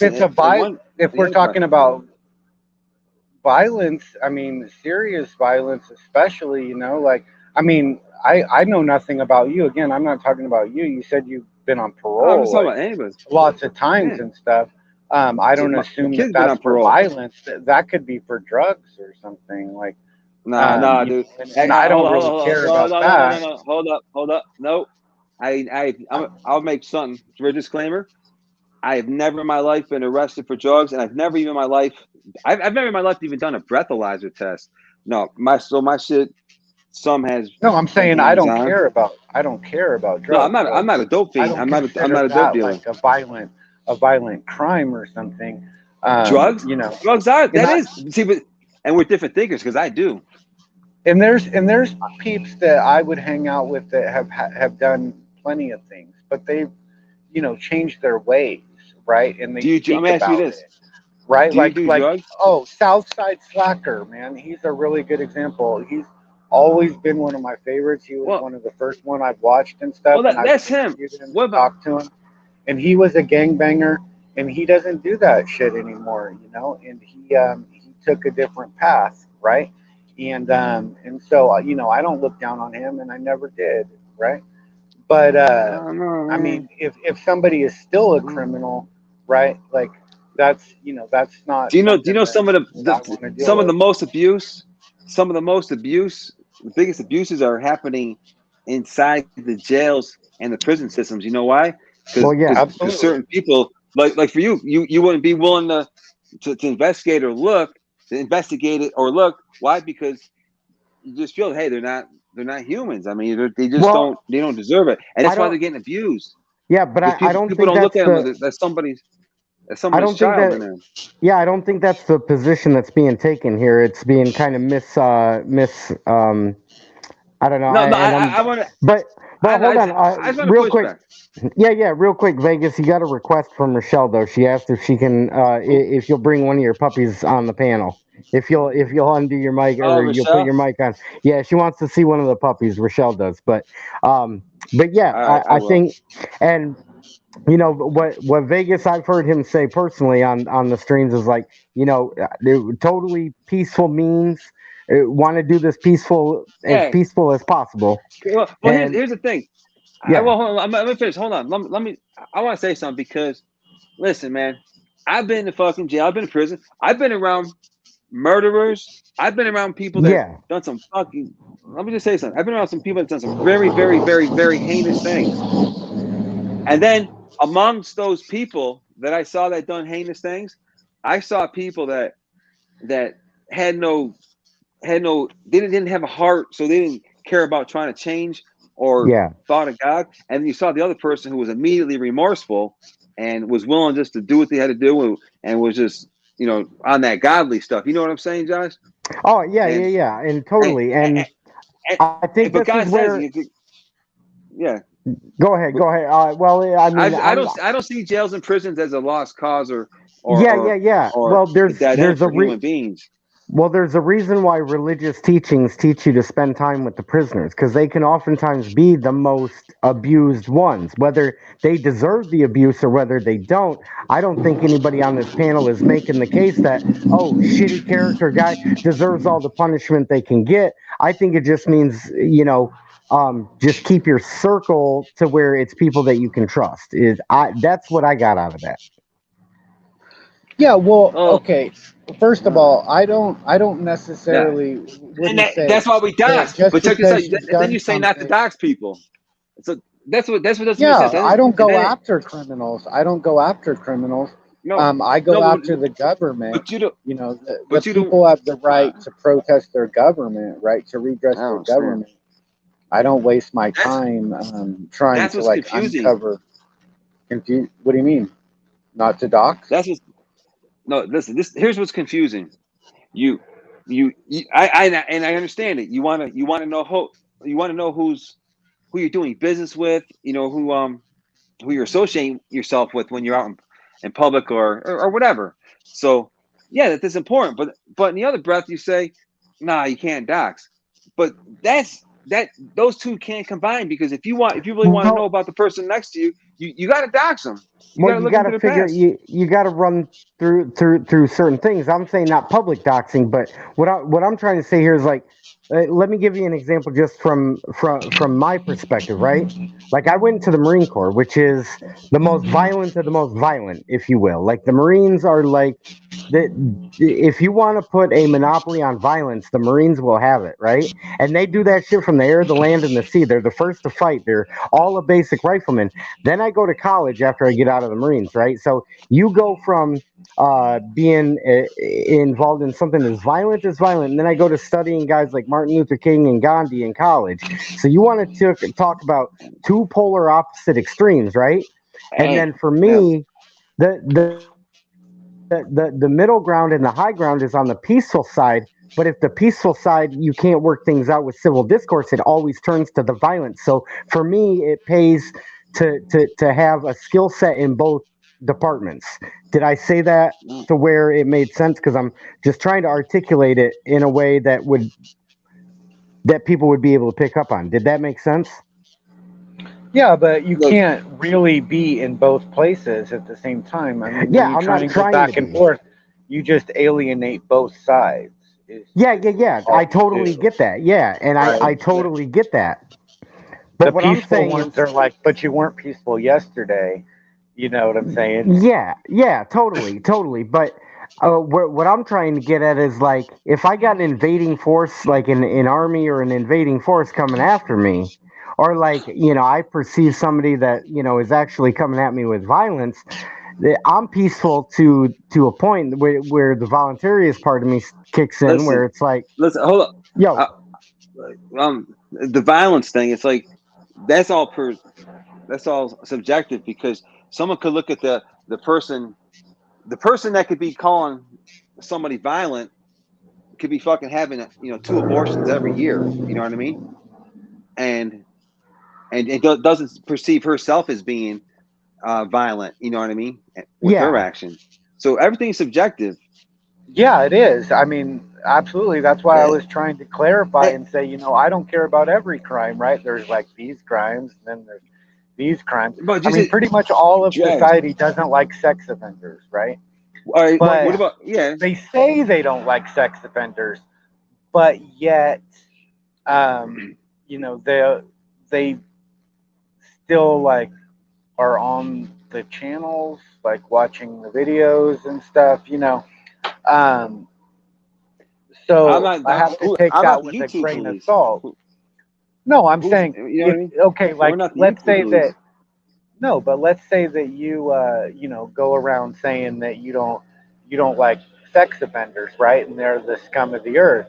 But then you're over there um, dropping the the link for a cash app on a sex offender's site, and you know it, right? Well, that's Then hypocritical, that right? would, exactly, yeah. that person's being the hypocrite.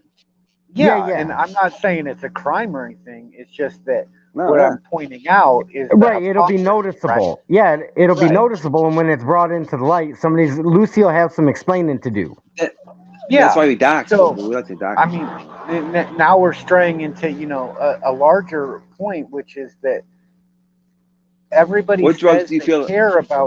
they care about Hey, crimes, but they what don't drugs do you feel are actually care. acceptable? I'm asking For you, what drugs me, do you feel are I've acceptable? never done any drugs other than weed, tobacco, coffee. Those are the only drugs I've ever tried. I never would try any other drugs. Same I here. don't really care if somebody did necessarily, I've but run the full generally, gamut.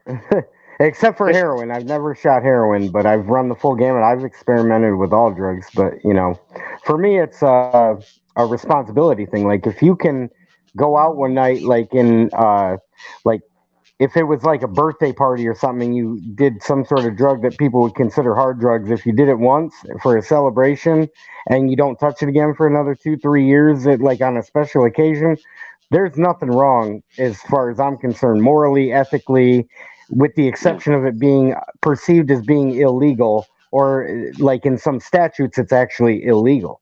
That's the only thing wrong with it in my book. But if you have a problem with something, you should obviously get help. And I wouldn't advocate for drugs on this channel, and I'm not advocating for anybody to do drugs. What I'm saying is, just like the weed that you want to put in your body or the alcohol somebody else wants to put in their body, I'm here to tell you, like, they're all frowned upon in excess for the same reason, because they can be toxic in excess to a point.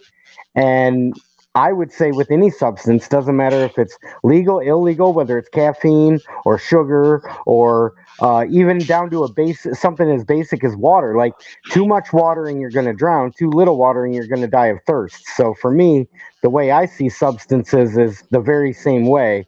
Is I would rather have all the elixirs on the shelf and somebody to have the willpower to say no to all the dangerous things on the shelf than for to try to pretend we can live in a world where they don't exist on the shelf.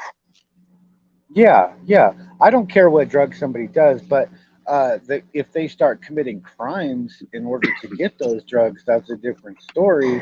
Yeah, totally. Robbing, Yeah, absolutely. Right. You've actually robbing, created a stealing, victim. like, Right. yeah, Right. that's a Because your problem for willpower, me. right. You're right. Your lack of willpower is creating a victim because you went breaking into somebody's house where they're supposed to feel secure, and you're trying to walk out with their TV to go hop, to grab $50 worth of heroin. Right, or fraud, like all kinds of crimes. Um, but I will say that I generally divide the population into two categories.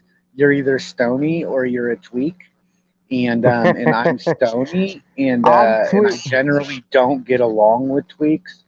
Well, and Um, see, and that's odd because I'm kind of like the Generally, tweak. Yeah, because I like the you say coffee. that, but Yeah. I mean, it's not about a drug that you do. It's about an yeah. attitude, right? Like tweaks True. are like paranoid as hell all the time, Oh and like yeah, gotcha. you know, like putting tinfoil on their windows and stuff. It's not about a Yeah, drug, yeah. right? Right, I Stony is, gotcha. cool, calm, collected, laid back, chill, like not gonna get Right, violent with you, like right. but tweaks are like unpredictable, violent, Yeah, right? yeah. Like you Totally, never know totally. what's gonna freaking I get, happen. yeah, Like, yeah. I get the yeah, reference now. I get the yeah, reference now. Yeah, on that one, I would definitely be the more chill because it definitely yeah, takes a lot to get me hyped up. yeah. It's not about a drug, but oftentimes, like methamphetamines are associated with tweaks, and weed is associated with stony. And that might hold true most of the time, but not all of the time, Yeah, right? yeah, just like yeah, and there's certain drugs that are going to get somebody breaking into your house. There's certain drugs that are going to Yeah. get somebody mad that Taco Bell is closed at 3 o'clock in the morning. You know? Yeah, but again, one more point is that just because I don't care if you do a drug doesn't mean I'm going to be around you if you've got certain drugs, right? Oh Like I'm yeah, not going and to get into the car with somebody that's driving drunk. Okay, I'm well, not going yeah, to do it. yeah, yeah, Uh, exactly, and it depends if on the you're like, level. oh, I've got an 8 ball of freaking heroin and shit or whatever you call it, I'm like, okay, I'm out, Right, right? we're good. Yeah, I'll take an Uber, or we can hop in separate modes of transportation here. Yeah, and I'm probably never gonna, see them again, Right. right? Not because I think that it's just I don't want to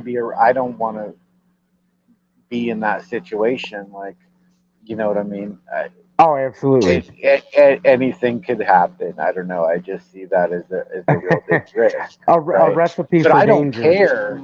I don't give a damn. Like whatever drug you want to do, you should be able to do it. It shouldn't be a crime. Selling it, though, on the other hand, is commerce, and I can see that as a problem. right? And that's Well, what the government is there to do, is to regulate commerce. right.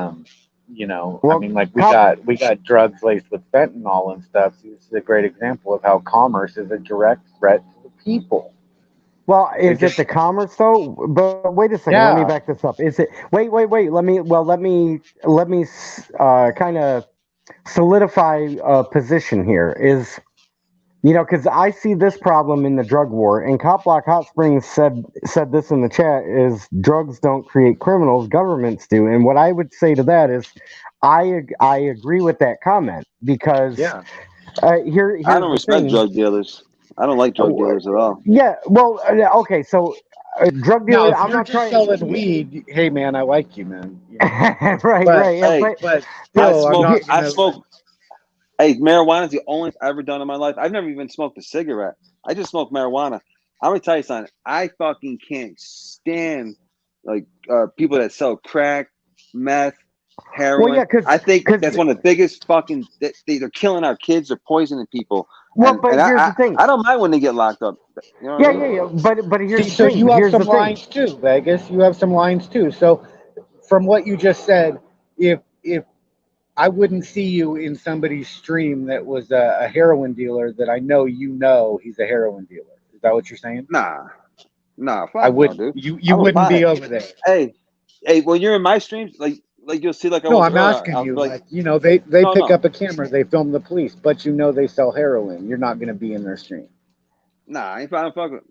You wouldn't see that those people in my shit. I don't fuck with that crowd. My problem with All this right. whole thing. My whole problem with the whole thing is that the U.S. government is the number one drug dealer on the planet. Oh hell Yeah, yeah. Right, right, right. And they're the but the biggest crooks. reason Well, but the reason why I wouldn't want to associate with like a drug dealer, quote unquote drug dealer, right? Because they're usually peddling something, or they usually got like I watched this show about the heroin dealers that will sometimes lace their shit with fentanyl, so somebody will OD on purpose, That, right? So then, this, right, yeah, that's scummy shit to yeah. do. That's fucked up shit to do. Here's what I'm talking about is like, um, but for a guy that's trying to like break down some weed and like make that and sell a little bit of money. I view any drug like that if they're doing it like in that way. Because it's supply and demand. There's voluntary transactions there. So if you have voluntary transactions between one person and another, I don't think the government can come in and say, well, this substance is worse than this one, so we're going to make it so that you can't sell this one and sell that one. But because what you end up with is anarchy on the streets, because you have a lot of violence that can be traced back to the fact that prohibition is there. The prohibition is what creates the violent culture around the drug dealing. And one quick thing. You have right now in our country, you have unknown users with unknown buyers selling unknown substances. That's what you have in the United Yeah. States. And I don't Yeah. We think got anybody's going dispensaries to, everywhere. right. I don't think anybody's going to deny that you have unknown users. So nobody's going to deny you have unknown users with unknown substances with unknown providers. Nobody's Uh going to huh. argue that because that's what we have here, right? So Right. it's not so much the drugs that are dangerous; it's the prohibition that surrounds it that makes it dangerous and makes those people somebody you wouldn't want to hang out with if they're deep in or in their if they're deep in that lifestyle. Did that make Well, it's sense? I both. mean, The drugs are dangerous. Okay. well, I mean, yeah, I heroin get. is not Well, good yeah. for you. Crack is Well, I'm not not even. good for Yeah, I'm you. not even a drinker. yeah, I'm not Yeah. yeah, even a but fucking drinker, It's a dude. very right, I but bad smoke weed. idea. right, but But alcohol the is it. Right, alcohol isn't good for you either. But what I'm saying is, it comes back to individual responsibility for me. It's like if you're yeah. responsible enough to go to a party once a year and maybe like do a line of blow in the bathroom, I don't really care about that, right? I I know don't a care guy. either. Yeah, and I know a guy that I used to work with. He went to a wedding. They did some coke that night. He was like, "Damn, I had some great coke. I haven't done it in like 3, 4 years. That was so amazing." And then the next day, he's perfectly fine. It's not like he's out there trying to score some more coke, right? So that dude, I got no problem with it. Like I said, I would rather that all the elixirs be on the shelf and people have the willpower to say no to them rather than pretending like the elixirs aren't there and like we can solve the problem by trying to have somebody bash you over the head every time you get caught with something like that. Because that's just a recipe for a police state that we have, which is why, like, number one on that logic scale for how to fix police problems is end the war on drugs, because it's really a war on people. The drugs, you're not doing anything with the drugs. It's the war on the people that you got to worry about. Where'd they But both go? but more on that point though, Broken, is that how do you reconcile the fact that, at least with me, I've never met anybody that's been like, yeah, I care if somebody does drugs. No, they all say, I don't care what drug somebody does, and yet the polls Oh, say that, like, they think that it should be a crime, right? I mean, well, the majority of the population in the polls say that they think that, cocaine should be a crime, having it, well, or crack the or majority, heroin, yeah. but yet they don't want to, like, defriend somebody just for doing it, right? They Right, want to be able to exactly, call the yeah. cops and have the cops take care of it and do their dirty work, Yeah, but yeah, they but don't that's the, really care. They say they're well, lying. but exactly, they are lying, and that's what I like about this panel right now. It's like three human lie detectors right here. When you can smell bullshit, you start to sniff it out and you start to investigate it, right? So Yeah, if they where, really cared, there would be social consequences, and that's the real punishment. yeah, Like a yeah, sex offender, there's freaking social consequences. If you well, are a oh sex yeah, offender, you're gonna lose friends, family members, Oh yeah, well, that's yeah, yeah, channels yeah, dedicated to following you around and shit, and doxing the shit out of you all the time, and yeah. you know, And if you're a bad making sure drug to let user, everybody know. Yeah, right, they if you're don't a do bad, that. yeah, if you're a bad drug user and like you're passed out, because you just shot up some heroin and your 3-year-old is trapped in a car seat in the back and you're sitting there passed out, like, yeah, that kind of makes you look like a scumbag if not verified, no, like a verified scumbag, right? But So nobody really cares. They say they care, but they actually don't care. Like, I've I would never seen agree. a channel dedicated to doxing murderers. Well, yeah. Only sex offenders, right? Right, right. Well, yeah. Right? So, but They that's where don't you want put. them living next to them, but you Yeah, know, so that's where I put the drug offenders in this country on that list, though. It's like, you got like your child, predators that are top that, even in jail, you're not getting any respect or people, don't really like you very much. Then you got like murder and like all the violent criminal or criminal acts. And, it's like, so if you put them on a hierarchy, obviously, you got the child crimes up top, like most heinous type stuff, right? And then from the bottom, and it really determines what determines the character of the person is like if you plan to rob somebody, things went bad and then you ended up committing a homicide and then you regret what happened. That dude is more, should be more in favor of redemption than the guy that's the cold-blooded killer that's like, yeah, I killed that motherfucker and I'm gonna kill him again, right? Like, or in court smiling at his family, or something like that. Like, that's taking it a little bit over the top. So I mean, I guess where man. I'm going is, There's certain crimes you do. No, I'm saying there's certain crimes you do that it don't matter if you're in jail or you're free or you're gonna have that stigma. You fuck with kids yeah, or you start raping women and shit like that, you're fucked. yeah, And absolutely, because you know what I nobody mean? wants it, because all you have to You can do is, redeem it. yeah, Yeah, all you have to do is picture that was your mom or that's your just as kid, and you'd bad. be like, hey, that I want to deal with that motherfucker, right? It's almost like it's the unspoken ethics that develop, through human history, right? Like, even, I don't wish no harm on anybody, but I wouldn't do any business with them. yeah, They would yeah. just have to get redemption with God and get their life right with God. You know what I mean? Yeah, yeah, because But here, let me yeah. let me let me just tell that's you a just little bit. that bad.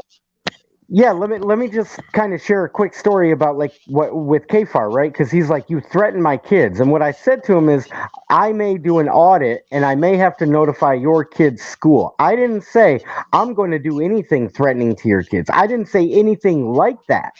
There was nothing like that said, but the way he perceived it, and I kind of worded it in a way I knew he would perceive it a certain way, just to show that the dude isn't careful with what he reads. He's not careful with what he goes through, right? And I said the same thing because every time I said, "Oh, CPS showed up at my house," and people are like, "Oh, well, if CPS showed up at your house, then you deserved it." I'm like, really, motherfucker? I'm like, really, Kevin? Kevin Farrar, KFAR. I'm like, well, give me your address and I'll show you how quick CPS can show up at your house out of somebody doing it out of revenge, right? I wasn't going to call CPS. I just wanted him to know how easy it can happen. So the whole doxing thing and the whole perceived threat thing or the criminal thing that we're talking about tonight, it all ties in together in one neat little bow. Because, like I said, with the KFAR thing, I was very careful with the words. And I knew he would perceive it the one way. But like I said, with the CPS thing, like all you have to do is run through your mind that that's not okay to do, to call CPS on somebody for bullshit. And all I did to him was what he did to me, which is he took something innocent I said or something innocent I did, and then he twisted it to make it seem like I was this evil person. Normally, I don't care about those sort of things, but I've actually had it in real life where it resulted in real consequences, where real people showed up at my door that were real threats that were trying to kidnap my kids away from me. So for me, when KFAR does that shit, that's why it's so much more personal to me, and that's why I perceive it so much more dangerous, because I know that motherfucker would probably actually call CPS over some shit. Where I would never call CPS. I'm just using it in speech to show him how quick and easy somebody could do it. And what he actually said was about CPS. He said, "Hey everybody, I'm gonna go get the kids to sleep. Everybody, if you got children, go love on your kids, right?" And I'm like, "Go love on your kids." That sounded kind of creepy, K-Far, right? So I just did to him what he did to me, which is I picked up on something innocent that he said and I twisted it and I kind of ran it back to him like, "Hey, somebody could call CPS on you for this. That person is wrong if they did it." I was trying to get him to understand that it was kind of like the meter maid and the guy with the cognitive dissonance that didn't know what you were doing to him. You know what I'm saying? Yeah, well, the citizens use the police and CPS as a tool. You know, swatting.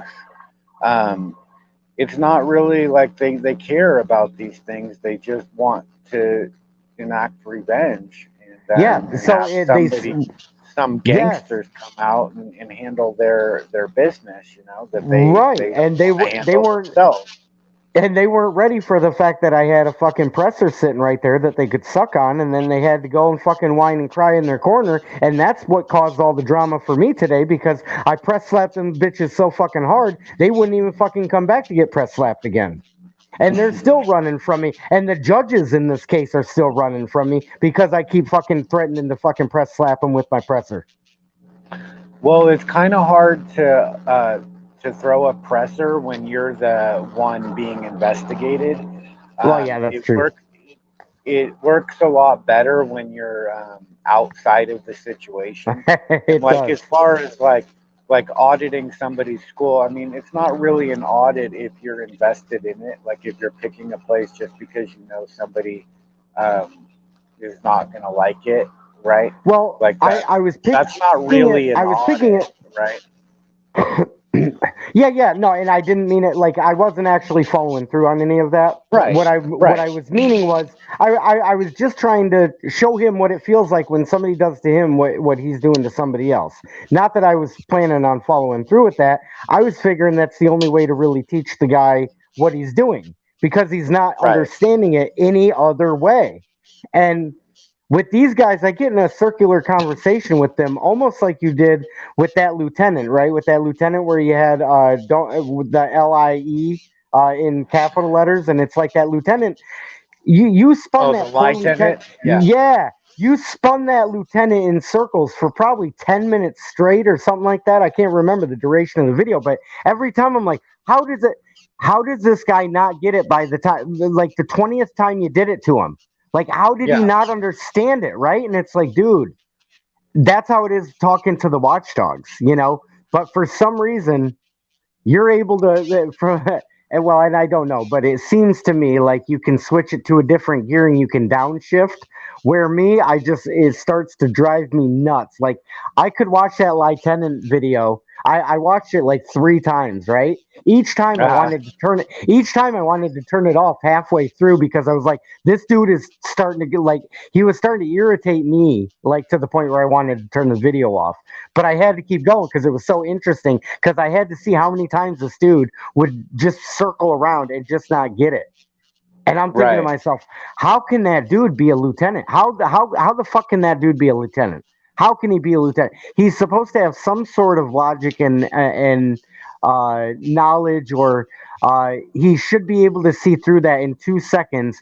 Like, I'm just wondering, does he ever play that video? And he probably still doesn't get it.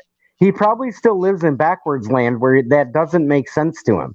But for a 10-year-old who can watch that, a 10-year-old can go, holy shit, okay, I pick up on the logic there and I see the logic trail. How does this guy keep going back to square one when you just went through the whole cycle like 50 times or however many Right. times you did it? So, Yeah, I'm anyway, pretty sorry sure to I know what fanboy on video you a you're little bit. talking about. Yeah. That was Sorry if I. one of my very first ones that I posted on Press On, I think, way back.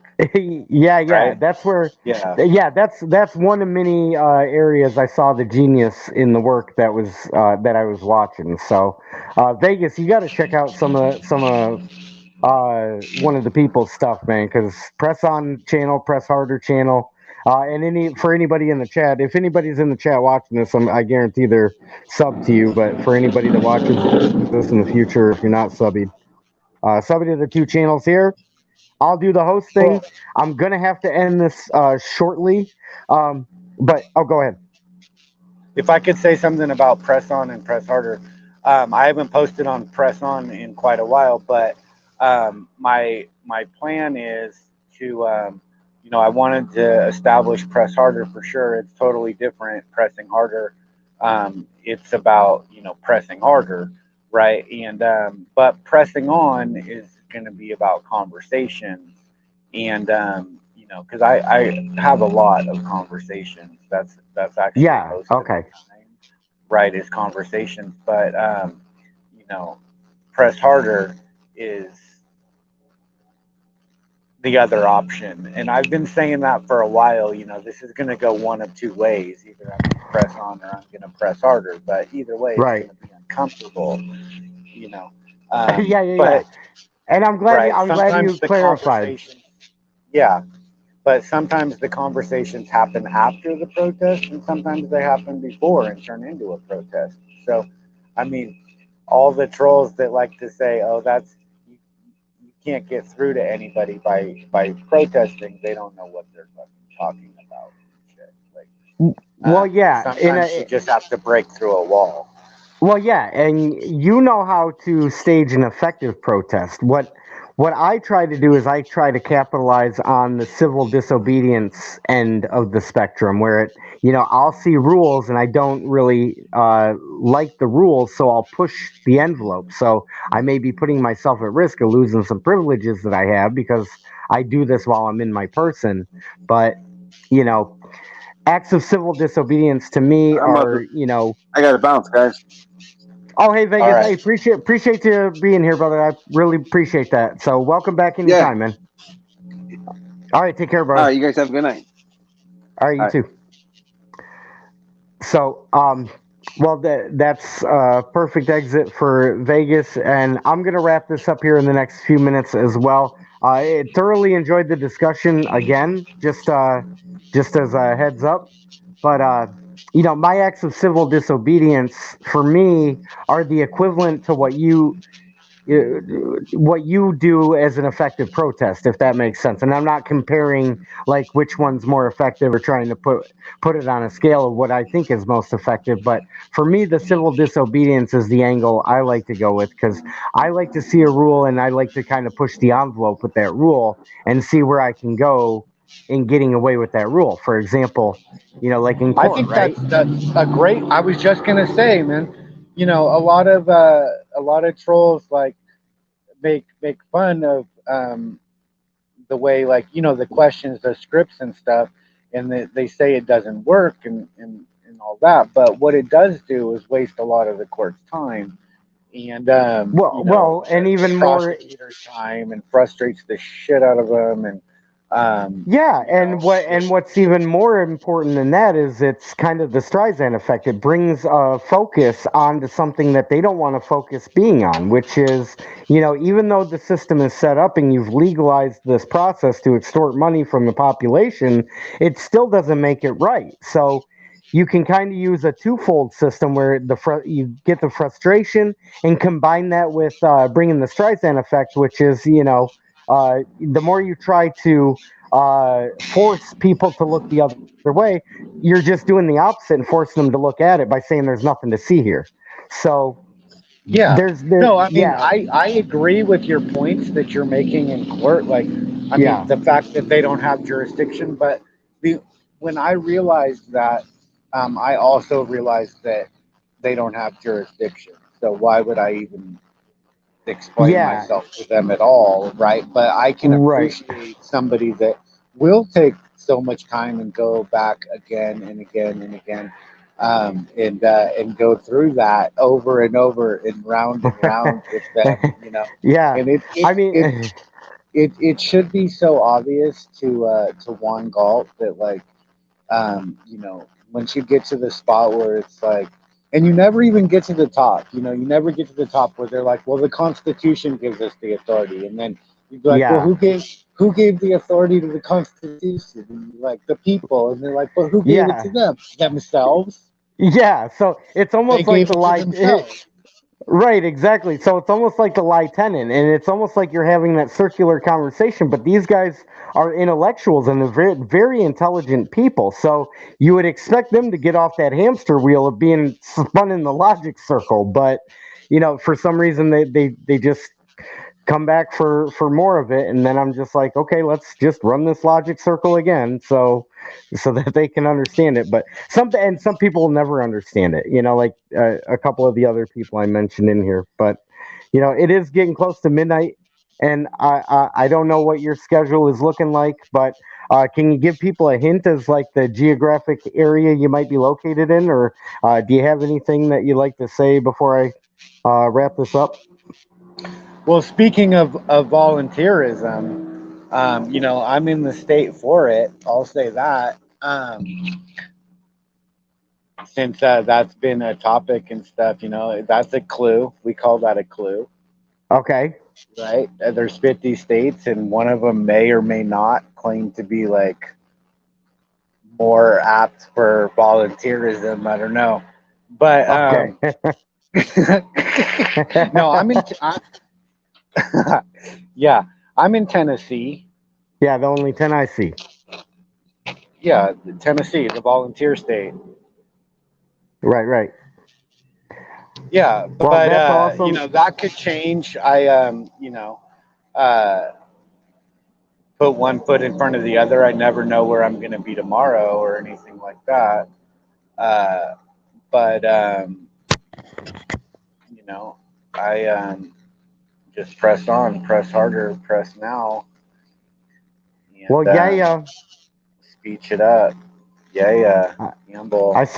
I certainly appreciate you joining me for another night. I really, really do appreciate that. And I got to let you know, there's certain times with just some of the phrases that I hear with just putting one foot in front of the other, and I can't tell you.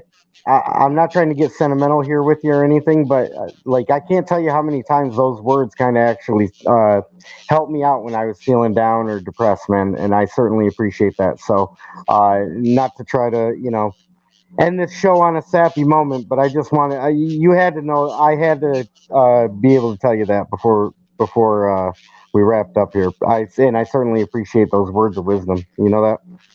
And to that, I'll say that I've always seen something in you, and I've always tried to support you how I could and whatever.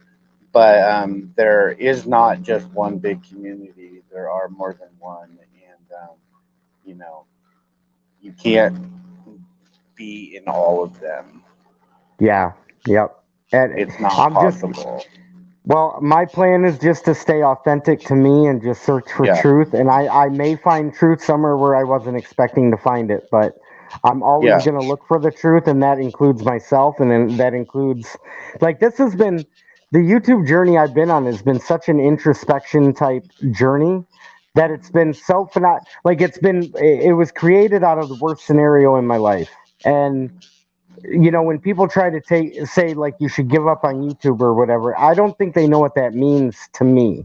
and I don't think they ever will know what that means to me. But it's been such a journey of introspection and trying to figure out how I work myself, and just the amazing people I've met along the journey has just been so incredible. I mean, I had a list of people that I put on a list of like, here's some people that I look up to in one way or the other, and I've met most of those people now in 1 year, in just over a year, I should say. I'm sorry, I misspoke, but just over a year, I've met almost all the people on that list. So I think I'm going to put a new list together of people that I want to meet, and I'm not going to stop until I try to meet all of those people.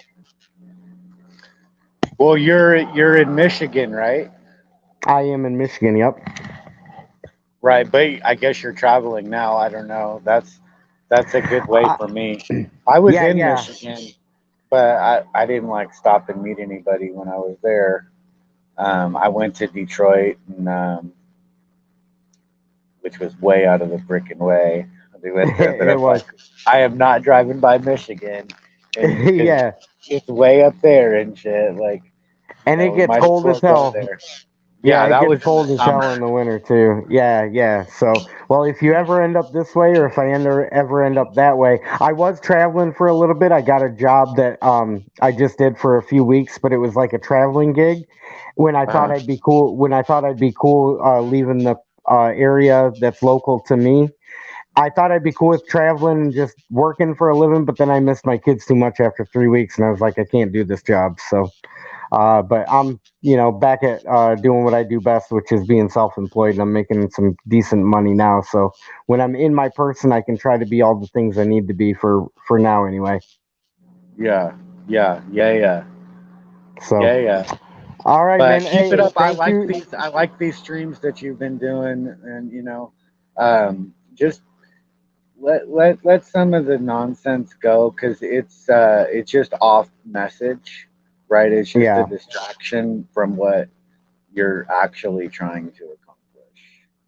Well, and I think I understand what you're laying down there. I really Yeah, like talking about ideas and not people. So yeah, that's kind of where yeah, that's where the focus I want to stay. That doesn't mean I'm not going to want to talk about people every now and again because sometimes it's fun to talk about people, but I really want to stick to the ideas, really. I do. yeah, So, yeah. all right, man. All right, All right. Well, one of the the people people certainly win again. appreciate you being here. Yeah, it's a conspiracy.